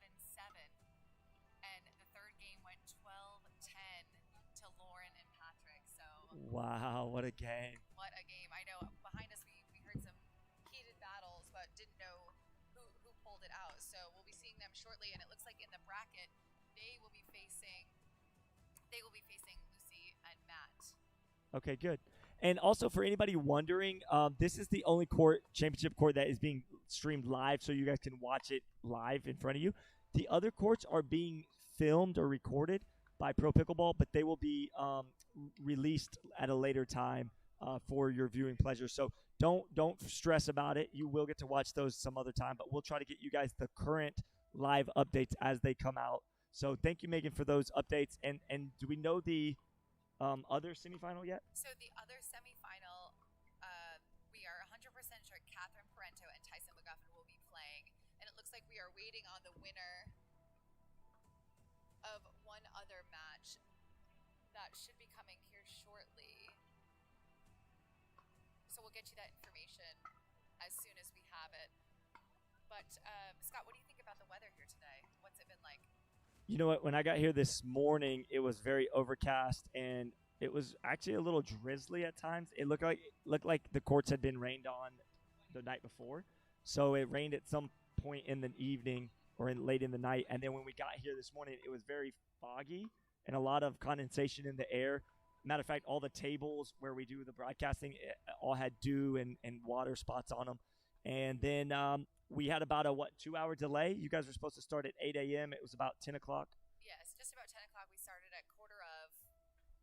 All the matches, I think, started at 9:45 a.m. this morning. The original start times were 8. And they adjusted that because they were expecting rain this afternoon. Luckily, it did not rain that much. It just kind of drizzled for a little while. And we were able to get out there and actually end up having a great day filled with sun and wind yet again. Yeah, there's a lot of wind, but it is picking up and then dying, so it's kind of an on and off switch with the wind today. I think it's been blowing mostly straight line, where yesterday during the middle of the day, Megan, the wind was blowing kind of down through the kitchen sideways. Now, if you look at the wind barometer thing they have up here on this pole, it's blowing straight line from where the camera is, looking into the black background. That's where the wind is in the players' faces. And when they're on the opposite end facing the camera, that wind is blowing from their backside, blowing into the face of the opponent. So, it's interesting to watch the teams when they switch sides and how they make adjustments based on where the wind's blowing at that time. Absolutely.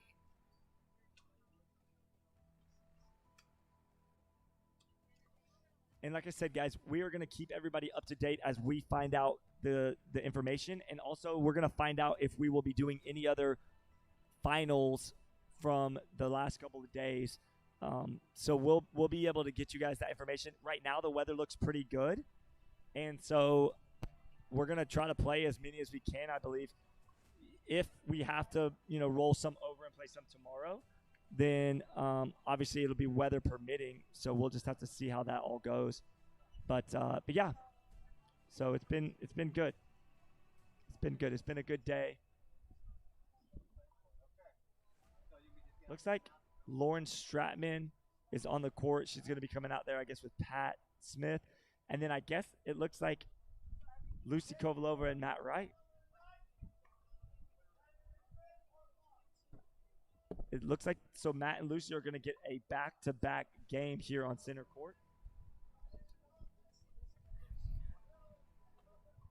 So the other semifinal that will be played, like I said, would be Catherine Parento and Tyson McGuffin. It looks like they're going to be playing Simone Jardim and Callan Dawson. So that's going to be another great semifinal here. I think that's a testament to Simone and her just resilience out on the court. She can pick up a guy from California named Callan Dawson, run through the pool play. They did lose a match, but they won, I believe, all the rest of them. Correct. They did lose to Cassandra Gerke and John Sincola in a unbelievable match here on center court. I thought Cass played out of her mind. Both her and John did, but to me, Cass was the one. Cass is the X factor in that game that was upsetting Simone and Callan. So, but obviously they had a great day. They Simone and Callan, they made it to the quarterfinals, now the semifinals, and they'll be facing Catherine and Tyson. I played Catherine and Tyson first round today. It was not easy. They are just so strong. Tyson is so aggressive in his mixed doubles play. He comes over and takes so many balls, and then even when you can get it to Catherine is an all-around fantastic player, aggressive, able to dink, consistent. So that's just, that's going to be a tough team and a great match. All right, guys, as you see on the court, the players are coming on here, warming up. There's 4 of them out there. It's Matt Wright, Lucy Kovalova versus Patrick Smith and Lauren Stratman. You've got Team Electrum versus Team Onyx, and this should be a good showdown, Megan. I believe that this is going to be a premier game that we're going to see. This could easily be a finals in any other tournament. Yes. But because this is the World Pickleball Championship, we have such strong bracket play. This is actually just one of the 2 semifinals that we're going to see here today. Correct. We'll see. Now, this is the best of 3 games to 11, correct? Yes, this is going to be 2 out of 3 to 11, as was the quarterfinals. If you've just now tuned in and you're not sure what's going on exactly, how this format works, you've got usually 3 to 4 flights, as they call it, or pools. So let's assume, I believe there was 4 flights in the mixed doubles. You've got Flight A, Flight B, Flight C, and Flight D. What happens is you will play each team in that flight of yours, 1 game to 15, win by 2. They will take the top 2 out of each pool to advance to what is a single elimination bracket style format. It's best 2 out of 3 to 11, win by 2, and it's single elimination though. The big difference is in a traditional format, you've got 2 out of 3 in the bracket play, but then if you lose in the 2 out of 3, you can always drop down and play a game to 15, come all the way back and play in the finals, and you have to double dip. So what that means is if you beat the undefeated team 2 out of 3, then you'll have to turn around and play a game to 15. And we've got Ed as our official referee here for this match. And we're excited to get this one underway. I've got Megan Hall to my left, ready to get this thing kicked off. You've got Matt Wright and Lucy Kovalova coming off a big win against Spencer Smith and Callie Smith. A heated win. So let's see how they both keep their composure for this match coming in. I know Lauren and Pat are very emotional, very fiery kind of players. So we'll see if Matt, tries to get in their head kind of like he did to Callie in the previous game in the quarterfinals. Yeah, I mean, I don't think even Matt would argue with this, and I think anybody you talk to about watching Matt play, Matt is an excellent pro player here on the tour. He also is a really strong mental competitor. He really likes to get in the opponent's head. He's not afraid to mix it up there and even exchange some words. He exchanged some looks as well. After a big point, he might stare you down. He might give you that look. So, you know, he's really an all-around type of player that knows how to play the game at the highest level. And like you said, Pat and Lauren are very emotional and intense players. You're going to hear a lot of fire from them when they win a point. What I'm looking for, though, is there going to be a lot of cross-court dinking soft between Lauren and Lucy, or are we going to see the ball sped up off those dinks when they bounce in front of each other? So I'm really curious to see what the flow of this game evolves as. I believe there'll be a lot of variance, although I think majority being the ball sped up. I think Lauren and Pat are very aggressive. I know Lauren is very capable of dinking, as is Pat, but we'll see what their game plan is going into game one and see how effective it is with Lucy and Matt. Yeah, and also one of the things that we saw last game with Matt and Lucy versus Spencer and Callie was that Matt hit a few too many balls. He got a little too involved. He likes to come over. And one thing about Matt is he doesn't always look like he's doing a ton with the ball, but I promise you, he's putting a lot of spin and misdirection and different paces on the ball. So he's going to really mix things up and keep people off balance, where I feel like Lucy's kind of, I don't want to say the word predictable, but she has her tendencies that she likes to do, which is cross-court dinking with her forehand and then rip her two-handed backhand. All right, looks like we're going to get started here shortly. Lauren and Pat are going to be serving first. This is best 2 out of 3 to 11.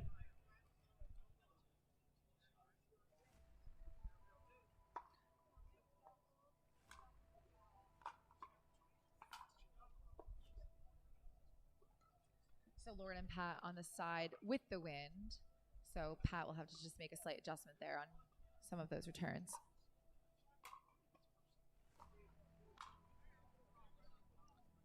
That's a beautiful roll by Lauren Stratman. 0-0-2.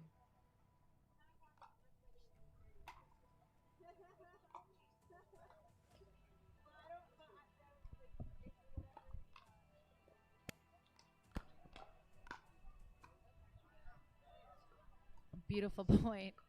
Pat sticking out his tongue. Happy that Lucy missed that into the net. 0-0-1. There's a drive there from Lauren, a little bit low, but she's just filling it out right now. This is game one. She's going to get in that groove. But don't you agree that Pat and Lauren are trying to come out strong, aggressive? 100%. Oh, Yeah. That's a beautiful down-the-line shot by Lauren. Well, and the reason that's successful is because everybody watching Matt, he fades to the middle with that forehand. He really likes to get involved in the middle. So if you can hit that ball hard behind him, sometimes you can have some success. There was a net cord. That's the new rules for 2021. I think it looked like Lucy hesitated for just a second, and then it clicked in her head like, oh, I've got to return that.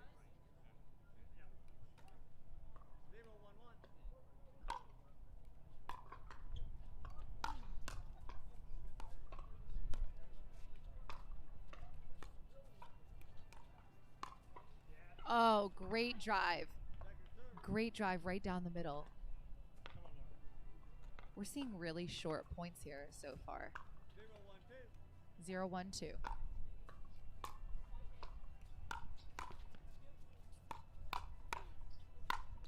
That's great coverage by Pat Smith. Yeah, he's a very strong player at the net.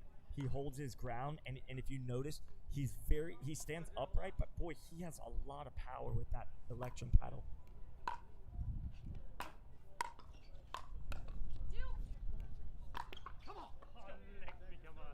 I tell you what, he was trying to knock the cover off of that Durafast 40 ball right there. He came flying up and tried to rip that thing hard down the middle.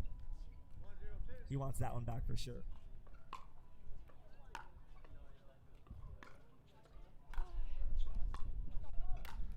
So that's what can't happen right there is Lucy is very comfortable going cross court with her forehand.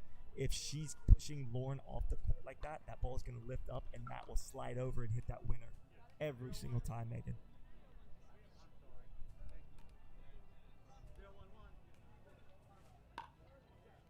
Zero, 1, 1.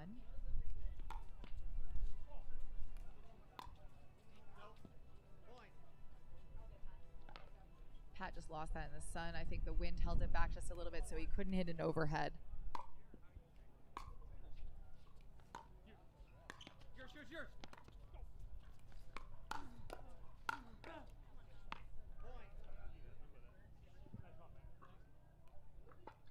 Great hands by Matt right there.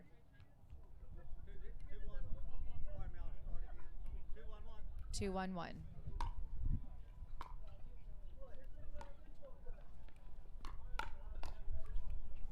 Lauren trying to keep Matt Wright honest so he's not able to take some of Lucy's dings, trying to keep him honest down the line there. 3-1-1.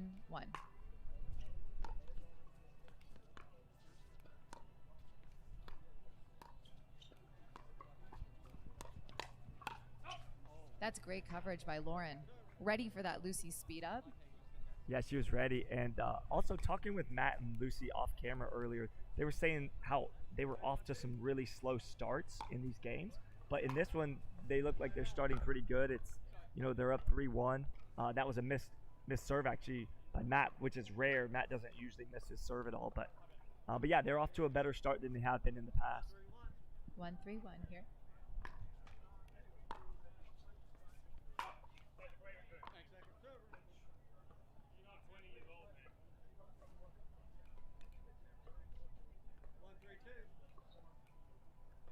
I don't know about you, Megan, but I love Pat Smith's accent from Germany. Or he's actually, I think it's New Zealand. It might be New Zealand. It's Germany. That's a tough point there. Side out.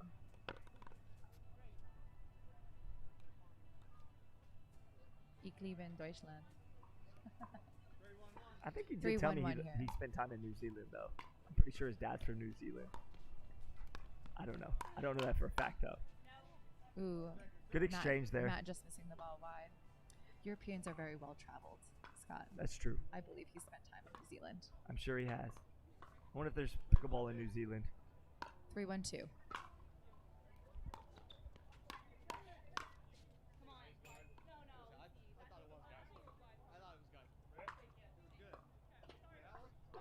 Matt said he thought it was good. You know what? Like, that's a tough call from Lucy's vantage point because she spun around and she just made that quick call. And then you know what? Matt Kudos being a to class act there. Lucy obviously seeing it out, but sometimes your partner just has a better look at it. Yeah, you know what? And there was an immediate celebration from Lauren. Like, let's go. That was a good shot. So I think Matt saw the ball hit, heard that excitement, and then he overruled it. But she's a good sport about it. 1-3-1. No argument from Lucy.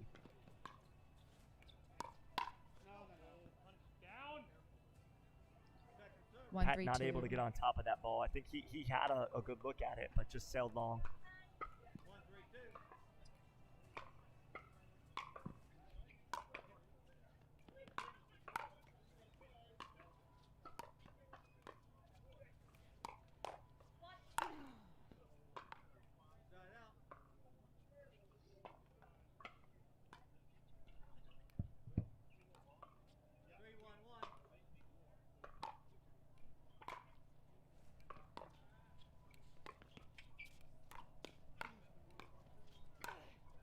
Oh, that's a great hit by Lucy. Such a good shot by Lucy Kovalova.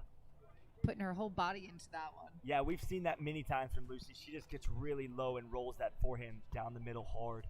Excellent shot there.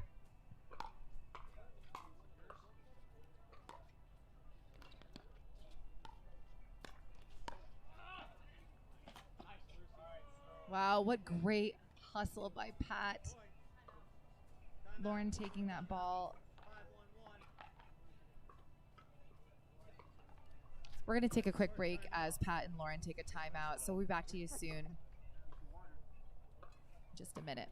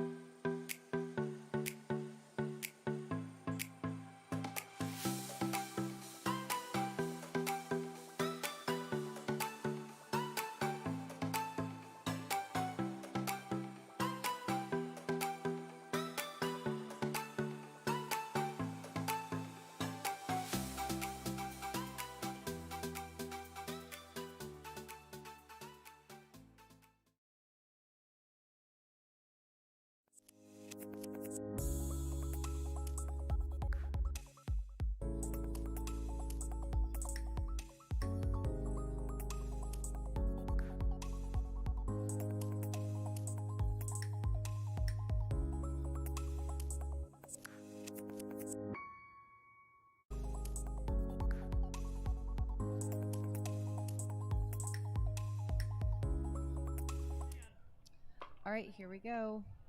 We're back with Matt Wright serving.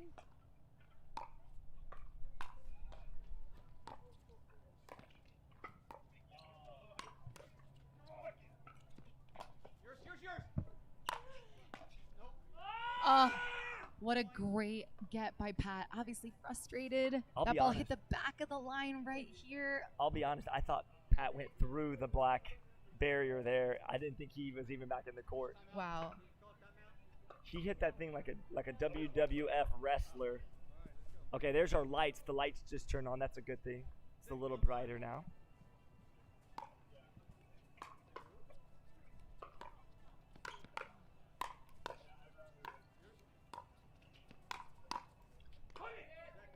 Nice aggressive play by Pat. Picking on Lucy. Lucy and Matt unable to get to the net there. It's 6-1-2.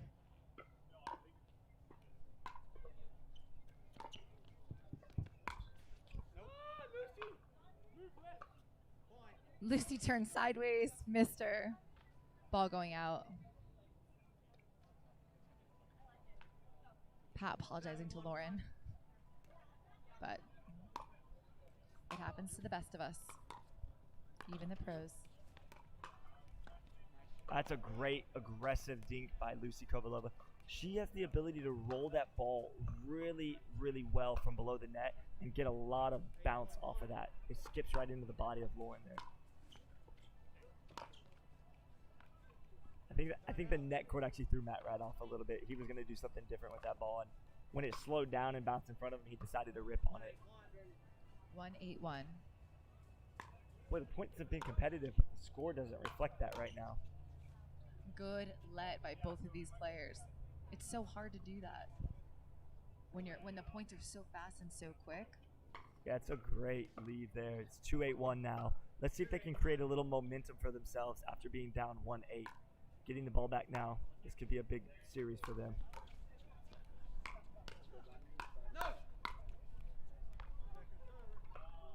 Again, Lucy Kovalova just doing a good job of holding her ground, fighting through those attacks from Lauren and Pat. Doubles, 50 plus, intermediate, medal, places. Lauren and Pat choosing to drive a lot of their thirds, or even their returns as well, playing really, really aggressive. I'm not sure how well that's working for them right now. I think that was a game plan going in. It sounds like Pat was like telling Lauren maybe, hey, drive the third and I'll come up and try to attack.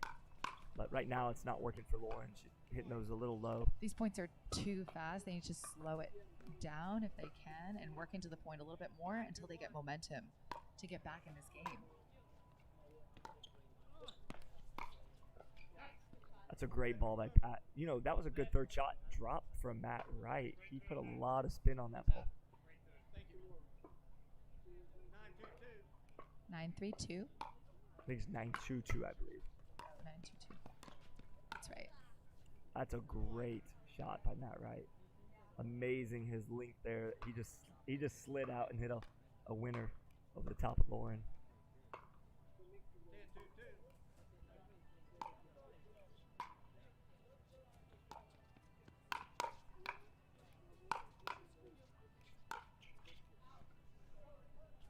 Matt going for the kill shot there to end the game. Quite a few of those balls going way, way out. Just so hard to stop yourself when you're up in that kitchen area.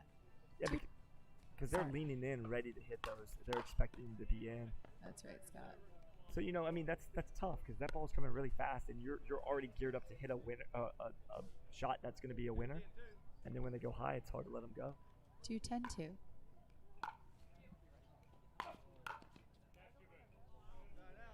Side out. I do believe that's their game plan. They're driving their thirds, and one's going to come up and try to attack. But Matt having an answer for that shake and bake situation right there.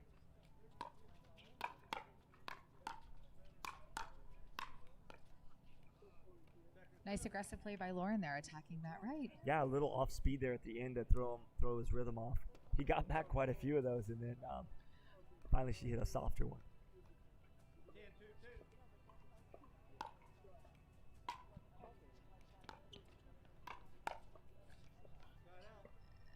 A lucky miss by Matt right there. I think that Lauren and Pat are going after Matt way too much. They need to find Lucy and find her fast. it looks like to me they're trying to end these points really quickly. They don't want to get into dinking rallies, it looks like, with Lucy and Matt. At least that's the way it appears here in game one. I'm interested to see when they switch sides with the wind in their face. Are they going to continue to drive, or are they going to slow it down? A nice rip by Pat.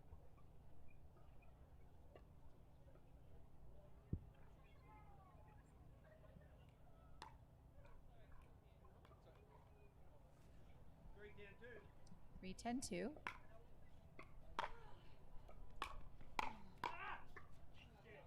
Oh. What great hands by Pat. Hoping the wind would hold that in, but unfortunately for him, wrong side at this point.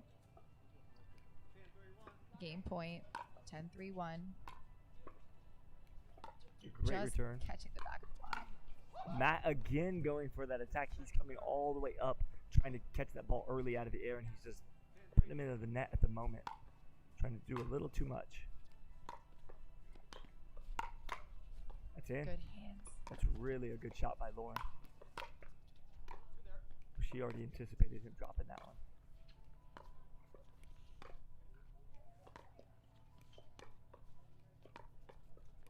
It's dangerous zone right here.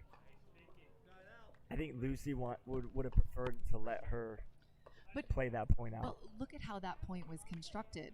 And it was a positive outcome for Lauren and Pat. They need to do more of that. They need to slow it down, work into the point, and wait for their opportunities.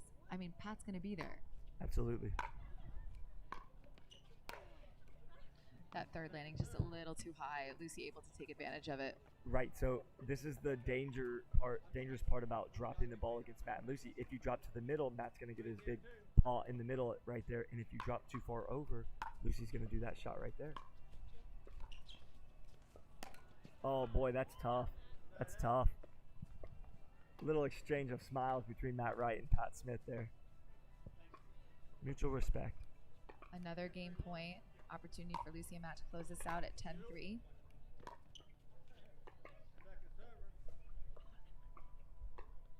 Nice return by Pat. Yeah, so far, Pat and Lauren holding on defense. This is the third game point in a row at 10-3 now. And there it is. That's a missed. Lauren went for it. I actually don't mind that shot at all. She went for it and just missed. So 11-3 final first game. They're going to switch sides and do it again. Looks like we're going to take a quick break, and we'll be back to the action soon.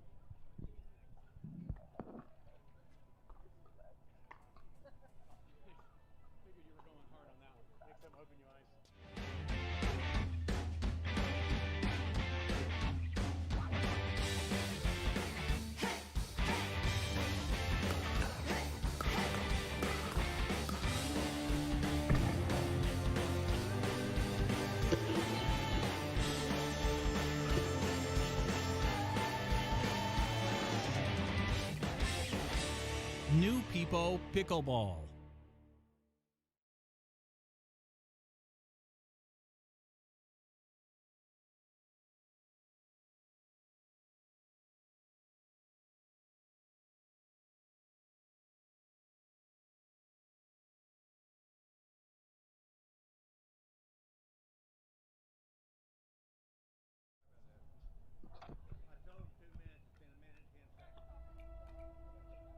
Matt, take a nap. Relax. Have a cup of coffee. Take a nap. It's network stuff here.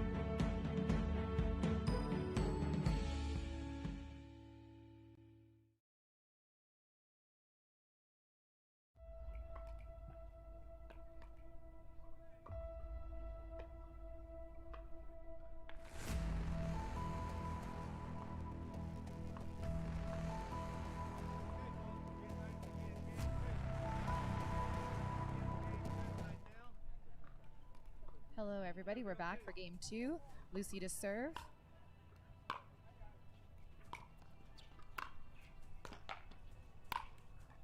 that is the power that we were talking about from Patrick Smith. When he gets that big forehand on it, it's not coming back usually. Lauren's setting him up beautifully.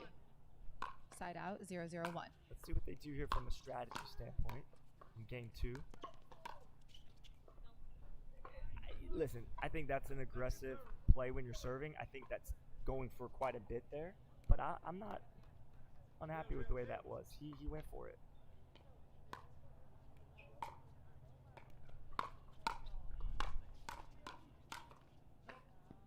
I feel like Lauren and Pat had a conversation before this matchup, and they decided they liked their chances with the speed game of driving the ball and playing the hands battle game. So we'll see how this plays out here.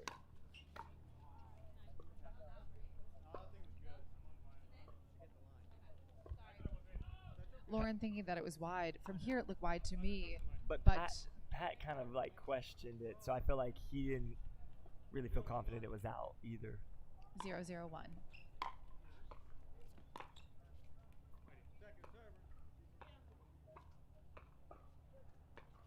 Lauren seems to be driving much better this game, so we'll see if that can help them as well. Yeah, and she'll be into the wind slightly, so if the wind can help just a little bit keep that ball in. Okay, Matt and Lucy on the board. 1-0-2. Oh, 1-1-2, excuse me.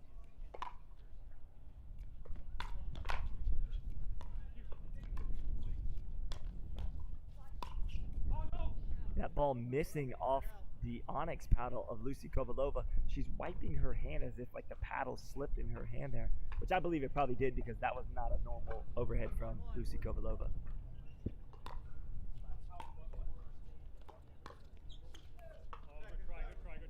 Oh, a third shot there. Trying to slow the ball down. But since she's been driving so much, I don't think she's got that feel right now for her third shot drop. We'll see if she can work that out here. 1-1-2.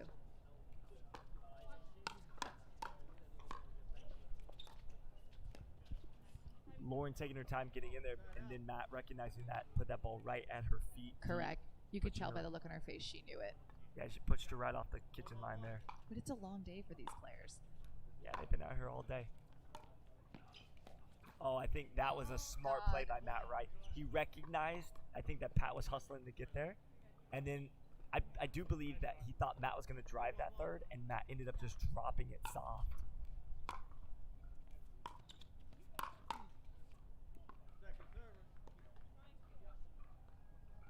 I think the conversation between Matt and Lucy right now is that she said she's trying to get up there a little quicker. Matt's poaching basically because she's staying back. 3-1-2. Pat just giving Lucy and Matt that freebie.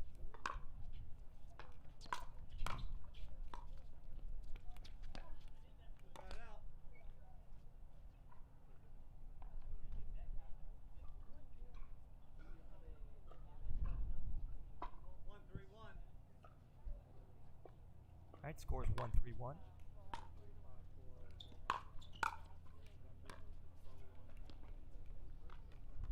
Yeah, on that side, it's going to be tough for them to change a game plan of starting to try and dink because they're against the wind. Much more difficult on this side. But great serve by Lauren right there. Yeah, I agree. Okay, that ball long. I think Pat, little late call, but it was the right call. That ball was long. 2-3-2. No argument from Matt and Lucy there. Lauren getting pinned back. I think she needs to find a way to attack and come up with Pat. I believe that's the conversation that he's telling her is like, listen, I'm up. You got to get up there a little quicker so we can battle it. However, when you're driving at that pace, it's difficult to get up there that quickly. She took a little bit off that return right there. Managing to get to the kitchen, unfortunately, just missing that ball. You know what? She's a little amped up. I can't blame her. She's on championship court here against Matt and Lucy, who are veterans of the sport. I think she needs to take a big deep breath, relax, and just play her game here.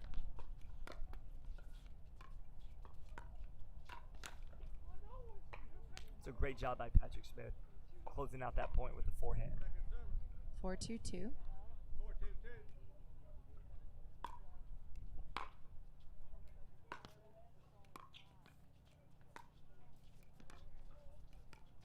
So Matt coming all the way to the middle because he's not worried about Lauren going down the line.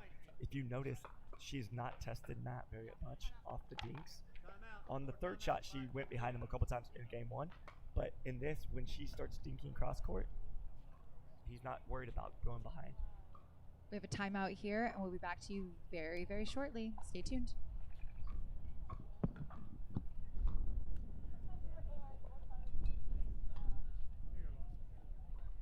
I've been a Tyson fan for about 4 years. He's so good at just looking at somebody, looking at their game, and he can just see what needs to be done. I would be a fool if I didn't come here to see the #1 player do a camp. We're all pretty obsessed with pickleball. We want to grow pickleball into all areas of the country.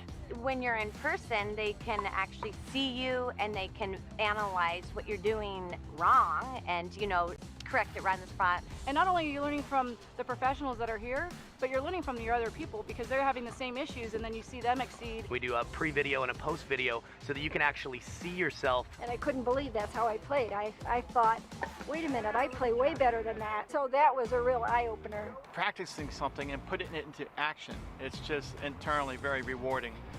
It will improve your game so much. You'll get so much more confidence. It's money well spent, and if you want to get better, you have to do this. All right, guys, Scott Golden joined by Megan Hall here in the booth. We've got Matt Wright and Lucy Kovalova playing Patrick Smith and Lauren Stratman. That's a great forehand roll by Pat. You can just feel the power from Patrick Smith when he hits that forehand. It's that darn electrum paddle. Oh, good try by Pat. I'm really curious, Megan, what the conversation was between Lauren and Pat before the game started, because even in game 2, they haven't switched up the strategy. Lauren is still driving those thirds as hard as she can. No effort or attempt right now to drop those third shots. And right as I say that, she did. And it was a good one.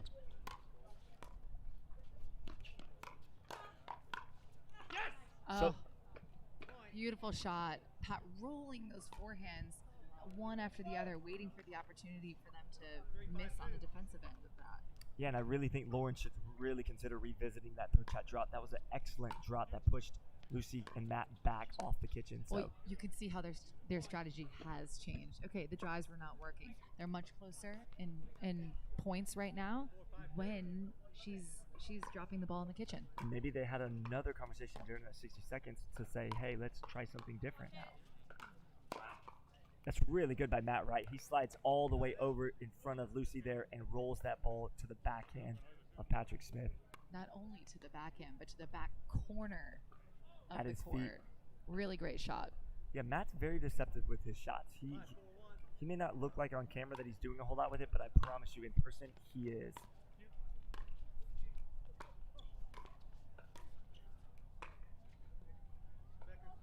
But keep an eye on this trend right here. Matt Wright so far is not worried about Lauren going behind him. She has not tested him in a few points, and so he's setting up camp right there in the middle of that tee.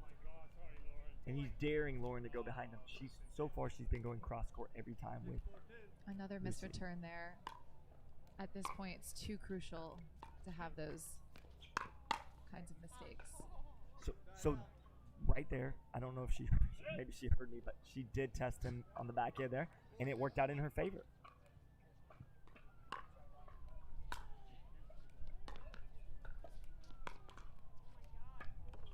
Lauren's thirds really coming in handy at this point, putting some more points on the board, tying the game at 5-5. Oh, excuse me, 5-6-1.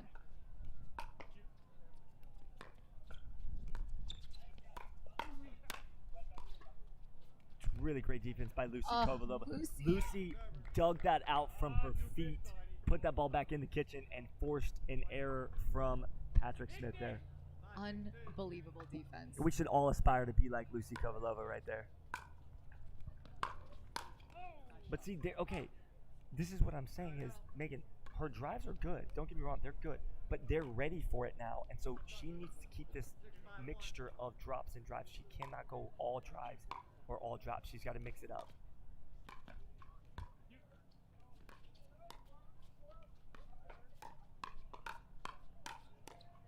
She got it. what Matt does it with it here.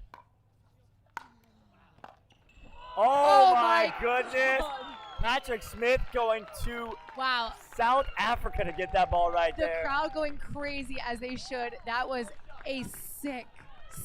To be honest, Get. Matt Wright went all the way almost like an Ernie and went into the basically cross court hard with that ball, and Patrick somehow came up with an amazing get. Matt didn't even try to defend that next one.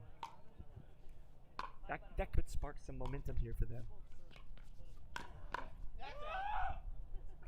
I think Lucy doing a good job of attacking that ball when she feels that she can, and she's got a high percentage of winning that point.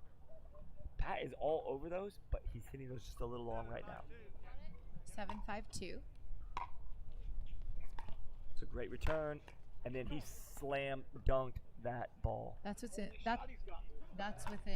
3 inches of the back baseline here. Everybody. The return set everything up for sure.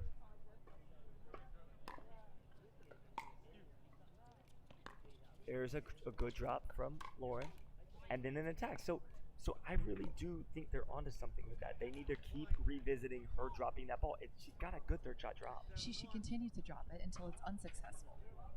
And Absolutely. then you change it up. That one just a little high, but she was trying to drop, which I think is at this point the right game plan. 6-7-2.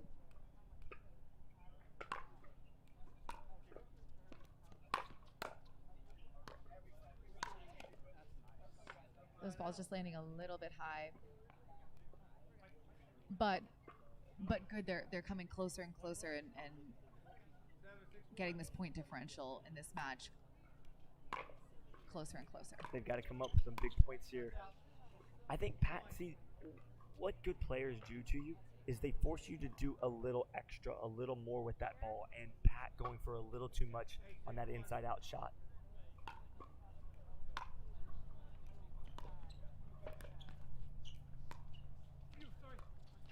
Little confusion there, but they worked through it. Look at Matt. Oh, that ball was called wide, correct? I believe so. I believe Lucy missed that wide.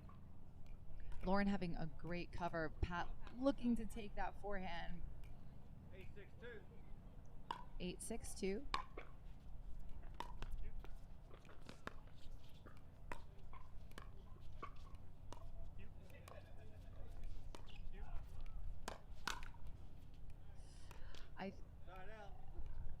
I think that drive down the middle is dangerous. Lucy's backhand is deadly. It's deadly. It's on point tonight. Lucky for them that she missed it in the net. There's a good drop. See, that's what they need.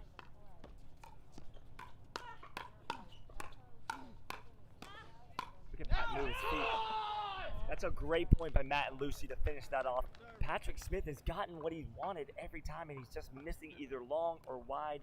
Not able to close these points out. He's trying to find space away from Matt and Lucy. It's just not happening. Very small court, and they're covering every inch of it. 100%.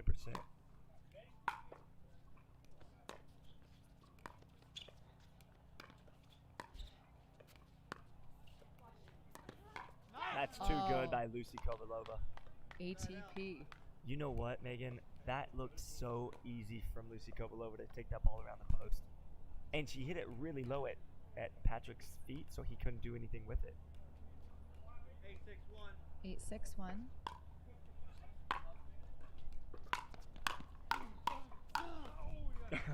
That one hitting Patrick in the shorts.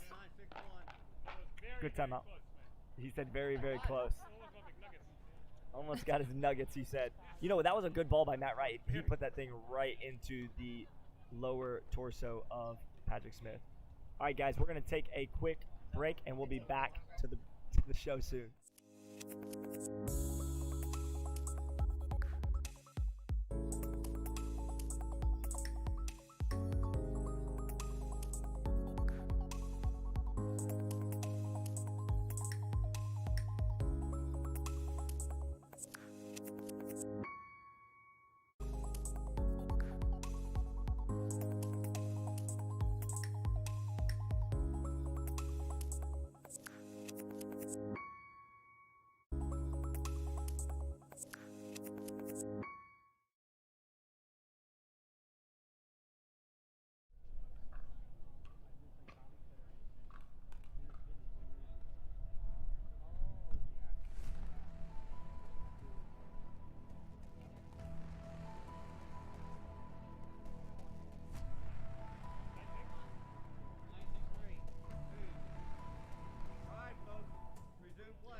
We're back here with Lucy serving at 9-6-1.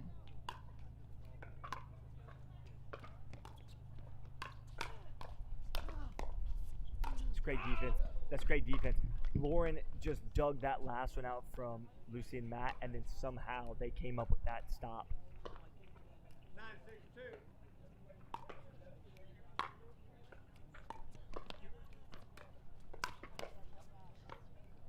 Some of Lauren's dinks, thirds, fifths hitting just too high. Lucy able to totally attack those balls. This is game point, match point, 10-6-2. Yeah, Matt and Lucy looking to close this in 2.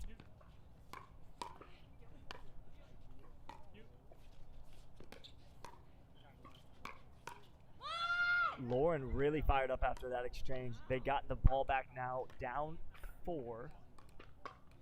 And they've got to find a way to unlock some success here on these points. I really believe they can do this if they really...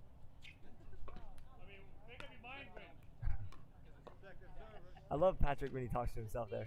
I really think they can do this, but they just have to figure out these little nuances here to get some points on the board. That's not going to get it done, though. They're on the side against the wind. That ball, two inches past the baseline there. They can't catch a break. 10-6-1, game and match point.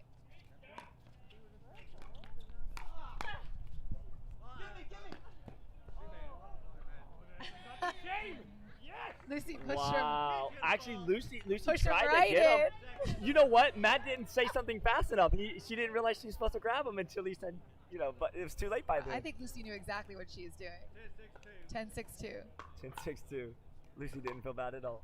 That's how confident they are that they're going to win this match. Right. And there it is right there, guys. That foot fault from Matt Wright made no difference, although it was pretty funny to watch. Agreed. I think Pat and Lauren fought hard. They gave their all there. But ultimately, Matt and Lucy just a little too experienced, a little too veteran and savvy for Team Electrum there. Well, I think Lauren and Pat had to change things up, and they just were too little too late there. So congrats to Matt and Lucy, and Lauren and Pat will get them next time. All right, guys, this is Scott Golden, joined by Megan Hall. We're at the World Pickleball Championship. We're moving on to the next semifinal match. We're going to take a break, and we'll be back to the action soon.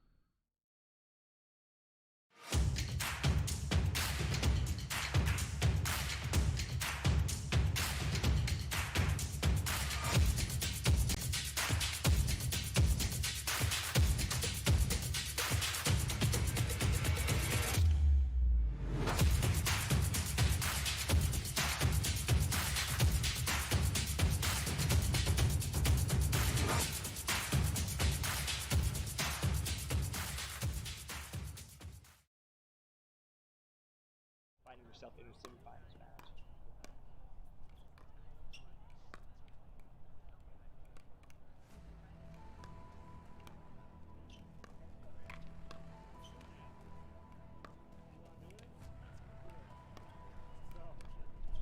All right, ladies and gentlemen, this is Scott Golden back on the mic here at the World Pickleball Championship. This is the second semifinal matchup in mixed pro doubles.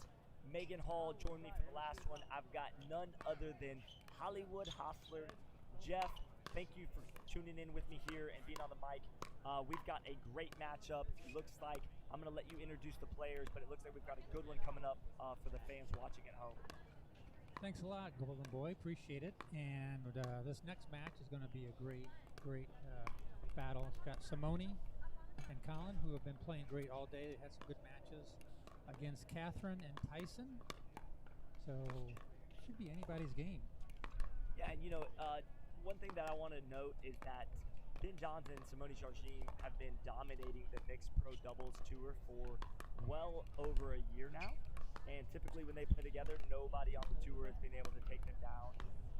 If they lose, it's pretty rare, to be honest. So I think the expectation is that if Simone and Ben are playing on the court, they will win the championship. However, with Ben being out this week, Simone had Callan Dawson from the Bobby Riggs Pickleball Academy in Encinitas, California, and he stepped up big time last minute. Jeff, talk about the resilience of Simone and how she can pretty much team up with anyone in mixed doubles, and she's going to help carry that team. Well, some of the great attributes that Simone has is just she's so versatile, and she's really, really good at helping be the type of player she needs to be with whatever partner she's with. So, Ben is such a great player and can dominate the court. Simone can dominate the court. But it seems like sometimes she'll just take like a back seat to allow her partner to take over and do whatever they need to do, and then she fills in. And this is the first time I've had a chance really to see Callan play, and he's getting the confidence going. He's playing great. He's got a phenomenal game, and they're really starting to gel together as a team. So anytime you get a partner like Simone that'll play, and she is just so great that she works out whatever her partner needs. She'll fill in. She'll be aggressive if she needs to be aggressive. She'll play back and give her partner 3/4 of the court if she needs to. So that's the beauty about playing with her. Is I just think she's probably one of the best players out there that can team up with anybody. And Yeah. what a great attitude. Yeah, great. for sure. You know what, Hollywood? I think she could team up with me for mixed pro, and we could do pretty well. We might take a medal. We might get a bronze or a silver. Who knows? But no, that's a testament to her, and thank you for going on about her. But with that, because it's so true, she is just an exceptional player, well-rounded. And real quick on Callan Dawson, if you are either new to the sport or maybe you haven't been following for an extended length of time in the sport, Callan Dawson has a background not in tennis. He holds the paddle very much like a ping pong paddle, like a table tennis paddle, and he has a very, very disciplined style. So when I say discipline, what I mean is I was talking to Brandon Hupschman, my buddy from Boca Raton, and he was saying that in, I believe, 2 games yesterday in men's pro doubles, Callan in 2 games did not speed the ball up on the initial attack. He always stays disciplined and dinks and drops, and then he's a great counter puncher. So he waits for the opponent to attack. He basically tries to outlast them on patience, and as soon as they do, he's ready with great hands. He's very quick at the net, and he's what I would call, Jeff, a crafty player, very deceptive. Yeah, no doubt about it. I noticed that earlier today, the way he was holding the paddle all the way up on the throat of the paddle, almost like a ping pong paddle and so forth. But it gives him total control, and he is so quick, so fast, and his shots are like a short burst. They're just like a punch shot, both forehand, backhand. He's excellent defensively. He's just a great player to be on the scene here, and I think the attributes that he brings to this game are just incredible. A lot of fun to watch. Yeah, I'm sorry, Jeff. And one other thing to note about him is that he will lob the ball at the professional level. So what he likes to do is he sets up the lob with the dinking, so he's very steady, very consistent. He makes it look exactly the same, and then out of nowhere, he'll just flip that ball up and over his opponent. He did it in men's pro doubles several times last night in the semifinals and the quarterfinals. I look to see him do that again in mixed doubles. Let's see if that plays out as a factor, because he's one of the very few, I feel like, that lobs the ball from an offensive standpoint up at the kitchen. Across the net, let's talk about Tyson and Catherine before we get started. These are two very well-known names, Jeff. talk about these two in the matchup that they're going to see with Simone and Callan. Well, we've seen Tyson play a lot here. He likes to control a lot of the court. He's an explosive player, lots of topspin, great serve, likes to put the other team on the defensive, and he's just one of those players that can just explode at any time. He can dominate, take over. He will play probably 3/4 of the court, and Catherine allows that. What a great defensive player that she is, great personality. She's got the game that really goes well with Tyson. So it's a great fit for them. This should be a really, really great match between the two of them to see who's on their game and just making the least amount of errors. Yeah, and it's no surprise, Jeff, that these 4 players are here in this second semifinal game. You know, Simone was the Michigan State women's tennis coach before she found pickleball, and she's responsible for getting Catherine Parenteau into pickleball. I'm not sure if you knew that or not, but Catherine was her protege at Michigan State on the tennis team. So Simone actually coached her when she was in college at Michigan State. So pretty cool backstory there. If you watch Simone and Catherine play, as we're about to see live in front of us, you will see that they have very similar games, very similar styles. There are some differences, of course, because each pro player, as we all know, has their own flair, has their own style. I've always said if I'm watching from a helicopter, looking down on some pickleball courts, I can always point out guys like Tyson McGuffin, Ben John, Simone, Catherine. All these players have their own unique style that you should be, if you're familiar with the sport, should be able to spot and recognize, oh, that's Tyson, oh, that's so-and-so, because of their signature footwork or movement or the shots that they hit. So I always think that's a pretty cool feature about pickleball. How often are you up there looking down trying to do that? Never, honestly, Jeff, and I'm glad you called me on that, because I was like, well, I have been up in a helicopter, but just not over some pickleball courts. But yeah, not very often. Maybe that's a bucket list I can take off there you go. at some point. Well, that's because you're always in the front row seat. You get these front row seats here where you get to watch it, and it's just so much fun to be right here. Amen to that. that. It's one thing to watch it on the videos and the YouTube and so forth, but it's another one to be in person to see the speed and the accuracy and just how good these players really are. I think that's true of almost any professional sport. Yes, absolutely. And I've always said that these competitors at our elite level here at the pro level in pickleball could compete and do well at any professional sport. Now, granted, there will be an argument that, oh, hey, some of these players are like former tennis players that couldn't make it on the tour or whatever. But, you know, there's a lot of different circumstances that there may be reasons why they didn't. Maybe they didn't have the resources. Maybe they didn't have the coaching or the funding, whatever. So I believe that a lot of these players are successful in pickleball, but could also be successful in other venues and other platforms as well. What's interesting is that at any level, any sport, when you reach the pro level and then you're the best of the best, whether it be pickleball, tennis, golf, anything, it's incredible. So we're getting ready to get started here, and it looks like Catherine's going to start the serve. They must have chosen that side, so they'll get started on the serve here. Referee is talking to the crowd a little bit. Derek Prince is our official referee for this one. Derek always does a professional job. I always like to give him a shout out because he's a guy who I feel like makes the professional side of our sport feel more professional. You know, we need referees. We have to have them. And I think Derek Prince is the man for the job here for this match. Absolutely. He's one of the premier refs. We've got several of them out here, which is really nice to see them. I even did a little bit of reffing, but I actually like commentating a little bit more. For sure. You never get anybody questioning whether you call a foot fault on them or not. I couldn't do their job. I will say it's a tough job to have. All right, start out the game as a side out. We'll get Simone serving from right to left.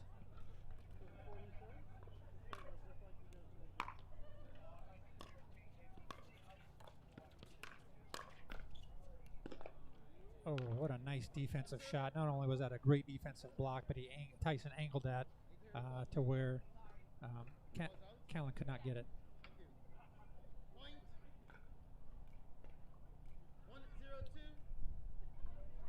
Oops, first mistake by the referee. It's 1-0-1. And that does happen.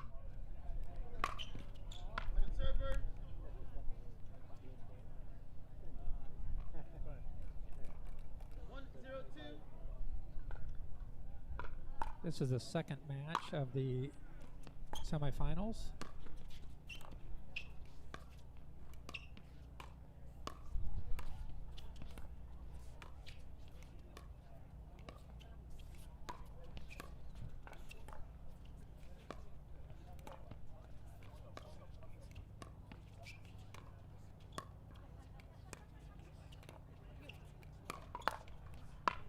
Nice dinking battle. Tyson saw a little opportunity to pick up the pace a little bit, drove it right down the middle, and he was able to catch Colin off guard. Yeah, and also Hollywood, this is going to be a completely different feel. I believe in the last semifinal game. The last one, Lauren Stratman was driving all her third, and Pat was really aggressive moving forward. This game is going to have a little more finesse and touch, and I think the points are going to go a little longer, and some setups are going to happen.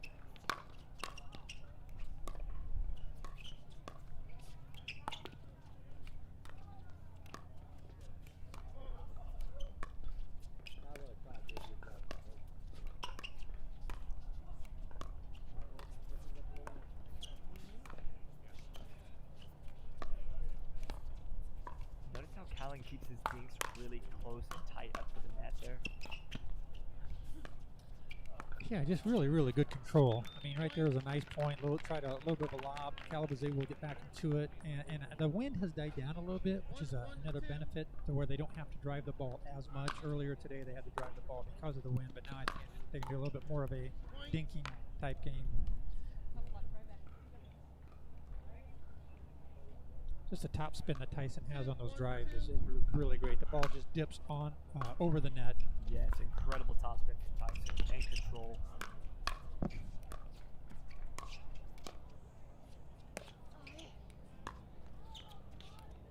No!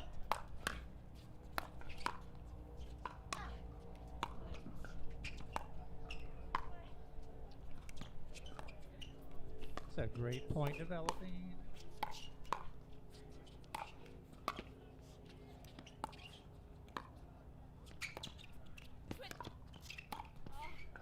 So we got our money's worth on that point. We did, and to what I said earlier about Callan's game is, you know, most guys would try to pound that first overhead and put it away on that point. He just stayed disciplined and made sure that he finally got the right ball that they didn't put a paddle on. He's so disciplined and patient. Third place, Thompson Sperling. Second place, Bernard Witzkin. First place, Welsher Moore. Report to the medal stand for your medals. It's good speed up there. He went around that back end and then rolled that forehand right into the body of Cap. Yeah, the players' team's still very fresh, so it doesn't look like it's been pretty overcast today. I think they definitely are still feeling good. That's a good point.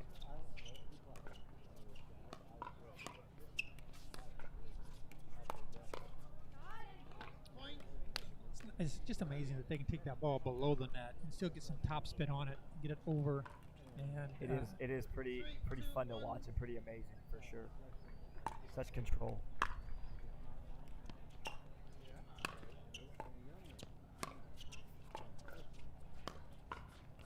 Tyson's really working the ball, trying to keep him deep. Just keep that top spin, keeping Colin back, and eventually they got the point.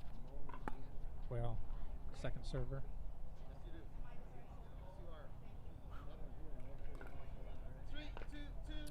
3-2-2.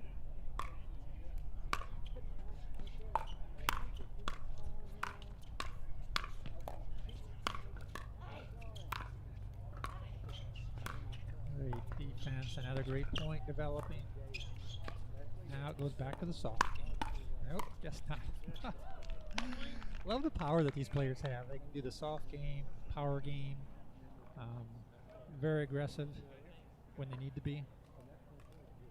Yeah, they have a high IQ in pickleball. They really think of this game as a live chess match as it's unfolding. You know, you make a move, they counter with a move, and you make adjustments on the fly.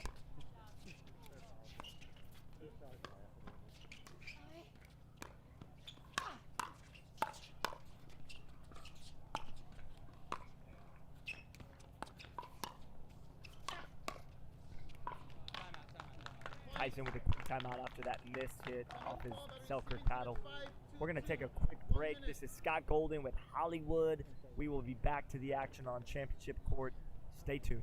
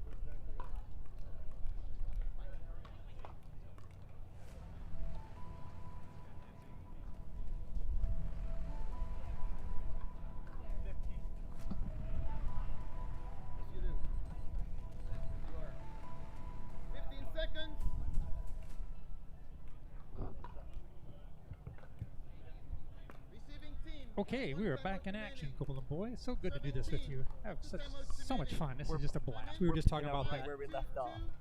Talking about that while we were on break. That we got the best seats in the house. We're just sitting here watching pickleball. We're talking about it. We're learning from it. Look at that recovery from Simone.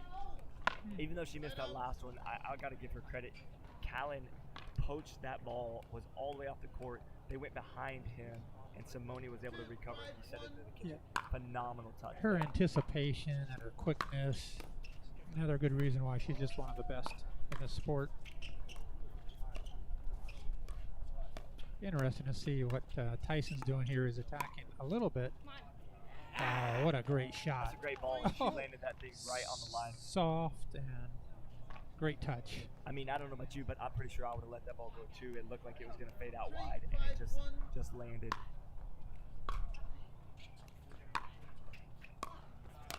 Oh, what a great poach by Tyson. That's what Tyson does best. Nice third shot drop. Simone tried to bring it back across as she should, and then Tyson anticipated it. Quickness and speed. Yeah, unbelievable anticipation there. Another poach, but that one defended by Callan. Tried to pick that one up a little bit too quick on that one. Yeah, she went for a little much there, but you know what? They were in that zone. They were there. That was a heat check right there. So she's not, you know.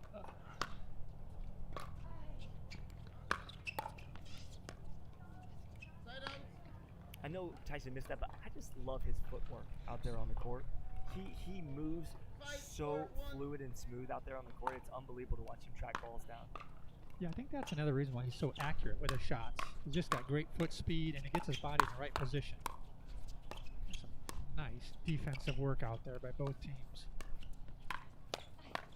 No, come on! Tyson a little too far out in front of that, and one thing I wanted to say about that is that Callan is not a guy who is on the tour all the time at all the tournaments. So his game is he has a finesse game and very precise.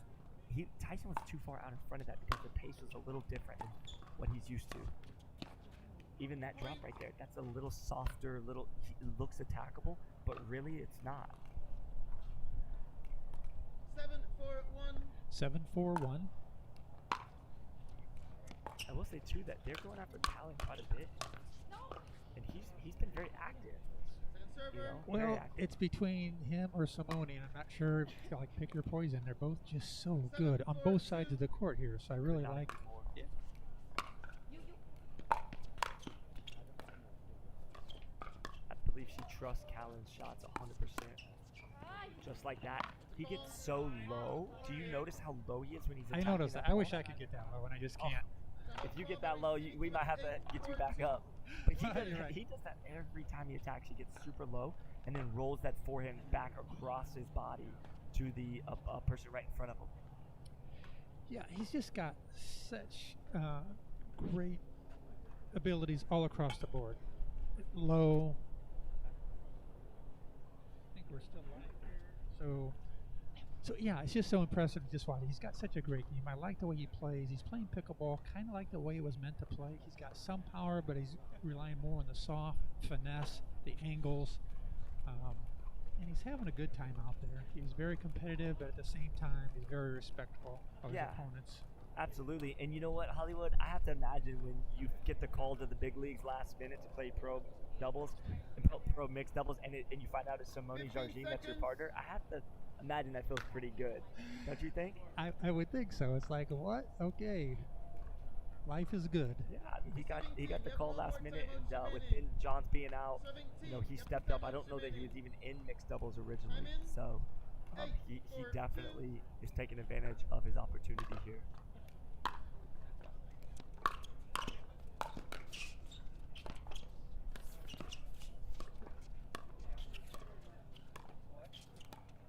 See, there's that lob I was talking about. What a great lob.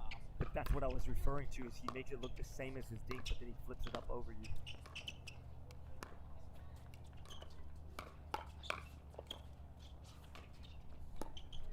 There's another one. That one went a little bit long, but I like what he's trying to do there. Yeah, I mean, he's very crafty with that lob. I noticed he did it in men's doubles several times, and nobody was able to tee off on the ball with 100% power. Server.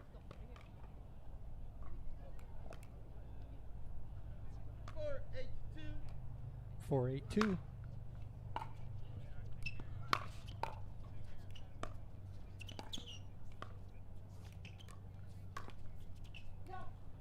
Ooh, and that shot that ended up going out. 8-4-1.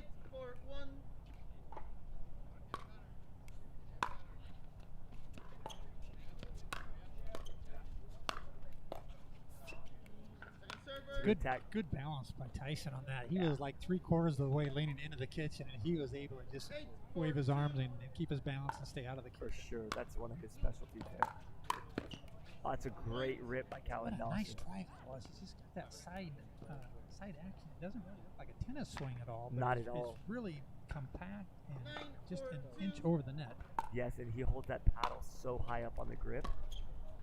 And we'll talk about something in a second.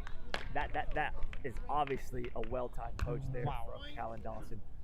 But if you notice, in other sports, you wouldn't be able to get away with that type of grip, like in your tennis realm or whatever. But because pickleball is such a unique sport, a guy like Callan Dawson can come in and have success at the pro level because you don't have to have that traditional style. That's a good shot by Simone. Wow, phenomenal shot. He just threw it in behind Tyson over there. It was an open court. Tyson was anticipating coming over, so that was a really nice shot. Yeah, that's the danger of playing against Simone, is that she's not afraid to go behind you. All right, guys, we're going to take a quick break. Hollywood Hostler Scott Golden on the mic here at the World Pickleball Championship. We've got Game 2 coming up soon. Stay tuned.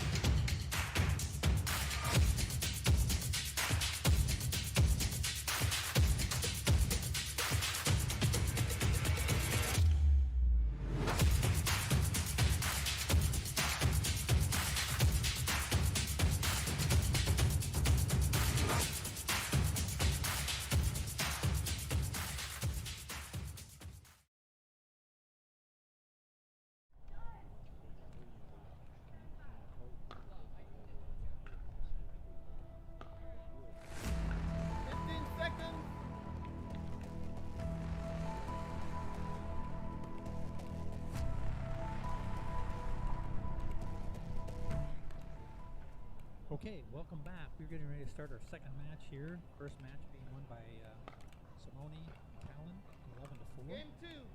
Game 2 getting ready to start. Simone going from left to right, serving up.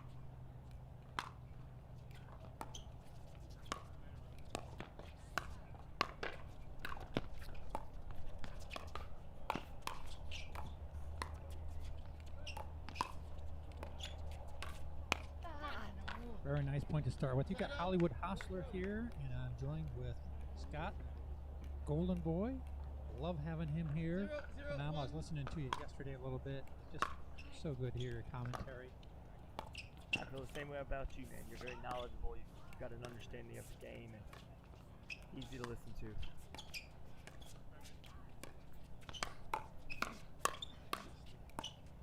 Look at the defense here by Callan and Simone. Oh, it's just so much fun to watch. When he poaches that ball is a lightning fast poach, and he shoots at it and hits a harsh angle that not even Catherine Prinzo can get back. The power that he is displaying at this, just taking it to a whole nother level. Unbelievable power. And it's not a big wind-up power. It's a very short, compact swing. And that's due to the way he holds the paddle. He's not going to get that big looping swing like a tennis player. He's going to keep it short and compact, which is very effective for him. Even those drives right there, they're like a baseball throw.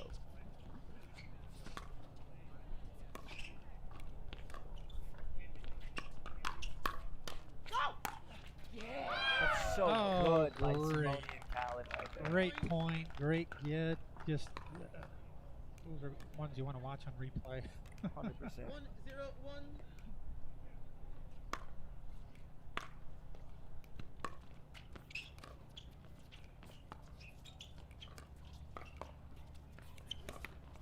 Tyson very active right now, moving sideline to sideline. I think there may be a little pressure from him feeling like he has to do too much, but I promise you Catherine Prinzo can hold her own. So I think you've got to let her settle in and start playing it. Oh, what a great play to get back into the point by Tyson.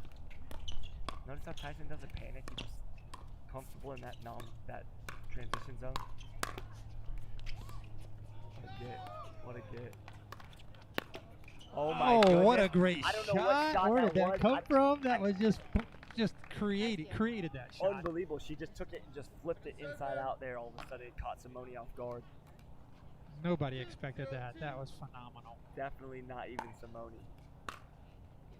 That might be the thing that they needed. Well, just a mistake right there, but they I are really feeling. believe the mistakes are forced from Callan's style of play. He's not hitting that drive like a traditional tennis player. They're not seeing it off his pink paddle the way they do other players. True, and it's coming more to side angle Yes. rather than a top spin. 100%. They're not seeing it. That's a good shot put away by Tyson down the middle. But do you see what I'm saying? And you I think agree and recognize that too. It's like they're used to seeing a certain type of shot coming off the paddle. It's easier to read. His shot is not as easy to read because it's totally different than what they usually see. They're used to seeing a top spin, and he's giving them side spin. Yeah. So that ball's not dipping down where they're used to it, so they're actually getting below it, and then they pop it up a little bit. So that's what's setting up the rebound shot 100%. after he drives it. And he knows it too. He knows that people aren't used to his style. They don't see Callan all the time.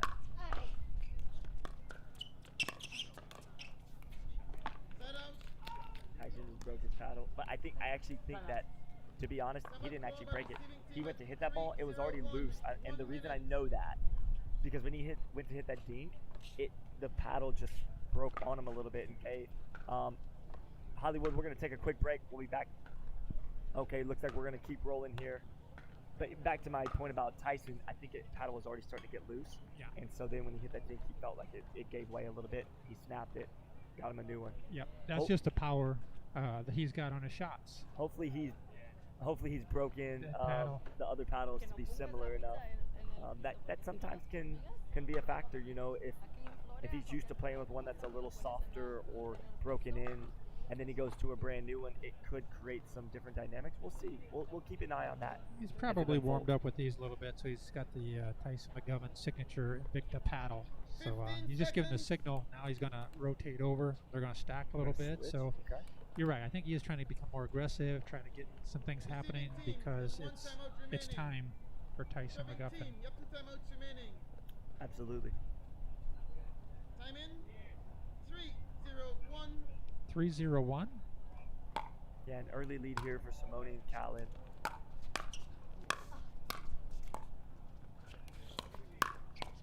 That's really good anticipation by Simone. It sure is. What a great team they are playing and developing their own strategy and playing so well together. Yeah, it's really amazing that they can just pick up like this and look so fluid and smooth.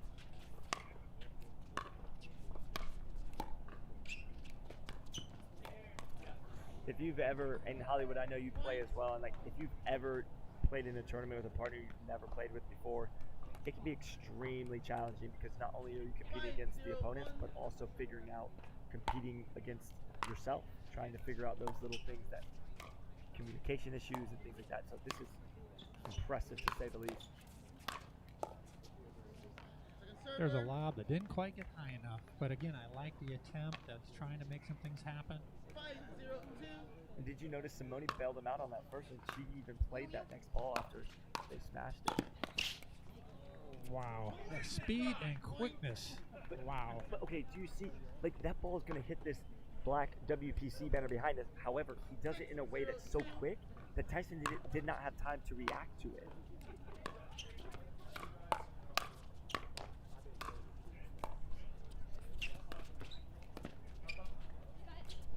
Look at that. Look at that. She got it, but she was spinning around everywhere trying to find that thing. Great shot. Look at that. Well, this is Catherine's signature stuff right here. She plays some of the best defense in the game. That's incredible by Catherine. Incredible. She's like a wall over here. She is.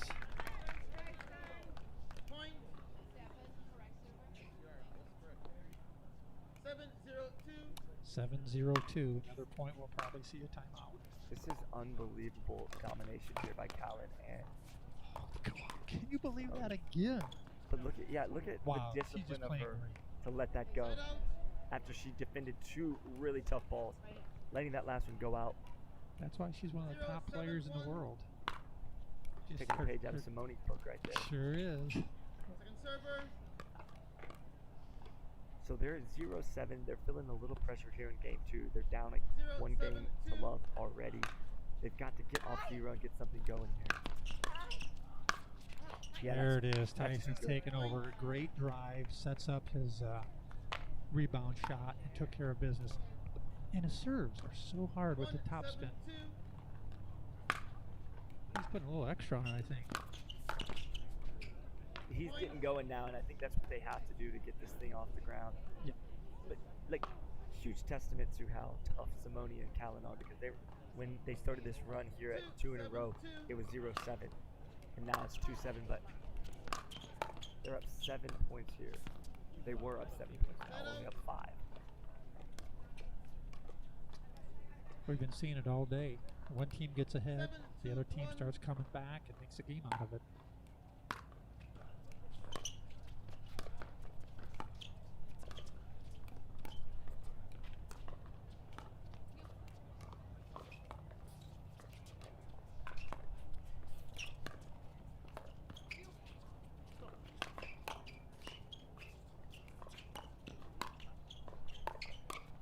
Another great defensive stuff. There's a lob. Tyson, he's starting to incorporate that shot.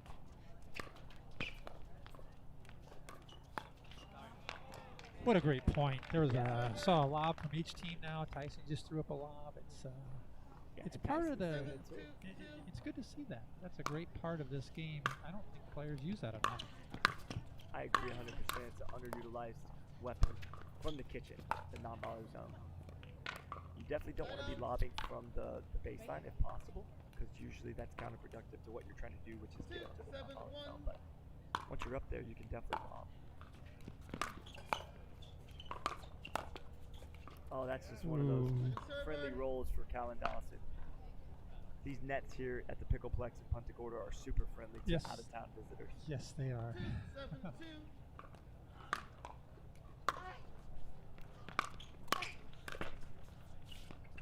Good great reset reach. there by Tyson.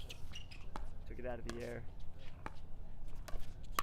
And he makes it look so easy, and it is not that easy. It's definitely Most not easy. players would not be able to reach out there and have the soft touch to keep it in the kitchen. They would create a attackable ball, but he's able to do that and make it look very easy. For sure, he made it look so much easier than what it is. Yeah, that's a put away. You get the ball up. He's a lot like Matt Wright in that area. When there's a ball up, Matt Wright puts that ball away, and it is not coming back. That's right. Yeah, Tyson just able to overpower Simone there after that ball got lifted too high. And she's as good as it gets when you return those types of hard shots. She couldn't even get to that one, so he had a really good angle on it. 7-2-2.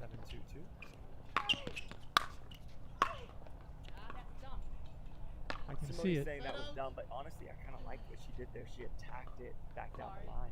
Yeah, I think that was good, and I can see it in Tyson's eyes. He is really focused right now. I think he's trying to take over this game. Well, when you lose the first game 4-11 and then you're down 7-0, you definitely have to have that look in your eyes and want to make a comeback.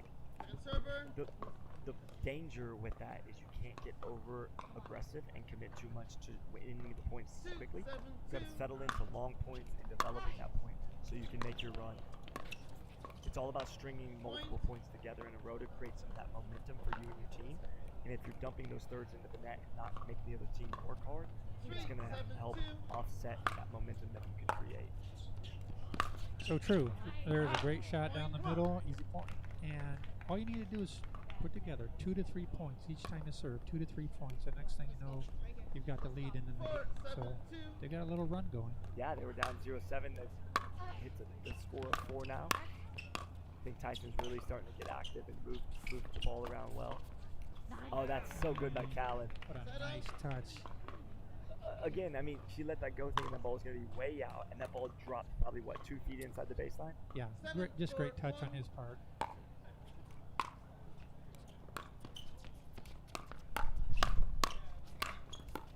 Tyson really looking to get active here in the middle. So he's after it now. He's in his zone. Yeah, when you hear that little grunt from him after the point, that means he's really starting to feel it. It's what he does in singles to get himself pumped up. Yeah, he's look looking at him. to take over. He wants to get this game back in reach, which they could do it right on this serve. 4-7-1.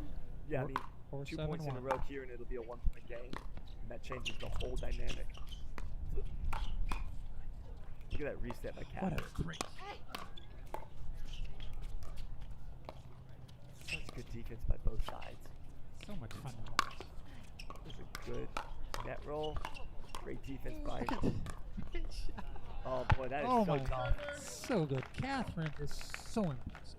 She is able to handle those shots from him. All right, we've got She hunkers down right there and matches. resets Men's into the kitchen. doubles, Unbelievable. 60+, Just great resets. intermediate. So it's one thing to block it, but it's another one to reset it into the kitchen. Gray. Hawker, Jamrose. Court 15, Welter, Gray, Hawker, Jamrose. Court 14, Markwart. Tyson really starting to get active here. Moving sideline to sideline. Koala. That's a good 1-2 punch right there, Hollywood. That was great. That's the way to set it up for yourself. They definitely needed that right there. Court 13, Agostini, Izquierdo, Brer, Cos. Agostini, Izquierdo, Brer, Cos. Court 13. 5-7-2. Court 12, Waite, Walker, Worley, Richardson. Court 12, Waite, Walker, Worley, Richardson.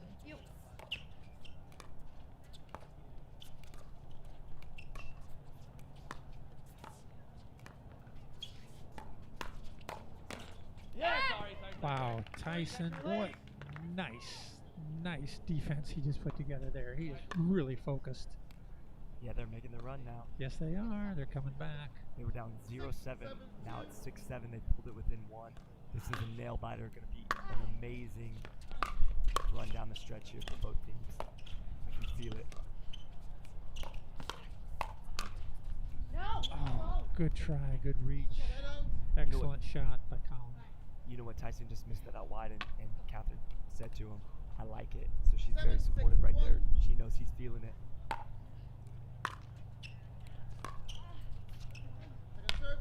Rare miss. Yeah, the thing is, we've not been seeing a lot of unforced errors. 7-6-2.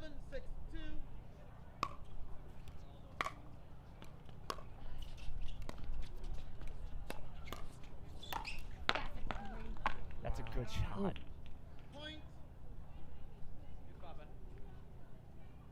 His the footwork at this level is so impressive as well. They get their bodies in great position to make the shots and to put it away. Yeah, definitely. Footwork is first class here. Oh, look at that. They caught him. That was a nice play by Catherine. They caught Colin trying to sneak over there. Hit it behind him, and that's what you have to do to keep him honest. You know what? That's really rare to see Callan just get completely fooled. He won't probably let that happen again, but I will say that now he has to respect that shot down the line from Catherine. So good shot by her. Just missed. We'd like to have that one back. Yeah, he's not missing those by much. I can tell you that.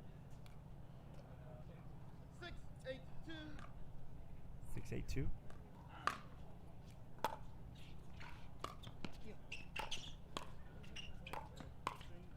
What a great reset, Catherine. It's like a drill. Oh, that's so good. Catherine able Those to are take good. that second two-handed backhand, take it off the net for a winner. Incredible. And I kind of think those were going to be in, though. Because the way he's been hitting, they're quick, but these balls have been dying due to just a little bit of the wind. So I'm glad to see her play it rather than she's let staying it go. For sure, I 100% agree with you on that. Oh, There he that's got a one. well-timed inside-out forehand by Tyson. We've seen him do that a lot in singles, but he really hit that ball well right there. Yep. They're feeling the momentum slide a little bit now. 8-8-2. Got it all tied up. 8-2. Such a good game here, Hollywood. So much fun. Tyson really staying active still.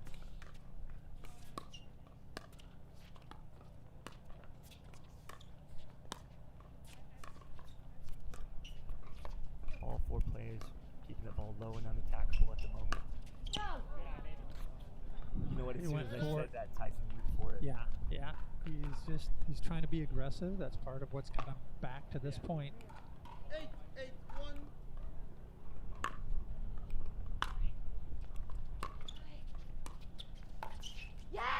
Oh, yeah. She popped it up just a little bit. Didn't want to do that. Come on, Corey. 9-8-1. We have a timeout. So we're going to take a little break here for about 1 minute. 9-8-1. When we come back, we'll see you in 1 minute. I've been a Tyson fan for about 4 years. He's so good at just looking at somebody, looking at their game, and he can just see what needs to be done. I would be a fool if I didn't come here to see the #1 player do a camp. We're all pretty obsessed with pickleball. We want to grow pickleball into all areas of the country. When you're in person, they can actually see you and they can analyze what you're doing wrong and, correct it right on the spot. And not only are you learning from the professionals that are here, but you're learning from your other people because they're having the same issues and then you see them exceed. We do a pre-video and a post-video so that you can actually see yourself. And I couldn't believe that's how I played. I thought, wait a minute, I play way better than that. So that was a real eye-opener. Practicing something and putting it into action, it's just internally very rewarding. It will improve your game so much. You'll get so much more confidence. It's money well spent, and if you want to get better, you have to do this. All right, ladies and gentlemen, Scott Golden joined by Hollywood Hostler. We've got a great match coming down to the wire here in Game 2. Simone going to be serving to Tyson at 9-8-1.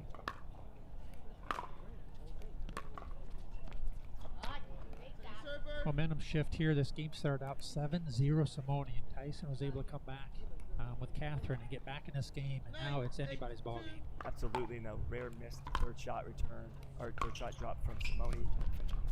Now second serve. There's that lob I was talking about. Tracked well. But see, that set it up. It does, and the thing is, even though Catherine tracked that ball down, she was on the run when she hit it. She lifted it a little too high, going back behind Tyson for the winner. That's huge. He's got ice in his veins right there.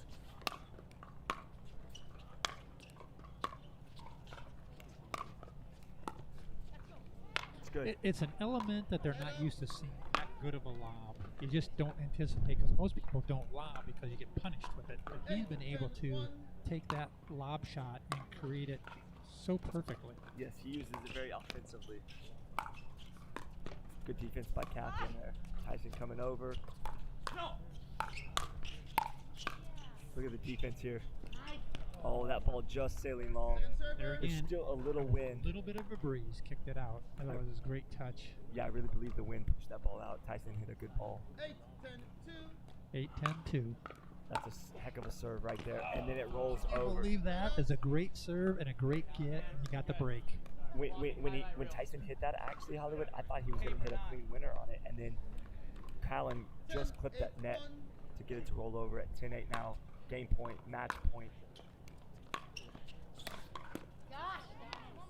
You know, one of the adjustments that I see Tyson making, Callan has great defense and gets real low. He put the ball right at the base of the paddle and the ground instead of bouncing in front of him. There it is. They still have a chance. Third by Simone. That's so Highly rare. unusual. Very rare. 8-10-1. All right, it's not over yet, folks. 8-10-1.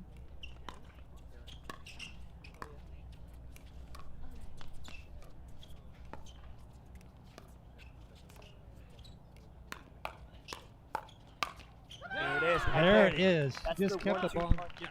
She kept the ball in play until Tyson came over there and finished it. Yeah, that was a nice shake and bake right there by Tyson and Catherine. 9-10-1. Hollywood, they pulled it within one here in game two.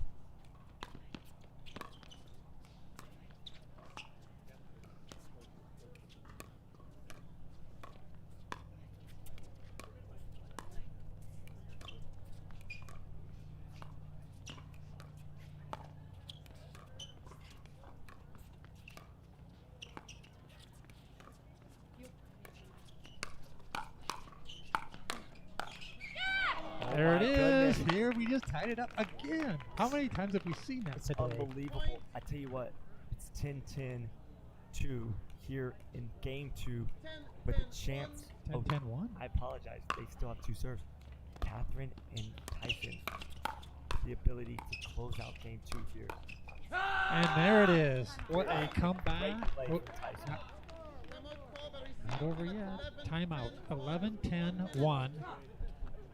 They are Hollywood fired up. actually was surprised they waited that long to call that timeout. Yeah, I'm not sure. It's one of those things where they could have taken it 1 point ago or waited for this point. But either way, it's a smart timeout, trying to slow down this momentum because right now they do have the momentum. Catherine is playing incredible. Tyson's kind of taken over again, and they're playing very well as a team. Absolutely. And I know there was somebody who was asking about a cute dog in the stands earlier, being held by a guy in a pink shirt. We got some updates on that. That dog's name is Teddy, and Teddy is 1 year old, and he's a real dog. That is not a stuffed animal over there, Hollywood. That's a real dog right there. Pretty good dog because I don't hear it barking or anything. So Very quiet dog. 15 seconds. I think there's a little thing on the back of the dog. They wind it up and it'll kind of do a little dance maybe. No, that is a real dog named Teddy though. All right, back to the action, guys. Hollywood, this is what we live for right here with pickleball. They were down 0-7 before making their run. Catherine's got the ball here now. they got Still two two shots serves. at it.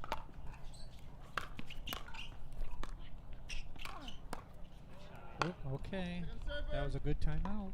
That's one down. Well executed by Simone. She was able to get on top of that forehand. 11-10-2. Simone really taking some deep breaths over there.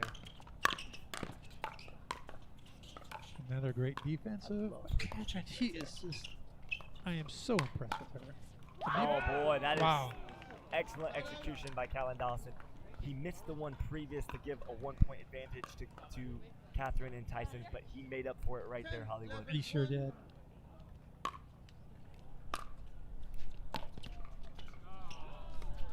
Oh, and that shot.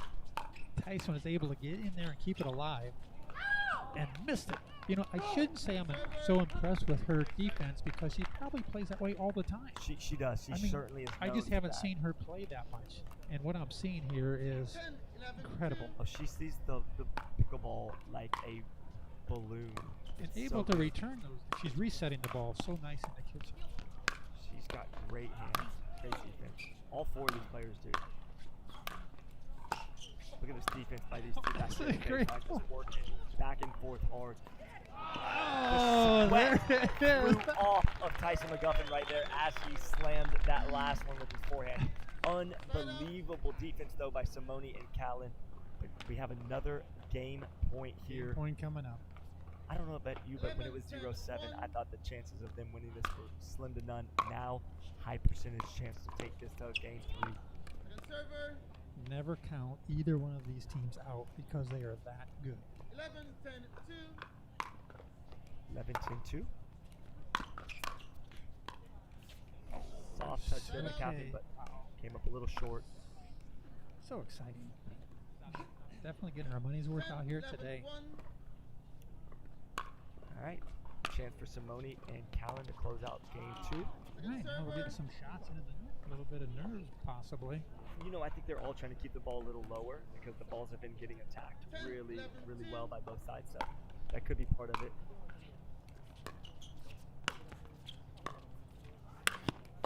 Simone playing great deep, but she's leaving these balls up a little too high, and it's creating some defensive positions for them to be stuck back at the baseline. 11-10-1. Another game point here and an opportunity for game 3.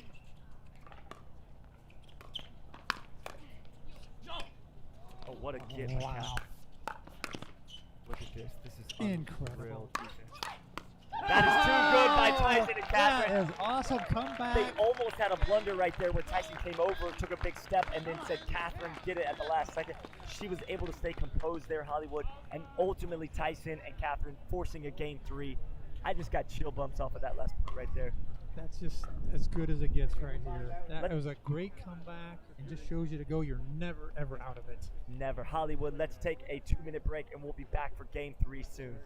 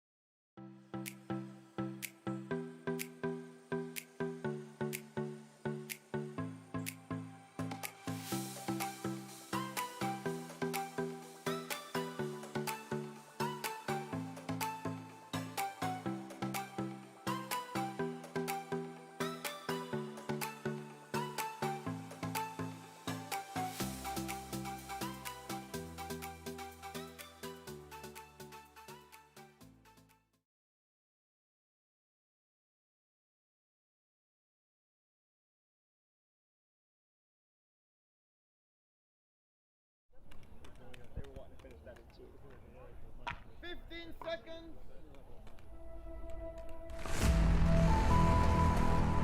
All right, ladies and gentlemen, this is Scott Golden joined in the booth by my boy Hollywood Hostler. What's up, Hollywood? Man, what a game 2 we saw right there unfolded in front of us.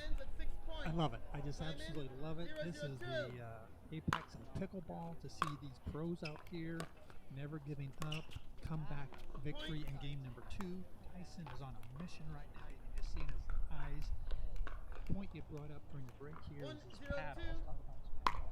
Yeah, we'll talk about that in a second when we get a break. Let's watch this point right here. Simone with back-to-back unforced errors on those drops by Tyson and Catherine really soft. 2-0-2. Seems like she's a little rattled or distracted since they lost game 2. Let's hope she can compose and regroup here. Yeah, again, the wind is now with them, which means those shots coming across could be ending up just at the bottom of her paddle possibly or something. There's For a sure. little bit of a wind up there that I think Slight is causing breeze. some of the problems. But you really don't see her miss very many shots like that. Correct. Simone taking a look at that Prince paddle. I think she's just a little frustrated internally right now. She's trying to compose herself, hold it together, but she's got to get things going. She lost a little rhythm there after losing game 2.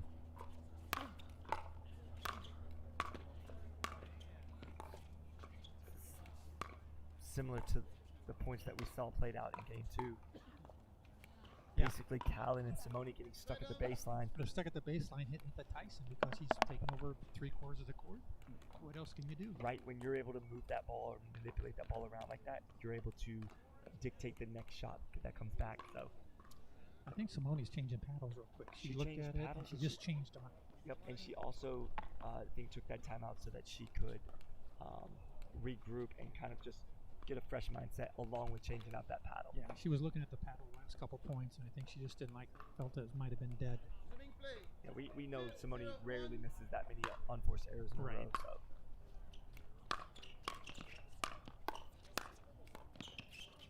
Great reset there by Callan. I think you know what I'm seeing, Hollywood? Game 1, Simone and Callan were all over it, 11-4. Tyson and Catherine have since adjusted to the style and play of Callan Dawson and Simone Jargine right now. They're all over these shots. I think you're right, Scott. It's an adjusting throughout the game situation. That ball was just a little bit long. They're just seeing the ball better, don't you agree? I think they are. I think they've adjusted to the game. Now they're expecting the lob a little bit. They're used to the side swing shot instead of the top spin. It took a game to get used to. For sure. They were definitely shell-shocked that first game. I like the aggressive play by Tyson there. He'd miss long, but you know he's active right now, and that's where you want Tyson. Yeah. It's game 3. You're letting it all out. And not a better person to have your money on with Tyson.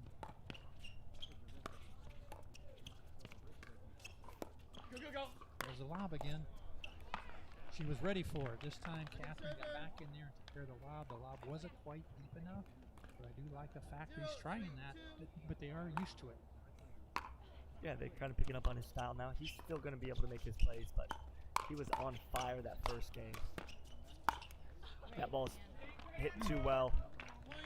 You know, one thing I like about Callan Dawson, he never gets too emotionally high or too emotionally low. He's one of the steady rocks in our sport. He doesn't say a whole lot. He just lets his game speak for itself, and he just plays. So impressive. What an ambassador to the sport, because he doesn't get upset at the other team, doesn't get upset at himself or his partner. He's just calm, cool, collected, and we need more players and athletes like that. Absolutely, and I think we just had the commentator's curse right there. We bragged on Callan a little too long, and he just missed his serve. And I don't think I've seen him miss a serve all weekend long. No. We apologize, Callan, if you watch this later. Yeah, that's the jinx that we did on that. We apologize. Oh, Catherine, see, I like their aggressive nature. They're feeling it from game 2. They're seeing the momentum carry over to game 3, so we're seeing some heat checks here. Yeah, I think they're letting it go a little bit more. Oh, what a nice reach. You know what? Simone, you can tell right now, she's just not her typical self. She's leaving balls up a little too high. Her defense is just a little off. She's finding herself getting attacked a lot more than she normally does. She normally keeps the ball very unattackable. Let's see if she can make these adjustments here in game 3. Yeah, and I think before her paddle was coming up short, so now maybe she was overcompensating just a tiny bit by popping them up with the new paddle that she's got. But she's so good. She will adjust, and she will make whatever adjustment she needs to. That's just she's one of the best out there. Yeah, she just gave Callan a let's go, and so that's a good sign there. Get her fired up. That's when you're on the opposing team. You do not want to get someone fired up against you. That's right. And Catherine is playing lights out right now. She is on fire. So we're going to take a break here. Players will switch sides. We're going to be out for 60 seconds. Come right back to watch this incredible match.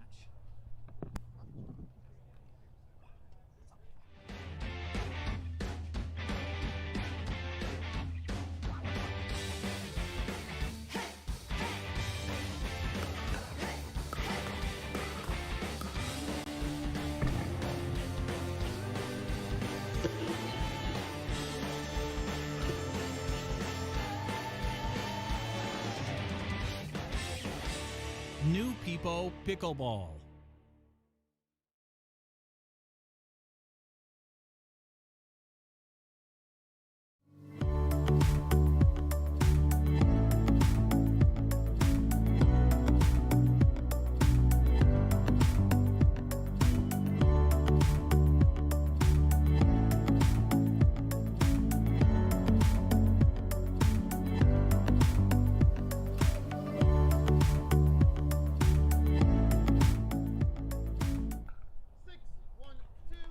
Okay, welcome back. Hollywood Hostler here with Scott Golden, the Golden Boy, giving you the commentary for this match. It's a great match, one of the best matches we've seen all day long.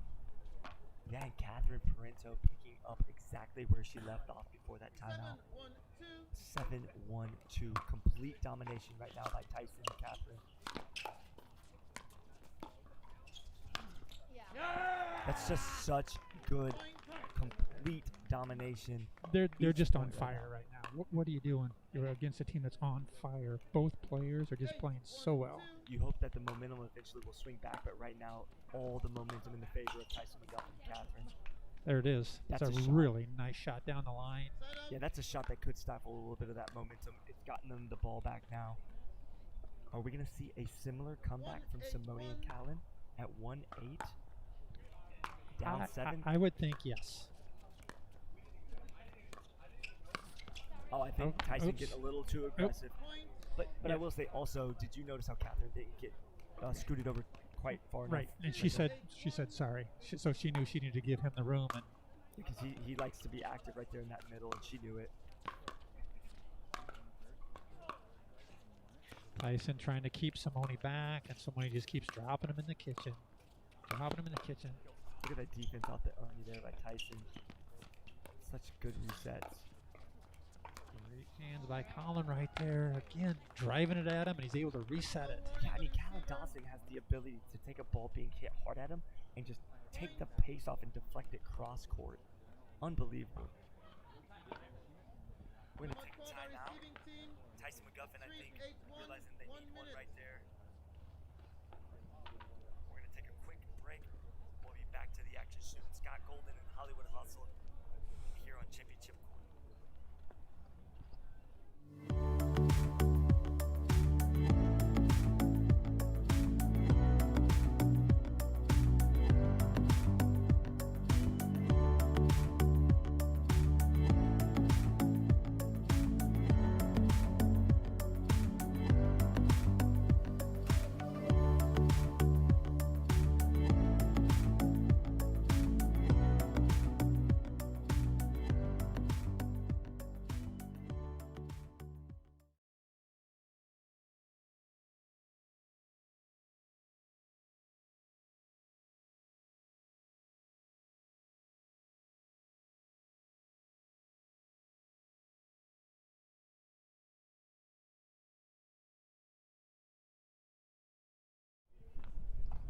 Okay, we are back in action here. Timeout taken. Receiving team, you have one more timeout remaining. Serving team, you have 2 timeouts remaining. Okay, we're live again. We're back in action after a quick timeout. Tyson wanted to take a timeout here. Asked Tyson on camera why he took that timeout when it was 3-7, and he said just to ice him a little bit, cool him down. Smart timeout.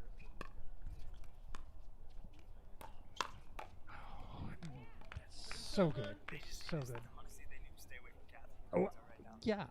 You cannot attack her. She's on fire. She's proven to everyone that she can handle anything you throw at her. She's absolutely fire right now. Tyson also playing extremely well. Around the post shot and recovered. There's a lot. I think Callie got a little excited. He was trying to roll that ball. Yep. Yeah. Side out. Oh, what a battle. 8-3-1. See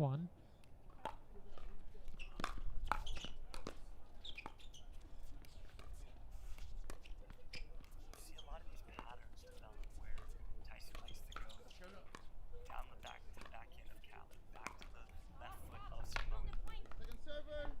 You start to see these patterns kind of develop, and it's fun to watch these things unfold. Yes.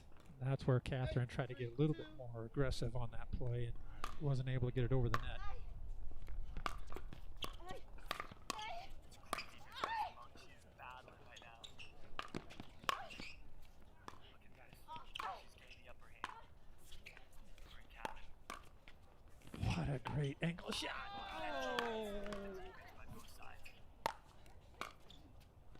point.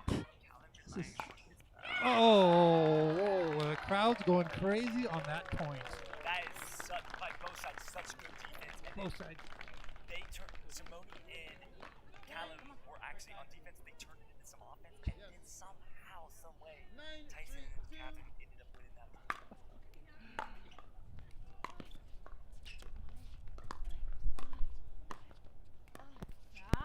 This is the semifinals match. It could be the finals as good as this is. All right, we got another timeout coming up I here. really feel like we've had 2 finals instead of 2 semifinals. All right, guys, Hollywood Hostler, Scott Golden, coming to you back with the action here shortly.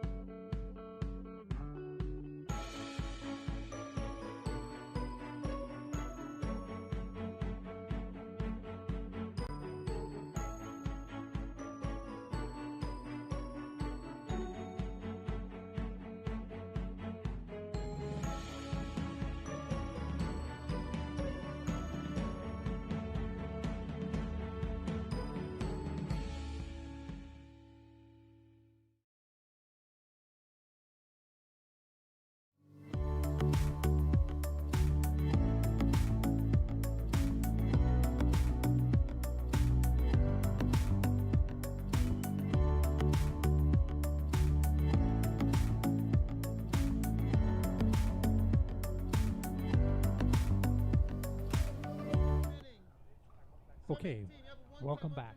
Each team has one more timeout remaining. Tyson serving. Match point and game point on the paddle of Tyson McGuffin and Catherine Parento. Tyson looking to close that one out in a hurry right there. He doesn't miss many of those. No, that's unfortunate. He missed that ball into the net cord. So now a side out. 3-10-1. Let's see what happens here.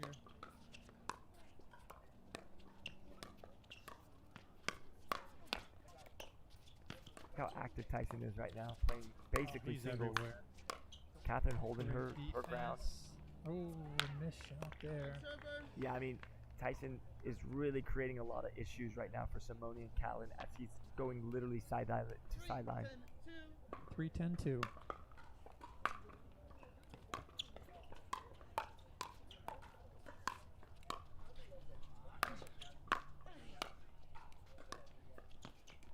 Nice reset there by Yes, it Simone. was Get by them up Simone. there. She came in there and took over that shot.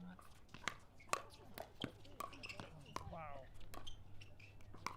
Such a fun match to watch. Oh, it is. Look at that Just right there. phenomenal. They're hanging in there. See if they 4-10-2. can keep this going and get back in this game. My goodness. I mean, the exchanges between these two teams is like two juggernauts just going at it in the middle of the ring in a heavyweight boxing match. Oh, Tyson almost getting in the way of Catherine there. Yeah. Oh my another goodness. Nice shot. So what I want to say about that right there is that they've been on the same page pretty much the whole time. But Tyson there came all the way over, attacked, and then expected Catherine to get that two-hander. She just wasn't ready. Right.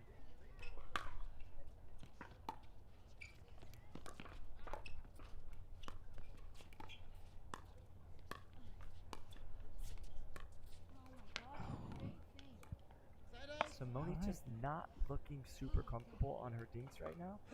That's uncharacteristic of her, unlike her, but here we go. Let's see if they can hold one more time. That's good eye. Really good eye by Colin right there. The ball sailed out just a little bit wide. Pretty sure I would have hit that ball. I think that I probably would have also. That's the difference between me and them, amongst other differences. That's why we're commentating not on this main court here. Game point coming up here. Pressure's on. Let's see.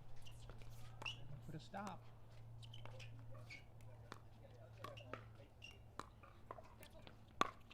Simone just makes an incredible shot That's to save the unbelievable. match. She waited and waited and waited and hit around the post shot. Wow. So good. 5-10-1 after a quick hold.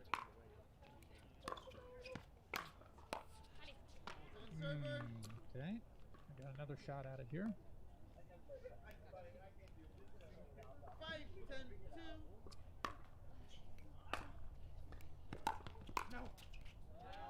Oh, what a defensive play there by Catherine.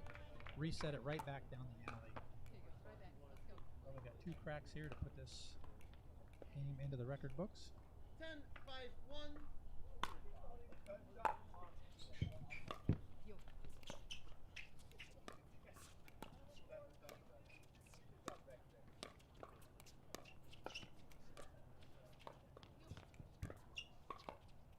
Such good discipline here. Nobody wants to leave that ball up. Oh, Oh, another there it one is let go. again. How many have we seen of those? But I'm telling you right now, they're used to those balls flying out long. Callan has such soft hands. He's able to keep that ball inside the baseline. Sure has. Tyson grimacing after letting that one go again. Oh, there it is right there. So What game a 3. Great battle. Now here's a guy. Chris Collinsworth. Unbelievable. Game 3 goes to Tyson McGuffin and Catherine Parinto. Can it get any better than that? Man, that felt like 2 finals that we watched right there. Really enjoyed watching Callan and Simone compete together for the first time. But Catherine and Tyson, ultimately too much Hollywood. They're moving on to the finals against the team that we just saw take the win in the first semifinals. We are going to have a barn burner of a finals. Let's take a break, and we're going to get back to the action soon.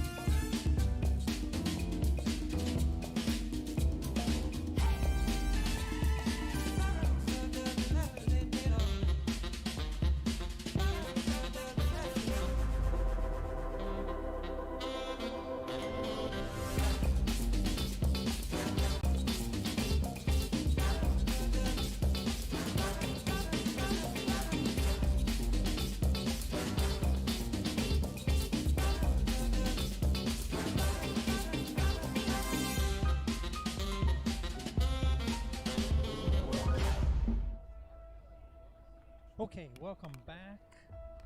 Appreciate everybody tuning in. We're going to have the championship match coming up here. We're just taking a short little break to give Tyson and Catherine a minute breather. What a battle that was. I felt like that was a championship match. It was really just a semifinals. We've had great matches all evening. Championship match coming up between Lucy Kovalova, Matt Wright, and then Catherine and Tyson. So looking forward to another great battle. Beautiful weather out here. The wind has died down. Got just a little bit of a breeze. Probably about 72 degrees.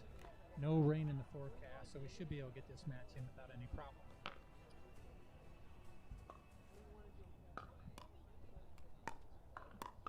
Watching Matt and Lucy warm up a little bit. They were just sitting out that game. Tyson over there resting ever so slightly with Catherine.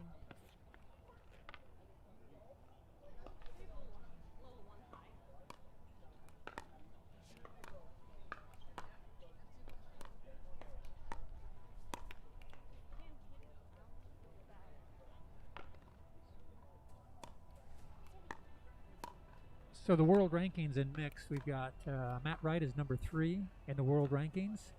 Tyson McGuffin is number 11. Lucy Kovalona. We'll get those rankings for you right here. These are the Pickleball Global Rankings, and at number 2 is Lucy Kovalova. And Catherine Parenteau as number 8. Some of the top players in the world right now with the Pickleball Global Rankings out here in the finals match. Looks like they're loosening up and getting ready to go.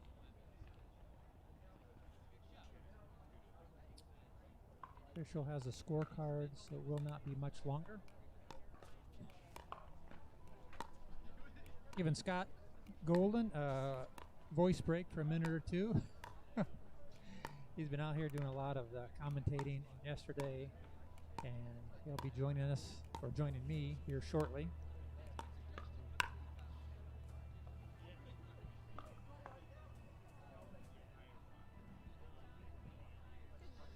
We'll have one more match after this one. This is the championship match for the mixed, and I believe we'll have the women's championship match after this one. It'll be doubles. Yeah. Lots of viewers out there. We appreciate you sharing this.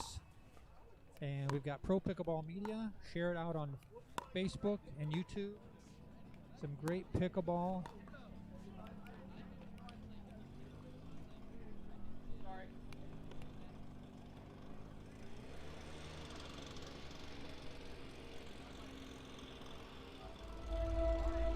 Gonna be a little noisy here.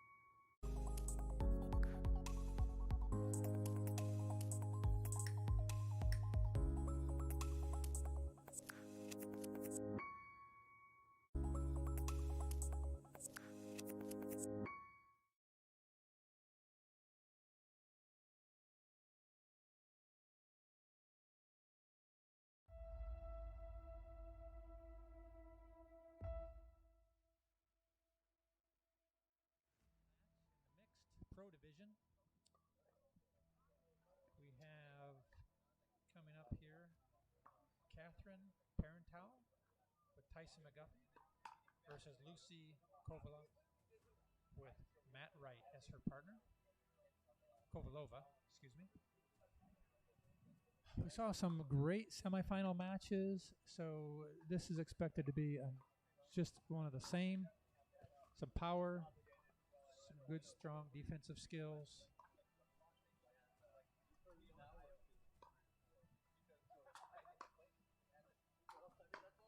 Great way to spend a Saturday night.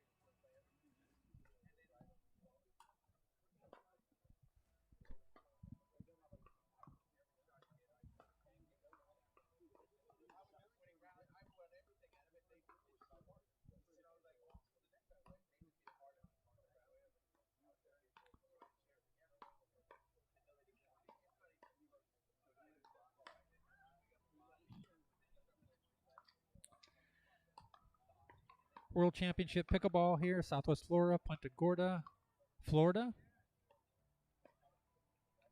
Our referee is coming out on the court. Ed Johnson lives in Naples, Florida, and Virginia. Appreciate the volunteers and the referees.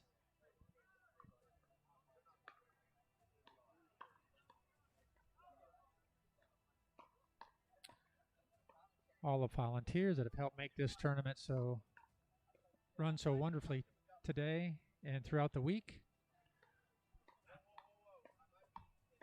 Not sure about the weather for tomorrow. It looks like there's about a 90% chance of rain, so there's a little bit of concern. So that's one of the reasons they're going to do the gold medal match of the women's right after this match. And tomorrow we'll just have to play it by ear and see.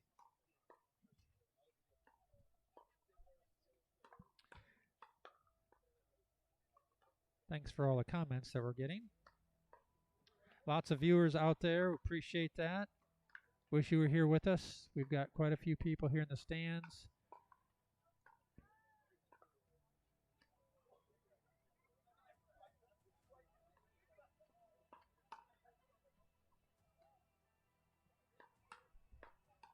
Not as many as we had earlier, but it is getting a little bit late. You know how it is in Florida.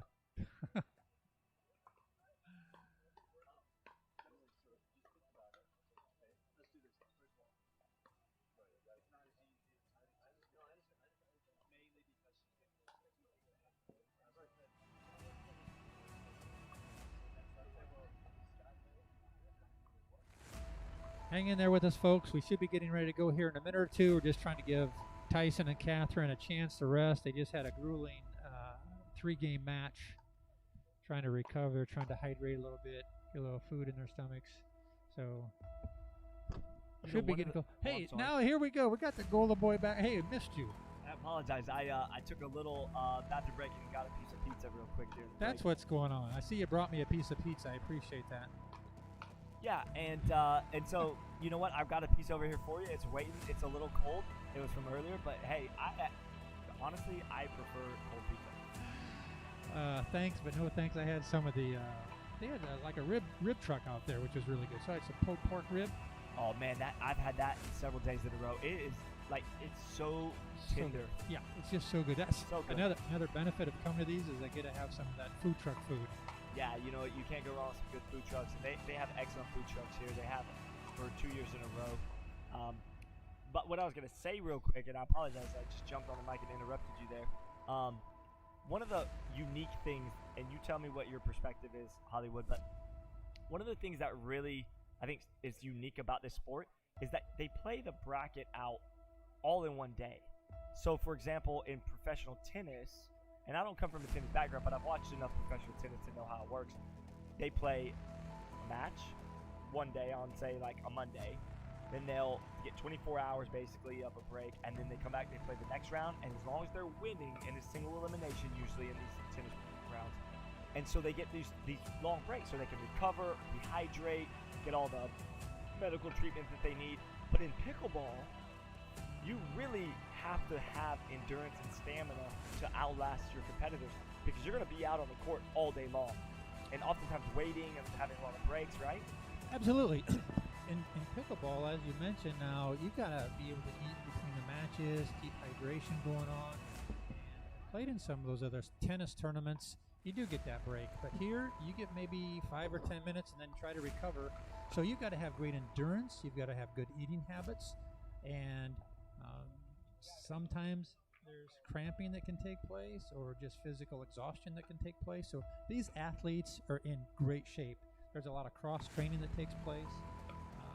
They do a really good job of maintaining and keeping their bodies in shape, because right now you're playing intense to get here, and you've got to have 2, maybe 3 more games of intense playing against the best players in the world. So it's not like you can just sit back and relax and take it easy. Or sometimes in tennis you kind of watch your player take over and do some things, but here you have to be on your guard. So you got to be on guard. Also, switching gears a little bit, I just saw a question that was asked, and I want to see, Hollywood, if you can address it. I know you can. I'm confident. Somebody asked, what do the hand signals behind the back mean when you're receiving? When you're one person is up at the non-volley zone and the other one is actually taking the return. Talk about what that means. There's 3 hand signals. Yeah, that's a great question, and what that amounts to is typically when you're setting up on the court and you want to switch sides, because let's say you are right-handed and you want to be the dominant player on the left side of the court, you will give your partner a hand signal, which means I'm going to switch after this serve is made or returned. We're going to switch sides, so that way your partner knows that you're either going to go or not go. And usually what it means, if you see that going on, is the open hand is going to mean I'm going to switch sides. I'm going to switch to the other side after you return the serve. A closed fist hand means I'm going to stay. So your partner can be back there acknowledging whether you're going to switch or not. The opponents don't know whether you're switching or not. So as we saw in the last match, Tyson McGuffin would switch and go to the other side of the court because he'd like to be on the dominant side. Really good question, and it's kind of like what they use is some sign language so that their opponents can't hear them talk about what they're going to do. So they do it behind their back. Open finger showing the 5 shows that, okay, I'm going to switch after this. Closed fist means I'm going to stay. It's called stacking, and it allows you to get your side that you want to be on. You typically will see that with right-handed, left-handed players, but again, it's sometimes you just want to do that to create the advantage, like Tyson likes to play in the left power slot, so he'll switch a lot. Yeah, definitely. Thanks for that insight there, Hollywood. I want to switch gears one more time. While we got this little space of time here, we can address a few things. This is in regards to the schedule for this event, the World Pickleball Championship. Understand, everybody watching, please understand that the tournament director does his best job to have everything set in stone prior to the tournament. But when you have Mother Nature that doesn't want to cooperate, or some circumstances out of his control, he's got to make tough decisions, and he's got to make decisions that are not going to make everyone happy. And so he's just got to make those decisions and stick behind them. And one of the decisions that he's chosen to make is we are going to play the mixed pro doubles finals right now. And following that, we're going to play the women's pro doubles finals. What that means, in essence, is still 3 finals will be played tomorrow on Championship Sunday, just not all 5. And the reason for that, Hollywood, and for everybody listening, is that the weather is not looking good for Sunday. So we don't want to be caught where there is no finals for some of the brackets if the weather turns ugly on us and we don't have that opportunity. So for me, I think it's smart to go ahead and play the 2 tonight and cut down on some of the hours and hours that we have to commit tomorrow when the weather is sketchy at best. Now, everybody needs to also understand this is Florida, and it's a tropical environment, right? So weather can change. It might be something where tomorrow we wake up and it's okay, but we can't predict the future with the weather. And so tonight, the tournament director has decided to go ahead and play these 2 out. So I just wanted to be clear on that. There's no refunds. He's not going to be giving refunds. There's still almost 4 hours of live streaming and final matches that you can enjoy tomorrow. You'll get a chance to see the facility, the pro players up close. So if you paid for a ticket in advance, come out, have a great attitude, come and enjoy 3 or 4 hours of pickleball at the highest level. And tonight, just enjoy the finals. You may not be here in person to see the mixed doubles pro and the women's doubles pro, but you certainly are getting me and Hollywood for the commentary, and you're getting some high quality HD live streaming. Good point, and I think the tournament director is making an absolutely brilliant call here. We don't know what's going to happen tomorrow. We do know what's happening right now. So let's take advantage of the play that we can while we've got really good conditions and it's not windy and rainy and like that. So let's give these a chance for these players to play in good conditions versus playing in possibly poor conditions. And if you can get out here, great. I just saw Tyson McGuffin over there getting his picture taken with a couple fans, and they absolutely loved it. These players are out there. They will do that. I mean, these are professionals out there, and you can talk to them. You can get with them. And here he is getting ready for his next gold medal match. But he took 15 seconds out of his time to get a picture taken with a couple of fans that are out here. And that's just, again, so impressive how these players are with their attitudes and willing to just give. And you just don't find that in every sport. So to come out here and see them, be able to talk to them, and have that available is kudos to all these athletes that are great ambassadors of the sport. So tonight, we're as you can see, they're warming up, getting ready for the championship match, and then after that, it's best 2 out of 3. They played in a round robin type tournament today to get points and so forth, and then they played in the semifinals and now in the finals. So they've got to be a little bit on the tired side, but yeah, they probably are a little tired. And you know what, though? When that adrenaline kicks in, Hollywood, as an athlete, you forget all about being tired. And we've got the crowd here on hand. Also, I just wanted to say one more thing. Some of the people are saying, couldn't they have informed the people who bought the tickets? The thing is, it's been last minute. These decisions are being made on the fly as the weather is being monitored, and the decisions are not something that was pre-planned, okay? So just understand, this is all fluid and very much changing, so we apologize for any inconvenience, but we can't control Mother Nature, and if you guys want to come out tomorrow and enjoy as much pickleball as you can, we would really love to have you out here on site and in person, but we just can't take that chance of not having any finals or less finals than we could fit in tonight. So that's really the thought process. The weather, Hollywood, it feels good. It's in the 70s right now. No wind, very calm conditions. I think we need to take advantage of as much opportunity to play out these finals as possible. Absolutely. And it's also for the safety of the players. They don't want to be out here if it's going to be rainy or partially wet conditions. So good decision. We're unfortunate if we can't play tomorrow, but maybe we can. Who knows? Right now the weather looks like a 70-80% chance of rain. It could be scattered. Who knows? Whatever it is, they're doing a great job. Let's get in what we can get in, and I'm glad they've chosen to go ahead and get this next match in after this one.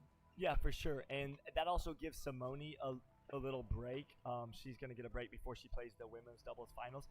Unfortunately, I think Lucy's playing with Simone in the finals, so Lucy's going to go back-to-back. But honestly, Lucy looks pretty fresh still. I'm looking at her right now. She's looking pretty fresh, pretty ready to go. Yeah, she's young and she's in shape and she's able to do it. So for sure, that's just, boy, to be at that age and be able to do that again. Yeah, I believe she's 26, 27 years old, somewhere in that range, and she looks like she's in very good shape. So she's not tired. Catherine looking fresh as well. Matt, honestly, never looks tired to me. Does he look fresh as well? He looks fresh. It's just the way he plays. It's like his style. He never really looks out of breath or like he's tired. He has immense control over that little yellow ball with the holes in it. So he doesn't usually run around too much. He kind of puts it where he wants. Tyson is a lot more active. He honestly does exert a lot of energy. His style is that of like movement. And isn't it cool to see like the different varying styles in pickleball? Like Tyson, his game works for him because he's active and mobile, and he's very strong, and like he's just really got a good presence, moving sideline to sideline. Matt, he's a little more controlled, puts the ball where he wants. He only does ernies and poaches when he needs to and when it's necessary. So isn't it cool to see the differences? It really is, because they each have their own style and they perfected their own style. It's like a signature style, and when you want to develop your own game, you can start working off of Matt Wright's style or Tyson McGuffin style or Scott Golden style. You're kind of a maniac out there on the court. You're running all over the court. Are you still doing that, running all over the court? I'm creating havoc out there. Listen, Hollywood, I'm closer to 40 now than I am 30. Okay, so I've come over that hump, so I'm not running around quite as much as I used to. And honestly, I've worked on my third shot drops and my dinking some, so I'm a little more comfortable than I used to be. But yeah, no, that's funny because when you saw me playing, I was a wild man, and I still am to an extent, but I feel like I've toned it down just a tad. Well, and when you get to be my age and playing at my level, you just even slow it down even more. So now I'm trying to conserve energy, trying to just get it back to the next game, to the next game. So it's interesting how things change, and it's just fun to watch this level of energy that they've got out here, and the ability that they can do that and recover and do that. Absolutely. And, you know what I've heard also? Have you ever heard this? And this is not just in pickleball, but this is at every professional level in sports, that these players get into like this mode. I call it like, it's not going through the motions, but you almost just like settle into this autopilot. I don't know if it makes sense what I'm saying, but if you've ever been in like a gold medal match where you've been basically playing all day long and you are exhausted, you are tired, but your body goes into this mode where you just, it's almost like muscle memory, and you just go into that mode. Do you know what I'm talking about? Sure, yeah. It's almost like a zone that you get into. You're just playing so much. You're just not really going through the motions, but your just mind is as such that when you're relaxed, you're comfortable, you've played enough. It's like, okay, let's just finish this out. Let's execute the shots, because they've hit millions of shots. So they know what they're doing out here. The adrenaline will take over. Like right now, they're excited about this match. They're going to have at a high level. They'll adjust throughout the game to see what they need to do, who they need to try to target. Right now, they're touching paddle. They're saying, hey, good luck. Every four of these players here have great attitudes. They're so much fun. They're friends off the court. On the court, they're going to be extremely competitive, ready to bring the battle for the gold. Yeah, and I want to bring up this topic as well. This is not your traditional format, so this is just going to be 2 out of 3, and we'll have a champion. In the normal setup with the 2 out of 3 and the losers bracket, the team that's undefeated would have to be beat 2 out of 3 and then a game to 15. So this will not be the case. We will see just a traditional 2 out of 3 for the champion to be crowned. I'm super excited. We've got Ed as our official referee here. Looks like we're going to kick off Hollywood right now. All right, let's go, Golden Boy. Another great match.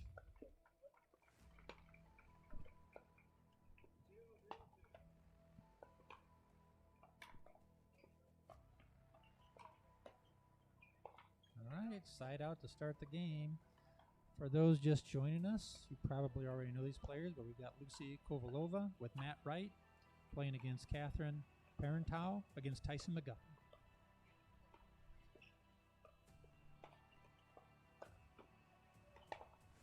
Oh, there's a lob. What a great shot. There's a lob that we talked about. Matt just threw a nice lob up over Tyson. He couldn't get it to it. Just incredible shot.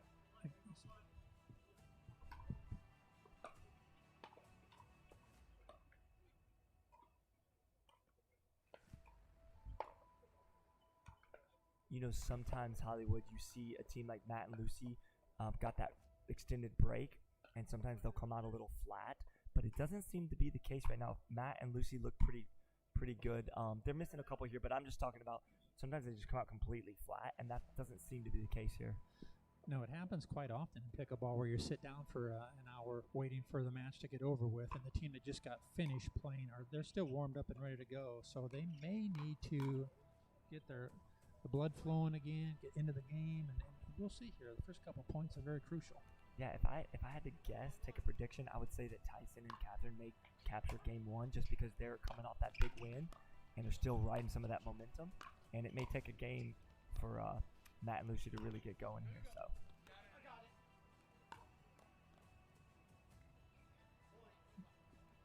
Ball was called out. Yeah, I don't think Matt heard Tyson right at first. He kind of said it quiet, but it did drift wide, it looked like.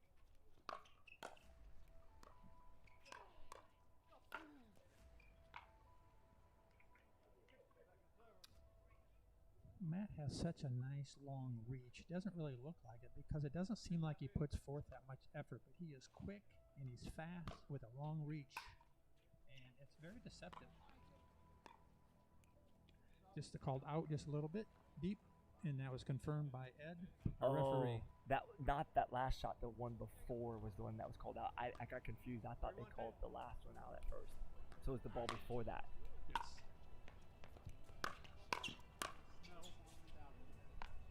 Just a little bit long. 1-3-1. Yes.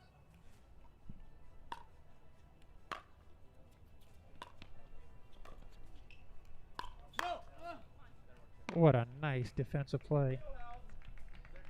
Yep, somebody just yelled wheelhouse in the stands, and it was in her wheelhouse. Anybody that knows Jeff Warnick knows that that was him back there behind us yelling those things.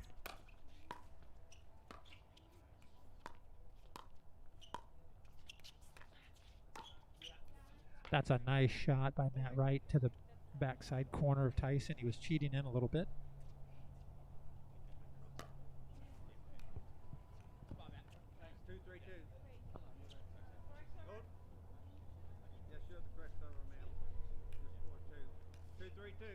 Two, 3-2.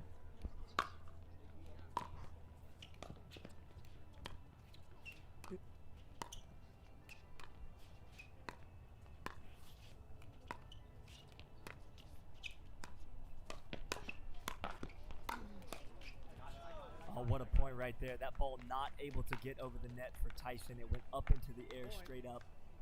No wind here right now currently. It's pretty calm. 3-3-2. All right, 3-3-2.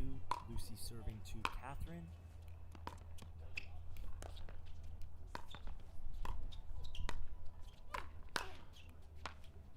That's a good ball there. Good attack by Catherine Pronto. Not sure if we've got mic issues or not. Hopefully not. You haven't used up all your words for today, have you? I always use up all my words, Hollywood. Okay, I saved a few just in case. You can have mine.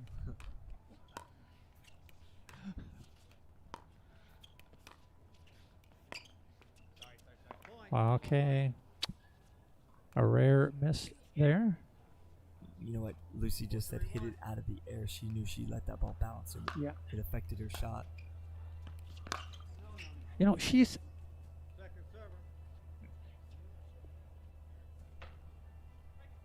Okay, so Matt is so tall, and I'm not sure how tall Lucy is, but that's a tall team that they've got to face over there, both being able to reach into the kitchen, take some of those shots. Oh, there's a net shot. We may have lost a mic here, not sure. We're just getting it checked into. So if you don't hear Scott commentating, we will get him back.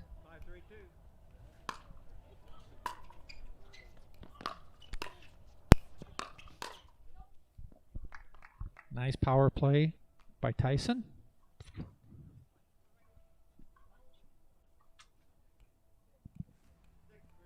Six, 3-2.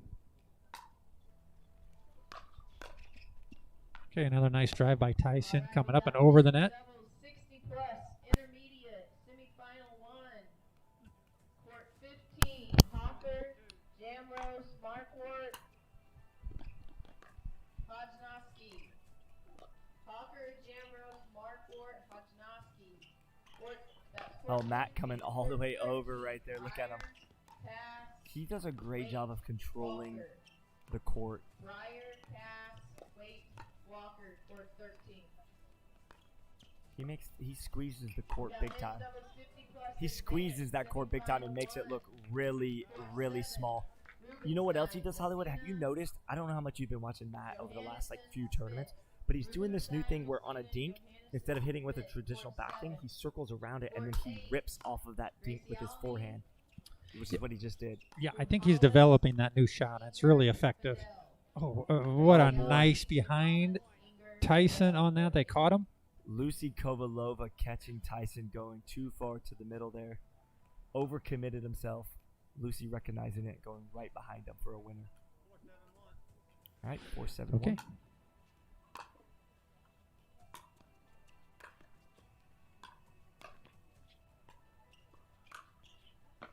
That's a good ball by Tyson. Wow, right in the corners. No way anybody could get to that shot.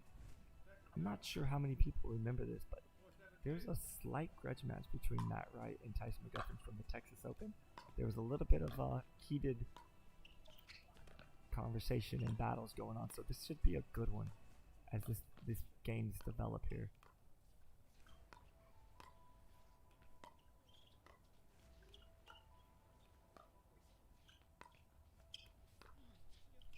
Matt looked like he wanted to hit a Ernie there actually at first, but it wasn't there, and then he ended up missing that next shot wide. He was thinking about it. We got a side out here. Once we start hearing those come-ons, that might be an indication of some intensity increasing between these players like we did in the semifinals. For sure. Oh, another what one a from great Lucy shot. Coppola. Lucy just taking advantage of Tyson moving around there. It's a great shot by Lucy. So good. Now Tyson's going to have to think twice about covering that much ground. Well, yeah, she's keeping him honest. That's what we say in the sport. Is you got to keep them honest, and he's now going to have to respect that line. And what you're going to see, Hollywood, is Lucy is going to go cross court, set him up to move slightly into the middle, and when she sees that little window down the line, she'll take it. 4-7-1.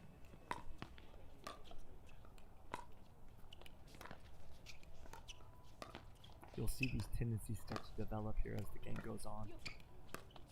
It's a good lob. Oh, just sailed. missed. I actually like that, though. You know, I do he too. had good topspin on that lob.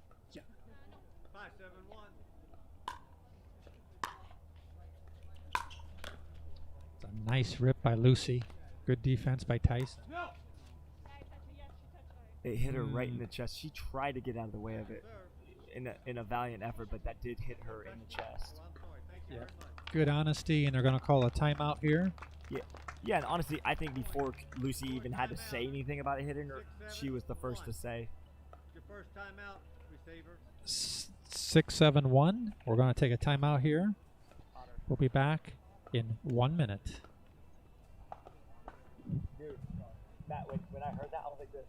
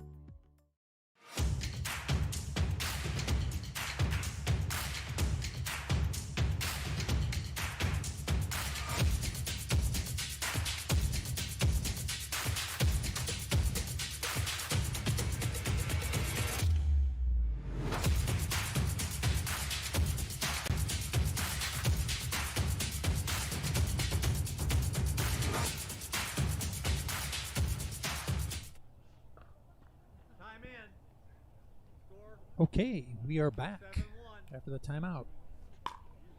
See if that's advantage. Not Tyson, just doing an Ernie and great defense by Lucy. Oh wow, what a great play that was. It's a point, trying to slow down their momentum. 7-7-1, all tied up.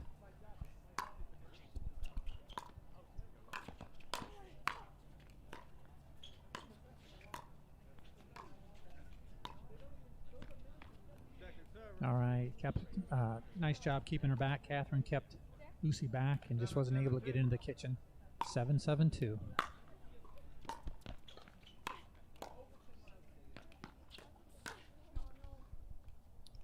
Again, I think Catherine is just dialed in and focused right now. Her shots are exactly where they need to go, and she's winning a lot of those exchanges.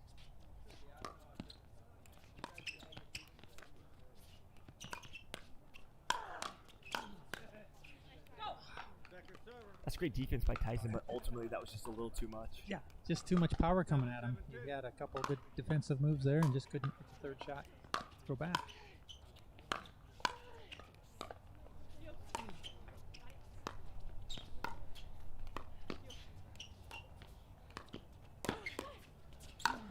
And a nice Ernie by Lucy.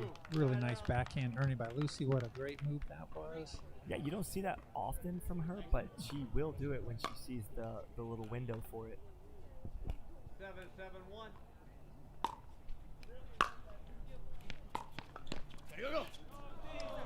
Oh, that was a mishap.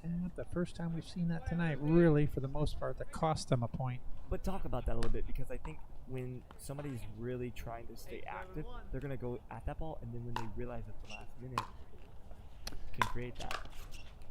Yeah, I think that was a situation where Catherine didn't yield the territory to Tyson. Where in the most of the time she will. She'll take a step out of the way and give Tyson that room, but she was there because the ball was coming right to her. She felt she had the shot. Just a little bit of communication. It doesn't happen very often.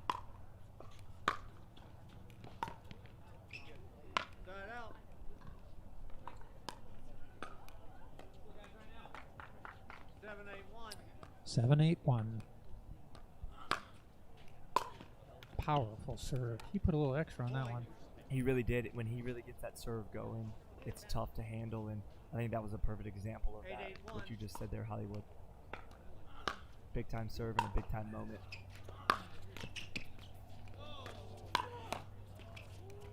Couple good breaks off the net. Oh my goodness, what defense there. Oh, that's so good. Wow. Matt actually, so that ball dribbled over and Tyson attacked it, and Matt was so ready on that back end. He just put it away. Lightning fast hands by both sides.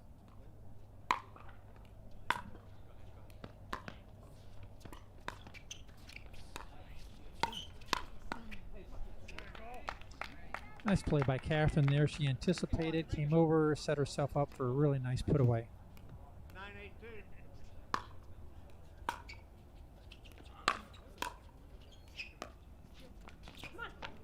So we got a side out. It'll be 8-9-1. Yeah, and to address what we talked about earlier about that miscommunication between Catherine and Tyson, I agree with some of the comments, is that Tyson has been very active, and so she thought he was going to take that ball, and he did not.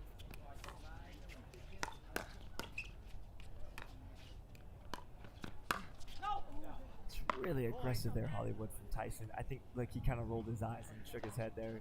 He knew.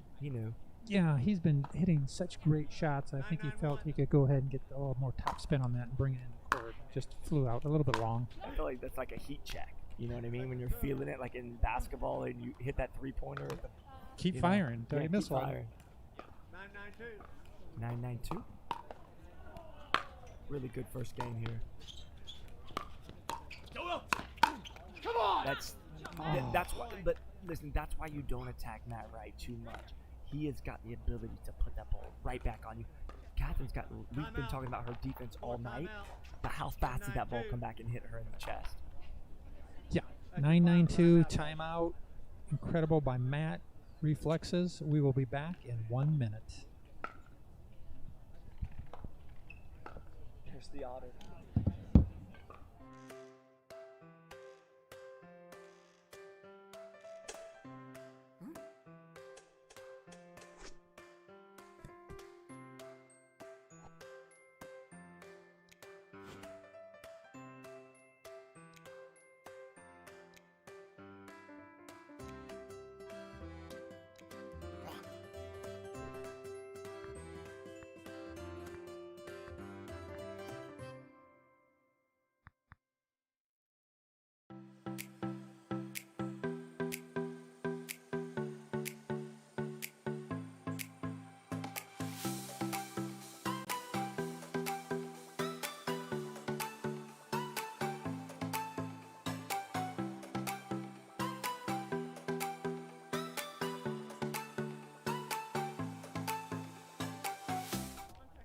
No timeouts remaining, receiver.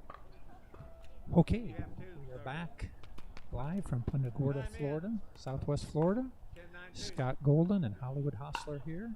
Got a great match going on, Scott. These players are just playing some incredible defense. They're re-attacking attack balls that we're seeing right here.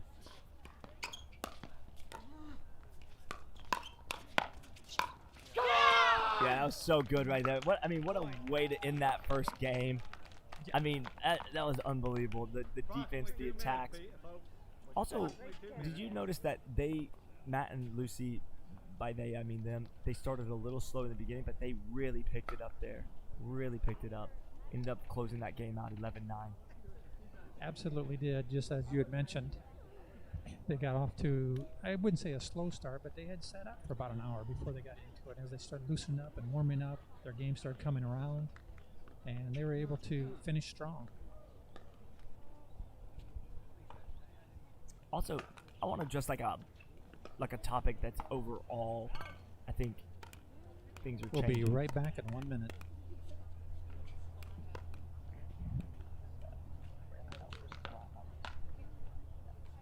One minute.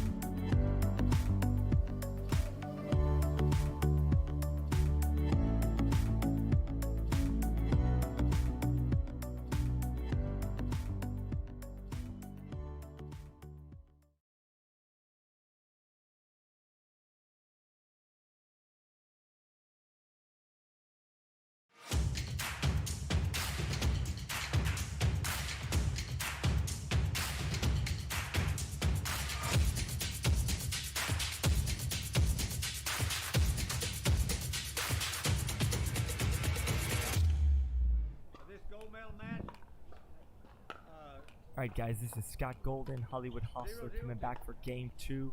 These teams have switched ends, and we're going to get started right now.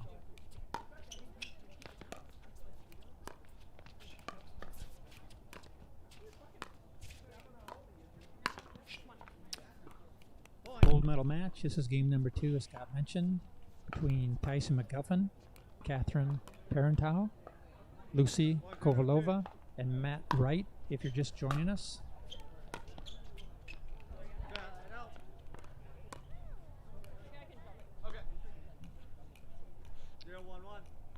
Alright, an early lead here in game 2 for Matt and Lucy.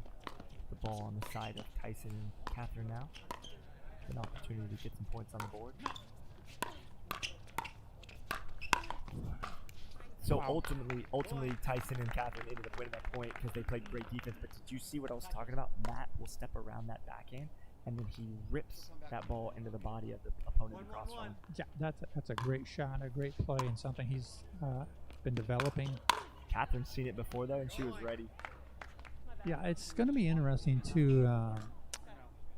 Tyson and Catherine lost that first round. We'll see if Tyson tries to pick this pace up a little bit and takes over more control as he did last match. It seems about halfway through the second game he tends to do that. 2-1-2.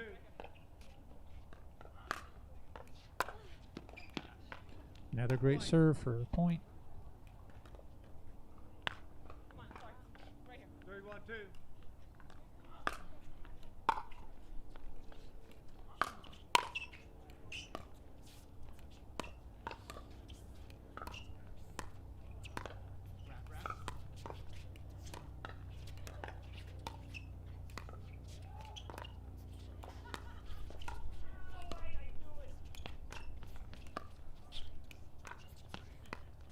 Look how Tyson's he's just chomping at the bit.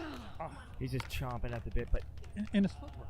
The footwork is it's making my legs sore just watching him. I know he's got such endurance and stamina right there. But I just want everybody watching to see how he's just so active, coming over, looking for any opportunity there. There's the signal that we just saw, Scott. Yes. She signaled that she's going to move over after the return. Correct. Open hand being switch.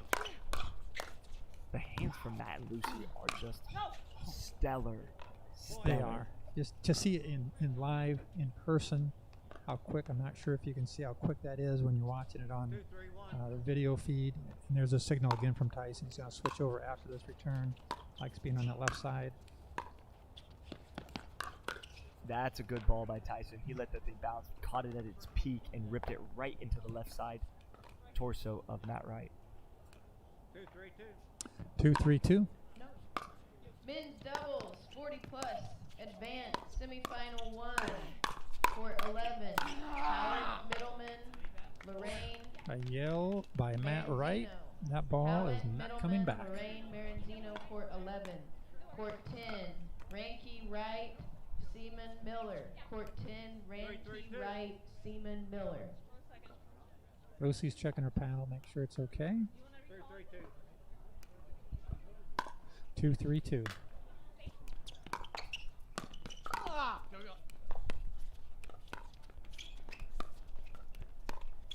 Oh, there's a lob by Lucy. We haven't seen that. No, they're all trying it now. I like it. It's just a mix-up. Wow, way to dodge that shot. That was so good because she had to get totally out of the way. Yeah, but you know where I think it starts from is the recognition where Lucy's at when she's attacking that ball. Physics won't allow Lucy to go through the net. She has to go over it. And from that angle, I think Catherine and Tyson recognized that ball was going to go long with some pace. Because she was already moving out of the way before Lucy completely hit the ball. True. Really good recognition.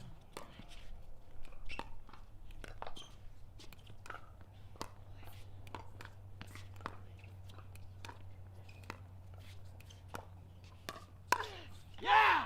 Oh, Tyson tried to attack Lucy and she was ready for it.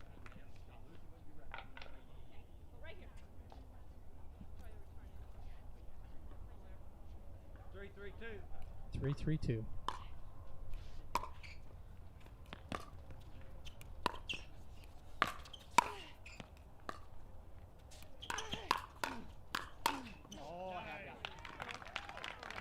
Nice playing by Catherine there on a couple rip shots with Matt going toe-to-toe. She ended up winning that one. 4-3-2.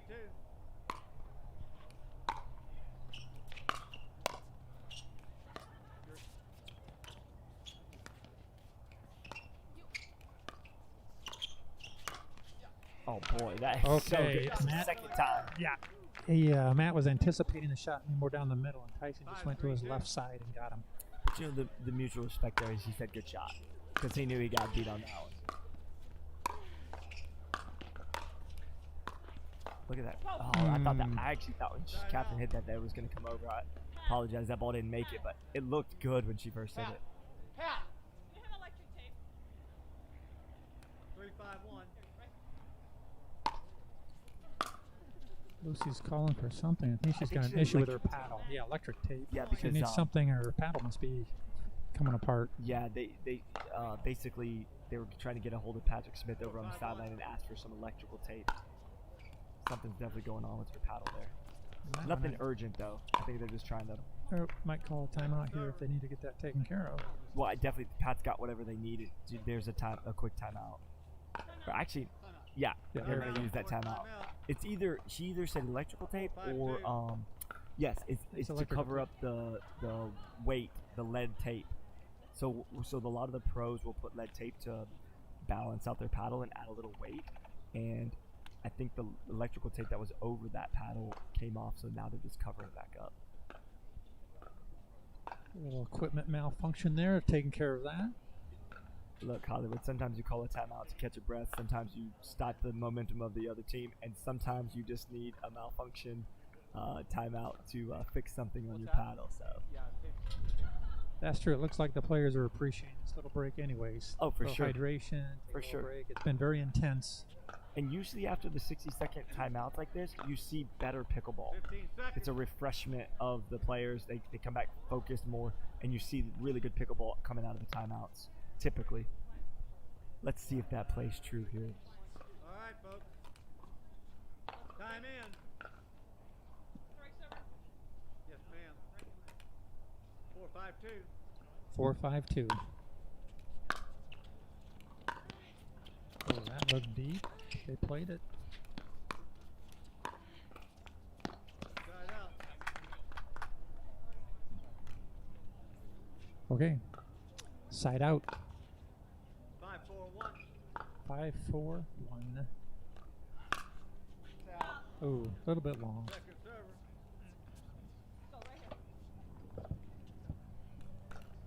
5-4-2.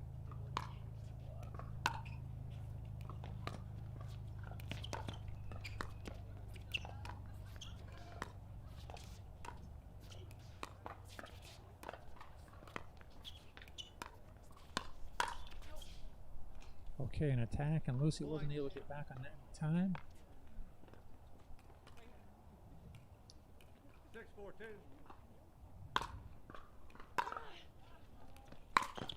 Another one that looked like it was out. I just must need to get my eyes checked, but they played it, so. Sometimes when you're just in that mode, though, you just play some of those out balls. That was a great drop shot Catherine just put on Matt. Nice little top spin, dropped it right in there. They got some momentum going here. That timeout's been beneficial. Yeah, I told you to come back refreshed. It's a good little run. Absolutely. Now let's see what Lucy and Matt can do. Score is 4-8-1.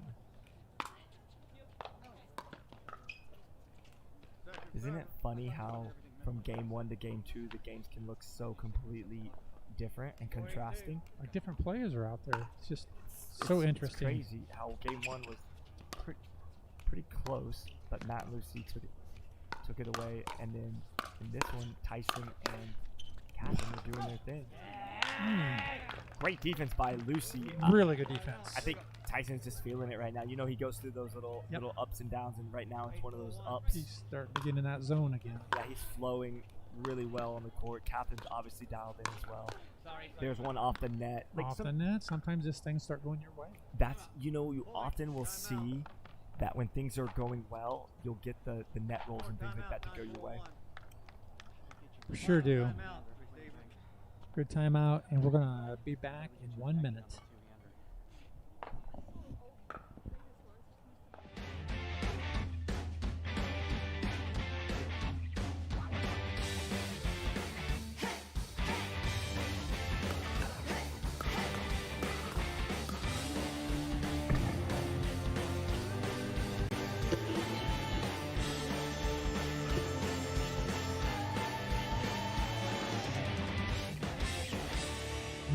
People Pickleball.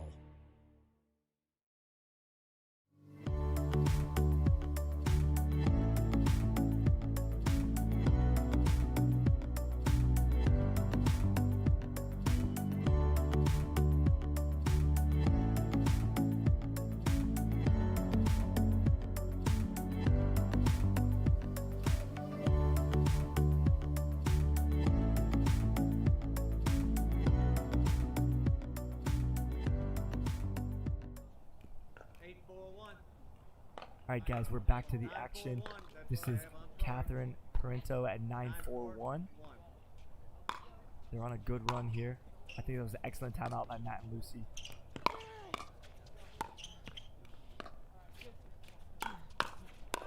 That is so good by Catherine right there.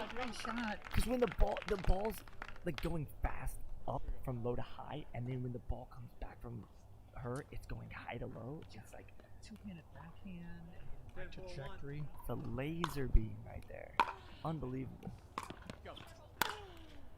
Look at the defense. by What a Catherine. shot from She behind the followed through that. baseline.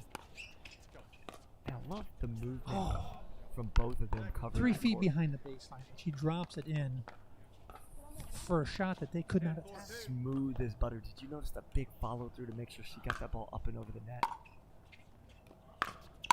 This is game point. Tyson looking to close it. Tyson did close it out. Look at that. One of the themes that I noticed is Tyson's inside-out forehand was really, really on point because he kept catching Matt right there on the left side. So we're going to keep an eye on that in game 3 and see if that's another trend that continues. Matt was getting caught several times right there. Yeah, I think Tyson adjusted his game, and he was able to do that outside shot.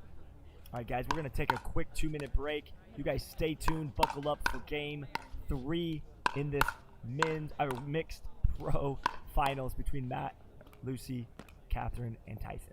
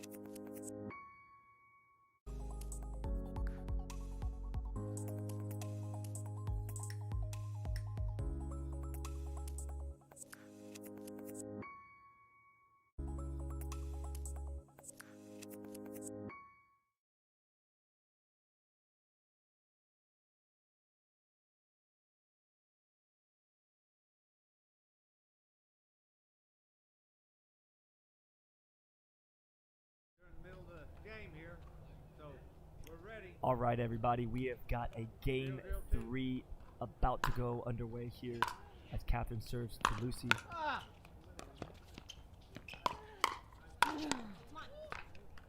Bang, bang, bang, bang. Power's coming out right out of the gate. Well, that's what I was going to say. It's like less and less dinking for long periods of time, 40, 50, 60 dinks. This is getting sped up so much faster. These pros are learning to manipulate the ball from below the net and really put a lot of pressure on their opponent. Great D by Lucy. Oh, what a nice shot by Lucy, angling that block. Well, that's something we can all learn from right there. She threw up a lob, and Tyson stepped back and really hammered it at her. But she played such solid defense that she was able to ultimately win that point off of that.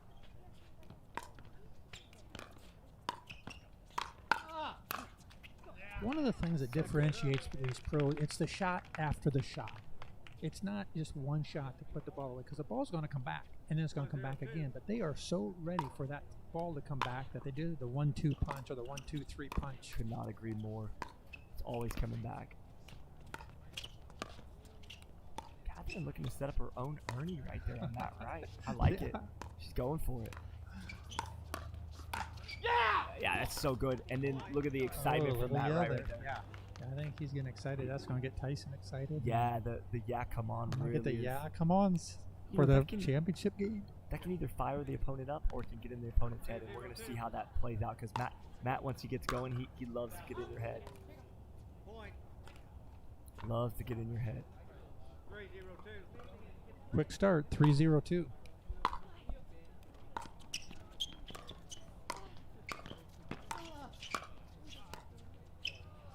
Okay, took advantage of the net there, and they are off to a quick start. 4-0. Might even think about a timeout here, but I guess they're electing not to. They've gotten 4 straight points to start the game. There's 5 straight points. Usually you would use the timeout by now. I don't know. Catherine's back there ready to return. She's not looking to use the timeout. Okay.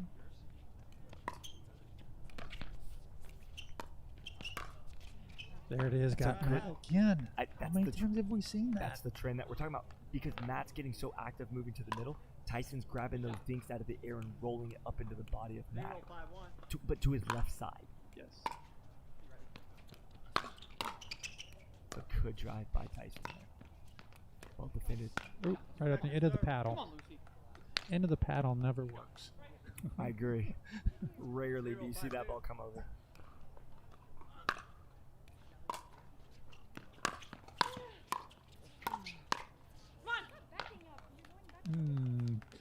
Catherine's saying, "Hey, I keep backing up. I keep backing up," because she's talking to herself. Yeah.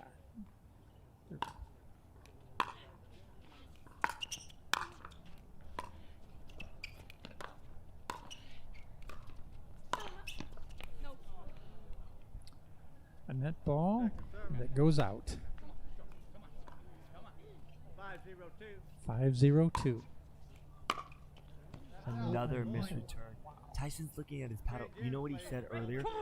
Did you hear what he said about the moisture in the air? Yes. So he was telling us off camera that his paddle's just got a bunch of moisture on it right now, and that could be part of the control issue there on those returns. Yeah, it's a little sweaty out here, and we live down here. We're used to this little bit of humidity. He's not used to that, and it is a bit of a problem.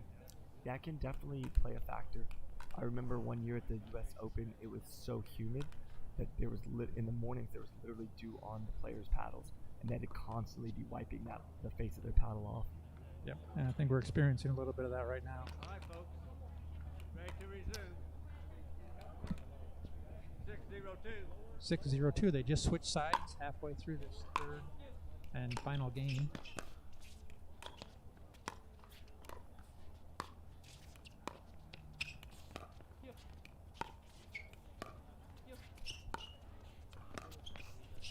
Lucy looking for that backhand Ernie again. Knowing Matt's going to cover. He kept it just right outside of her reach. Something feels a little off with Tyson right now. I don't know if it's just his lack of confidence because of the dew on the paddle or whatever, but he just seems like his touch is not quite there at the moment. He'll hopefully get that back here.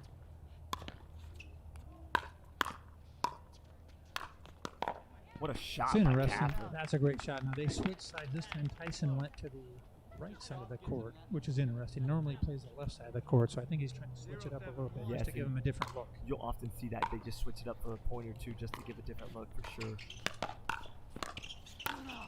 Yeah, come on! It's great defense by both Catherine and Tyson, but ultimately Matt's forehand is just dominant right there. Yeah. 0-7-2.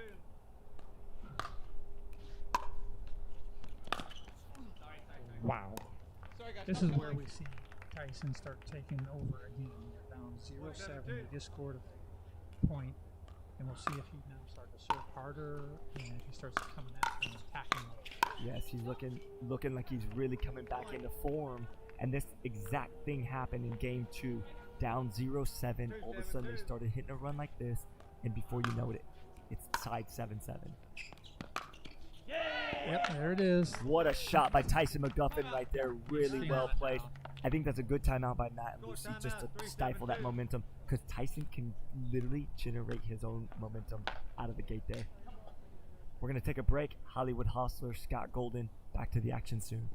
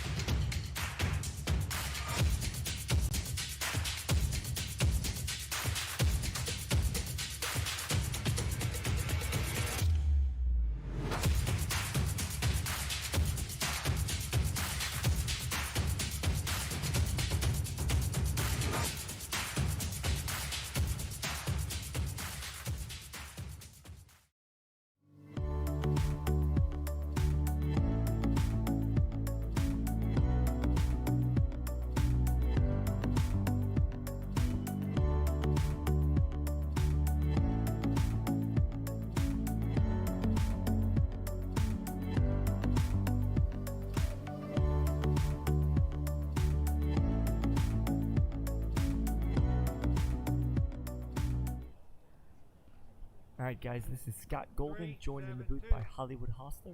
We're back after this timeout. Tyson and Catherine on a little mini run here. We'll see if that can continue. Good defense by both sides. That's a good lob. Great lob. That's a great lob by Tyson. And a put away. Very crisp put away. And that's that grunt that we saw last time, almost to the exact same point. Created 2 or 3 in a row, and now he's rolling. He's turning it on. He's taking over. He is going to dominate this game from here on out, just like we saw in the semifinals. There will be pushback, though, from Matt and Lucy. You could bet on that. They're not going to go away. Just like that. Just like we said. There's the pushback. That's the pushback right there. There's the Yaz and the come-ons now. It is intense. It has reached a level 10. Oh, this is so intense, man. They're trying to give it back, pumping themselves up. Yeah, come on. Let's go. I really believe on some of these things, he's not got the same touch that he was feeling earlier on some of the things. Don't know exactly what the issue is there, but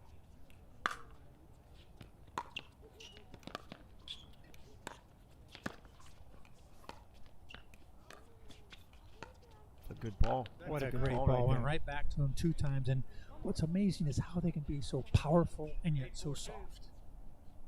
Absolutely.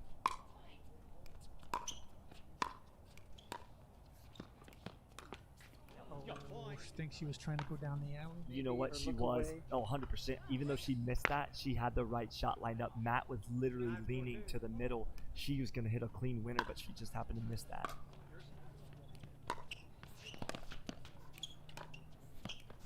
Yeah. That's a good ball by Lucy. Great shot by Lucy. Pulled Catherine way out. Yes, one of the things she does really well is take that forehand roll on the dink and push it out wide. Catherine not able to recover on that. Is it 10-4-2? 10-4-2. We're going to be on a 60-second timeout here. We will be back in 60 seconds.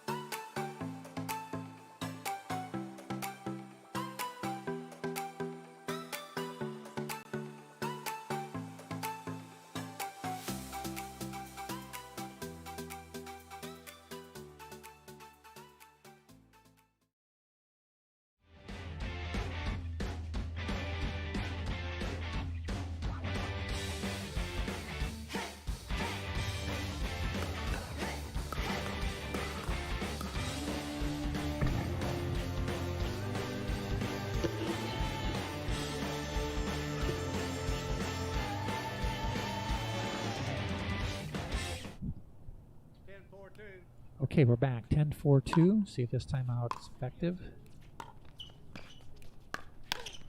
Oh, Lucy missed that. Okay. Tyson and Catherine have another shot here in this game. 4-10-1. All right, they're still alive.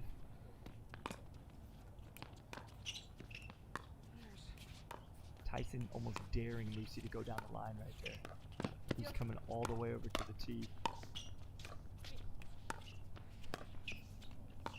Look at the movement with the ball. All right. Great playing by Tyson. Tyson Taking doing his over. thing. He's taking over the game. Yeah, doing his thing right there. 5-10-1. Catherine allowing him that freedom to just move sideline to sideline. Nope. Second server. But see, again, I think when they go to that middle, it's like sometimes she maybe hesitates just a tad, thinking Tyson might slide over and grab it. So sometimes when you see that miss, it's not always just black and white. See how he's coming over right there? He Just had the barely right- caught the net and went out. Yeah, he had the right look. Yeah. A little bit of a look of disappointment there. It clipped the net and went out, but they've got to hold one more time here. Look at Tyson get all the way down. and grab Really us out of low. the air. Really low. And attacked from the shoestrings. You know, Matt not getting out of the way, that ball's going to hit the bleachers, but the way Tyson's grabbing it below the net is putting it right up into the chest of Matt. Very, very successful there on that. Yeah! Oh, that's too good. That's There too good. it is. That's the match. What a great battle. Our champions, Good play in there. Lucy Good play. Kovalova and Matt Wright. That was excellent by Matt and Lucy and Tyson and Catherine. I enjoyed that mixed doubles pro. How about you? That was fantastic. All these matches have been great. Some great pickleball out here. 4 great players. I think that Tyson and Catherine played awesome. They really battled back hard. We've got one more match coming up. I was going to say you read my mind. Guess what, folks? We have one more women's pro doubles match to go. This is Scott Golden. Oh, we just decided we are not going to do that tonight. Okay, so we are going to wrap things up then. We appreciate each and every one of you guys tuning in. That was the mixed doubles pro finals. We're going to do a trophy ceremony now, it looks like, and congratulations to the champions. Here we go. We're going to take a quick break, and myself and Hollywood Hustler will be back soon to keep you guys updated.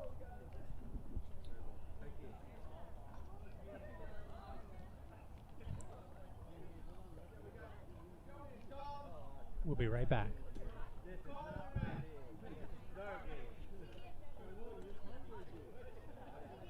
We're not doing it. Yes, it's a receipt, but we don't have to do commentary for that. I think they're gonna do it right out here in front of the. Hey, I bet you, honestly, the best camera is probably gonna be this right. I'll tell Jan.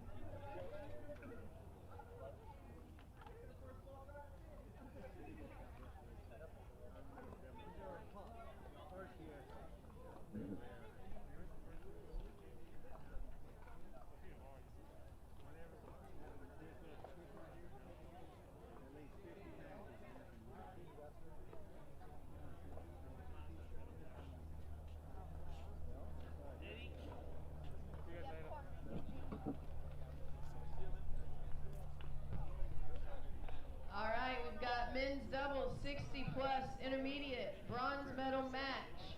Court 13, Hawker, Jamrose, Breer, Koss. Court 13, Hawker, Jamrose, Breer, Koss. 60 plus intermediate gold medal match. Court 15, Marquardt, Hojnowski, Waite, Walker. Marquardt, Hojnowski, Waite, Walker, court 15. All right, folks, we're going to go to a trophy presentation here shortly. Just getting set up.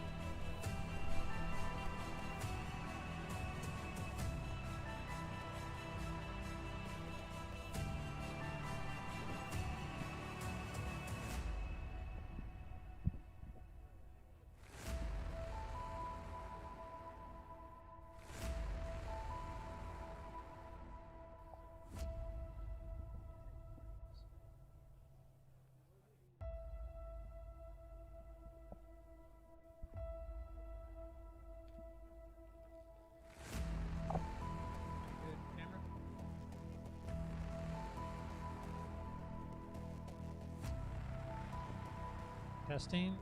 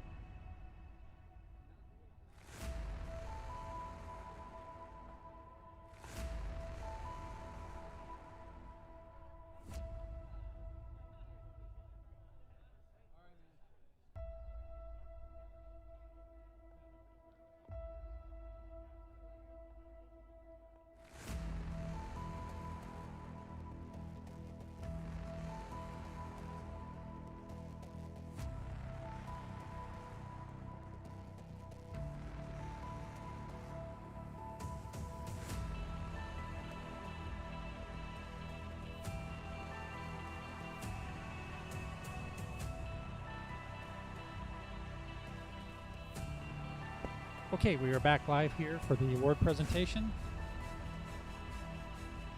Scott Gorda was going to come over here, and we're here in front of the camera. Tyson and Catherine, come on over here. So tell us a little bit about the match here. Played very, very well. And your thoughts on it? Yeah, so it's our first date, actually. First time playing together, if you know what I mean. So anyhow, not too shabby. Obviously ended up taking silver today. Kudos to Matt and Lucy. It's a great team. Yeah, it was tough, man. We ended up coming back, or no, we in the Simone and Callan match, we ended up coming back 2-7, battled back in game 2, ended up winning that in 3, and then these guys today were just way too tough. So, but I mean, overall, it's been great playing with Catherine all day. She's been pretty sweet. She's been kind of taking it easy on me, just a tad bit. No, I'm just kidding. Overall, it's been a great day. It's a great combination. You guys had not played this first match, you said, or tournament you played together, and just phenomenal playing. Your defensive out here was just, I was so impressed with it, and I shouldn't be, because time after time after time, you were just so good at dropping the ball in there, and the defense was phenomenal. Tyson, it seemed like you picked up the pace a little bit halfway through some of those games, especially in the semifinals. You just turned it on, and you were just on fire. So what do you think about him when all of a sudden he just takes over? I know, it's awesome. I mean, that's what we all want, right? The girls were like, okay, come on, guys, take over. No, but he was playing awesome, and that's the way he plays. I mean, he plays best when he's very aggressive, and me too. So I really set the tone there, so that was great. Yeah, absolutely. And silver against this team out here, I thought you guys played great the whole time through, and you played really well together. And it's great having your athleticism out here, and also the talent. So we're going to get a little bit closer to the cameras. So appreciate that. And any other thoughts? Want to give a big shout out to family out there. Got my wife and my kids probably watching from the couch right now. So I want to say love you guys. I want to give a big shout out to all my sponsors as well. Starkirk Sport, Turner Grip, ASEA, Beamer Therapy, Voodoo Pain Relief Cream, Pickle Play. But overall, it's a great day. Love playing with this girl. Great tournament. Want to thank Jan Poppy. Want to thank you. Want to thank Scott Golden, who's been marinating on the mic for about 4 days, freaking doing 16-hour days. This guy's a stud. So overall, it's been a great tournament. Fantastic. Thank you. Thank you. All right. Thanks again. Hopefully we'll see you guys around again.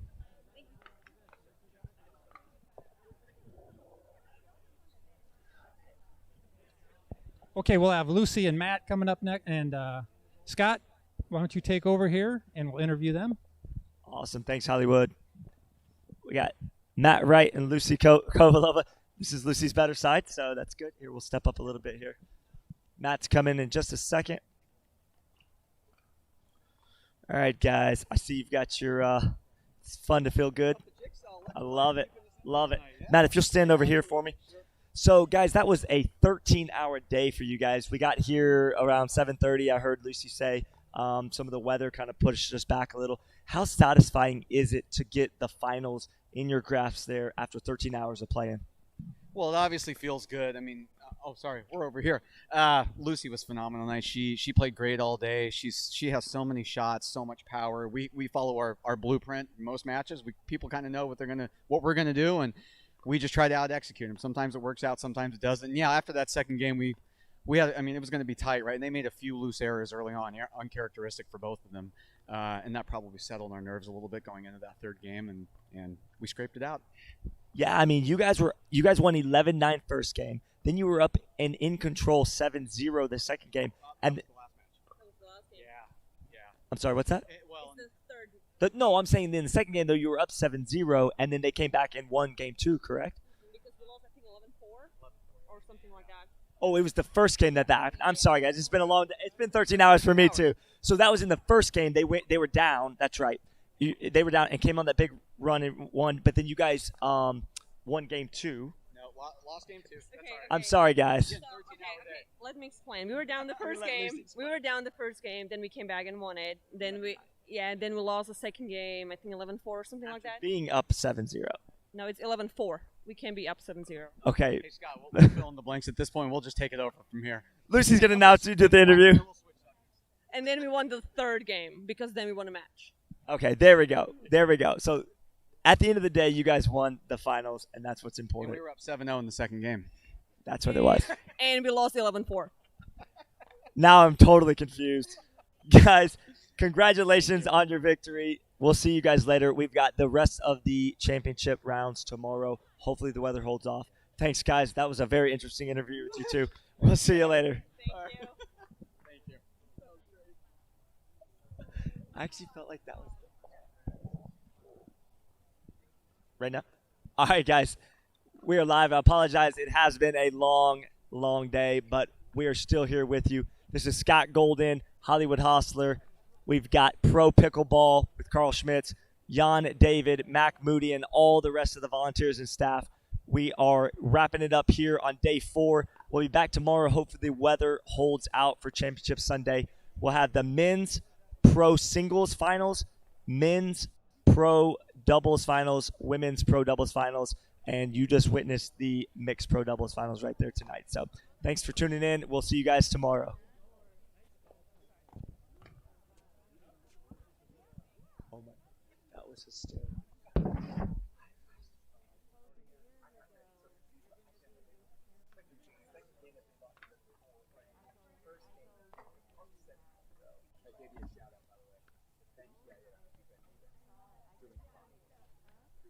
Playing, commentating, I can wear multiple hats. Great play.